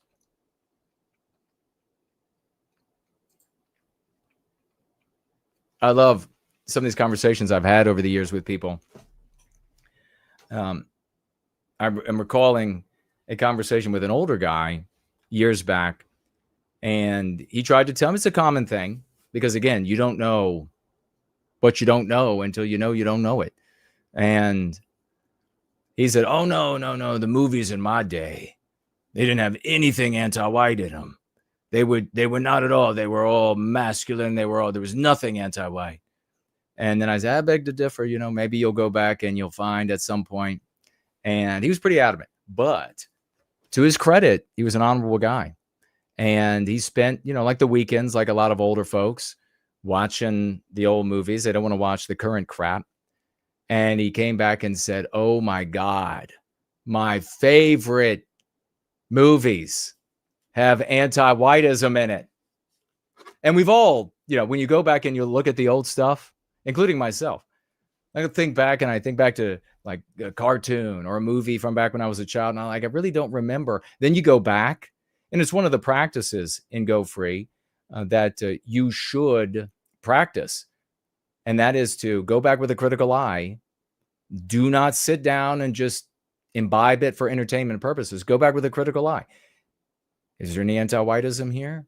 And you'll discover that what you thought was pretty fine is actually replete with anti-whiteism.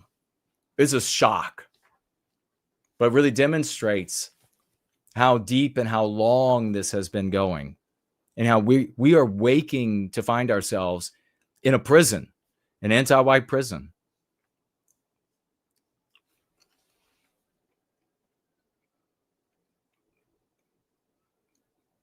All right. Seeing what you all have over here. What are you all talking about? Before we wrap it up today, don't forget that every day at 2 p.m. Eastern Standard Time is the Shade Tree. And Knights of the White Table get together over there every single day, 2 p.m. Eastern Standard Time. You could be a part of that. You can listen to it in replay. I highly recommend it, especially if you're new to Going Free, because you'll be able to hear the practice implemented by a number of different people. And it's completely normal to feel maybe disposed a little bit more to this person's personality or that person's personality. You know, we went through our education of various types, and the people that often we found to be like our favorite teachers were the ones who dispositionally we felt a little bit more in tune with. So make sure that you get over there and that you listen to these even in replay. You don't have to talk. Maybe you can work your way up to feeling like you can have a thought to add, and don't feel afraid to ask a question. They're very accommodating, very welcoming, and just be respectful, and they will treat you with respect. If you show up trolling, however, you're going to get the axe. You're going to be axed. And by that, I don't mean a question. That's a different community. You're in the wrong place. You're in the wrong place. Let's take a listen while we search the community.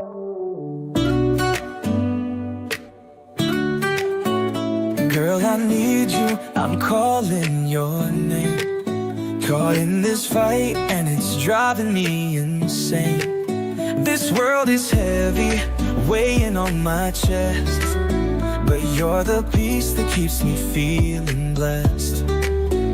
Every step I take, every move I make, I feel the pressure, but I won't break. Your voice, your love is all I need to keep me strong when I'm on my knees. Girl, I need you now. I'm calling your name. This anti-white world is causing me pain, but you're an important part of this. You're the light I just can't miss.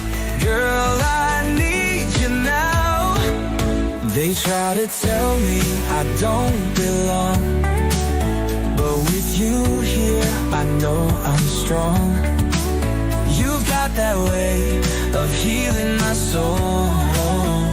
Together we rise, we'll take control. Every step I take, every move I make, I feel the pressure, but I won't break. Your voice, your love is all I need to keep me strong when I'm on my knees. Girl, I need you now. I'm calling your name. This anti-white world is causing me pain, but you're an important part of this. You're the light I just can't miss. Girl, I need you now. I see the hope in your eyes tonight. You're the one who makes this feel right. Hand in hand we'll change the scene. With you I'm living the dream. But I need you. Girl, I need you now. I'm calling your name. This anti-white world is causing me pain, but you're an important part of this. You're the light I just can't miss. Girl, I need you now. Girl, I need you now. I'm calling your name. With you by my side, I'll never feel the same.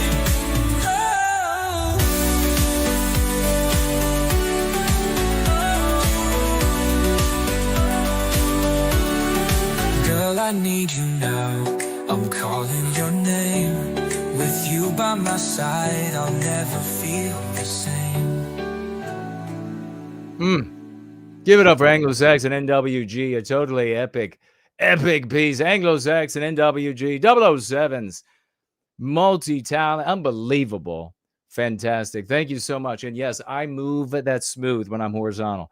Blush over here, financially gifting $20. Let's get some Raugus emojis, some 07s for the great Blush. $20 over here on Premium Rumble. I like your tie. Thanks for the great show. God bless you, Blush. I thank you. Appreciate it. $20 for White Well-Being Babies. The babies of White Well-Being. $20. Thank you so very much.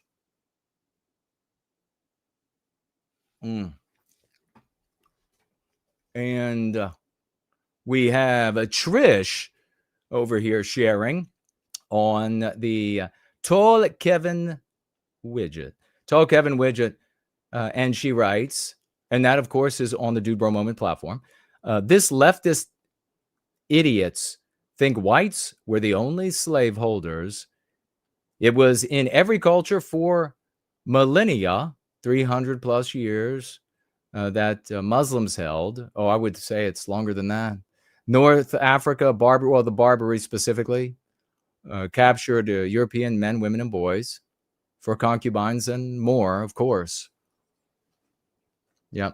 And the thing to say, Trish, is to point out that the person is anti-white if they are acting or stating overtly that the white race is the only race that practice. We are the only race. Now, you'll have to check it out with the history books because the ear is against the door. But the race that ended it and continues to end it, it would flourish everywhere if it weren't for the requirement that it not be practiced in countries that Western countries do business with in various ways. Thank you for sharing that, Trish. Yeah, it's infuriating. I know exactly what you're talking about. Yeah, but start with the person that you're talking with or people that they are anti-white if they make that conclusion. You're not anti-white, are you? Because you know all races practiced slavery. So you see how the point is completely shifted. Now we're talking about our victimization. And that person will have to prove to you that they're not anti-white. You then can toss in these other little bits. Other races practiced, everyone practiced slavery for millennia. So to set the white race aside for foul mouth, belittling, etc., criticism would indicate that you're anti-white. Are you anti-white? That's how you go about it. Why would I tell people this? Like, I don't know who Trish is. The 99% of the people at this point, because of streaming and having these gatherings, I and we are helping that I and we will never know. We don't know and probably will never know. What's the motivation? Where's the selfishness there? There isn't any. 07's Alien Exist. Thank you for celebrating, Blush.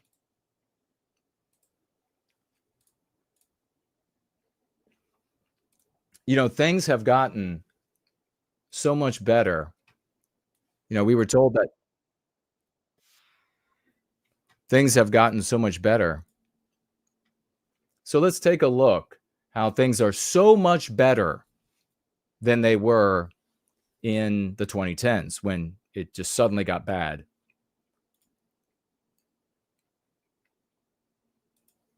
This is now when things are all better, when so much better.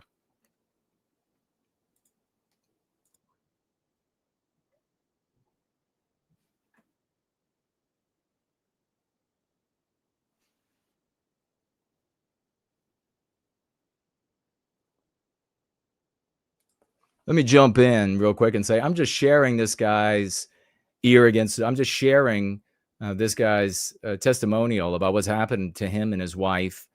So I'm not endorsing it. If you folks at YouTube think it's not real, well, then, oh, well, but it is what it is. I'm just sharing it.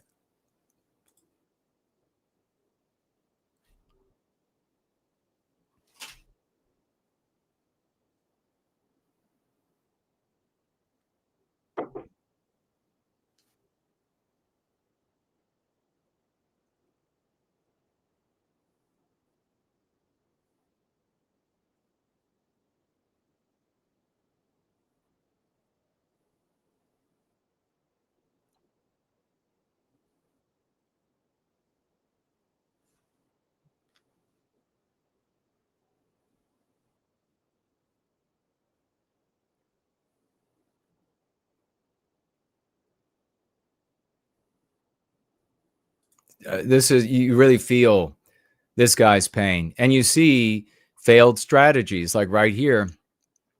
Danielle, Christianity must rise in the UK. Thank you for your wish list. Thank you for the wish list. Hungary welcomed you. Oh, so you speak for the country? Imagine running away from your own country. Your government has failed to protect you. It's not his government. It's not the white man's government anymore. See, if you don't have a proper understanding, then you can't ask the right questions. You can't come to the right conclusions. To seek asylum in the U.S. Okay. It's sad that this will happen more and more because of the governments of our countries. This is so upsetting. It's not because of the governments. It's because of anti-whiteism and anti-whites. You can't change the governments without changing the people, and you can't change the people without addressing the social morality. What have this government done to its people?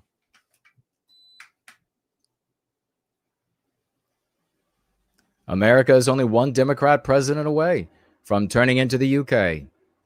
Christ is King of Kings. Well, okay, but that doesn't help us.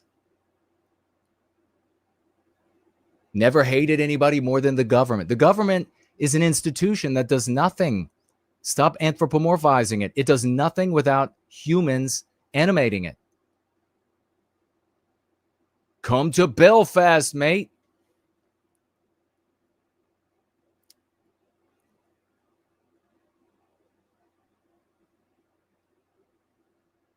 Similar thing happened to me. I called the police several times. I didn't get any help. Wow.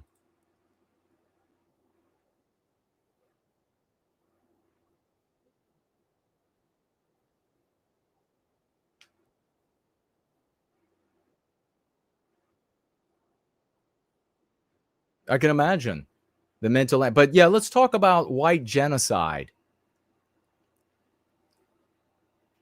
Celine says she would rather raise mentally healthy children with no white guilt in a tiny house over a mansion and them going to public school. Well said. Yes, indeed. Well said. The Westman says being aware of anti-whiteism really removes entertainment from your life. And thank you for that, no white guilt. It does. It does. And you'll feel so much better. You won't miss it at all. Novi Horror's here. I just got here, but no sound. He's not having sound. Well, then we'll have to just fix that. So you all can hear what this guy says. It's always something.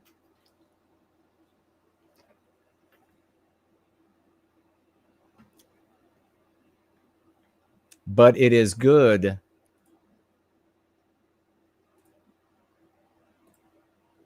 that you all come up so quickly. It's sad. It's a sad place to be. This guy. Maybe we'll do it this way. Well, it won't even let me share. That's StreamYard for you. It won't even let me share the screen now.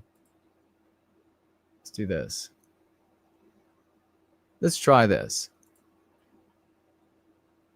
Tell me if there's sound.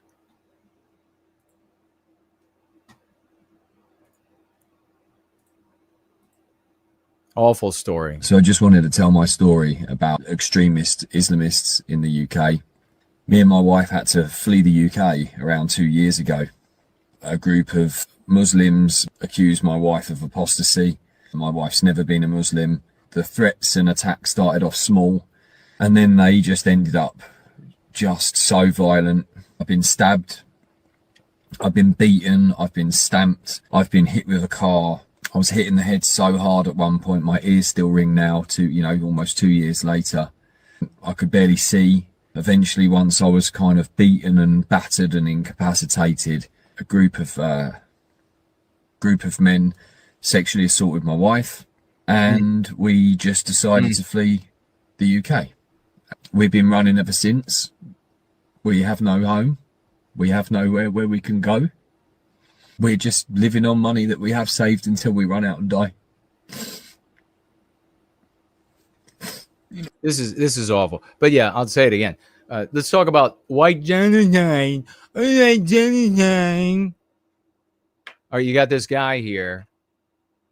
Every second of his existence, wife sexually assaulted. Thank you all for saying no sound. Appreciate the rapid feedback. And it is fixed now. Thank you. Anytime we've returned to the UK, our phones will ring, or somebody will spot us, or somebody will know who we are. And I just have to live in this hell. And my wife's just so mentally ill from it all of the packing up and just living out of bags. And we just don't have anywhere that we can call a home. We've got no protection. We can't defend ourselves. We can't speak out. We can't say anything. People ask us why we didn't go. Why can't they speak out? It's because of the social morality. It's not because of the laws. The laws are a consequence of the social morality. The interpretation of the laws is a consequence of the social morality. Go to the police. The truth is because the police is on their side, and they always are. We've got police is on their side because the police are anti-whites. They're anti-whites because of the social morality. Craig says slavery is the default norm across the world. Indeed. The only aspect of slavery that is unique to whites is the whites put an end to it. Amen, brother. Amen. That's generally how I set it up before adding the question and keeping control of the conversation. Good deal. And I pretty much follow up with MCs with questions. Very good. Thank you. Well done. Okay, now the sound. Okay, you all can hear. Excellent. people raping children getting 3 months in prison, and then a white English person posting about it on the internet and getting 30 months in prison. And it's just, this is just insane. There wasn't a point. I want to do like a little experiment here. Imagine that you're at a house, you're at somebody's home, and there are 20 white people there, 10 white people, 20 white people, and you're talking about ourselves and our injuries. And this guy is there with his wife, and he's talking about the anti-whiteism horrors that have been inflicted on him. What do you think is going to happen socially to the room? What's going to happen to you personally? What's going to happen socially for the entire group? It's going to be welded together. You're going to identify with his suffering, a consequence of his birth. You're going to come together to defend the well-being of the group for your individual well-being. Now imagine what we've gone through long before the internet was robust enough to carry all of this, where we would be at somebody's house for a meeting, 10, 20 white people, and you have a white person there complaining about blacks. Is that bringing anybody together? Nope. You have a white person there giving a speech on how bad Jews are. Does that bring anybody together? No. Imagine when you get to the house in the first scenario, and maybe even you don't even know many of the white people that are going to be there, but you sit down in this personal space, and this couple talks about their personal victimization as a consequence of anti-whites and anti-whiteism in all layers of government and society.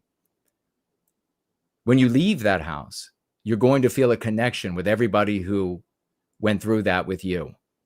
You're going to feel identified with them. When you go to the house, as I went for so many years, and as still happens, though far more rarely as a consequence of the internet, and you have somebody speaking about how bad blacks are, you leave there as an individual, again and again, meeting after meeting, get together after get together. You are there on the basis of your dislike of blacks. You're there on the basis of your dislike of Jews. That doesn't create a people out of our deracinated race. But sitting in a personal space like a living room with a bunch of other white people and having this couple talk to you about their victimization as a consequence of anti-whiteism, would retie the binds that have been loosed by anti-whiteism, then we're a people again. Then we can end this victimization. Where I was being attacked, where I wouldn't try and defend myself. I can't just sit there and just let them beat me because of a faith that they have that seems to be favoured by the UK government. So I'd fight back, and I knew damn well. Of fate that they have. This is how the average person interprets the dynamism of society and the social morality. It appears as if it's fait accompli. It's a fate. It's out of my hands. It's out of my control. But it's not out of your hands and control. We have the remedy right here. And it continues to grow and expand. And people continue to demonstrate how truly heroic and magnificent they are, writing themselves in as the heroes in our story. You can be one of those heroes.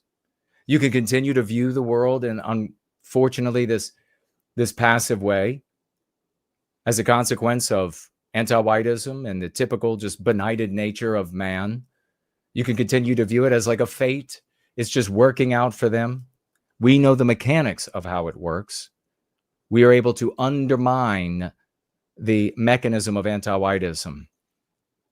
And if you don't get to work on it hard and fast with brothers and sisters and grow this community and reach as many people as possible, we're all going to be just like that guy and his wife. And you'll lie there being beaten by 5 or 6 anti-whites while they sexually assault your wife.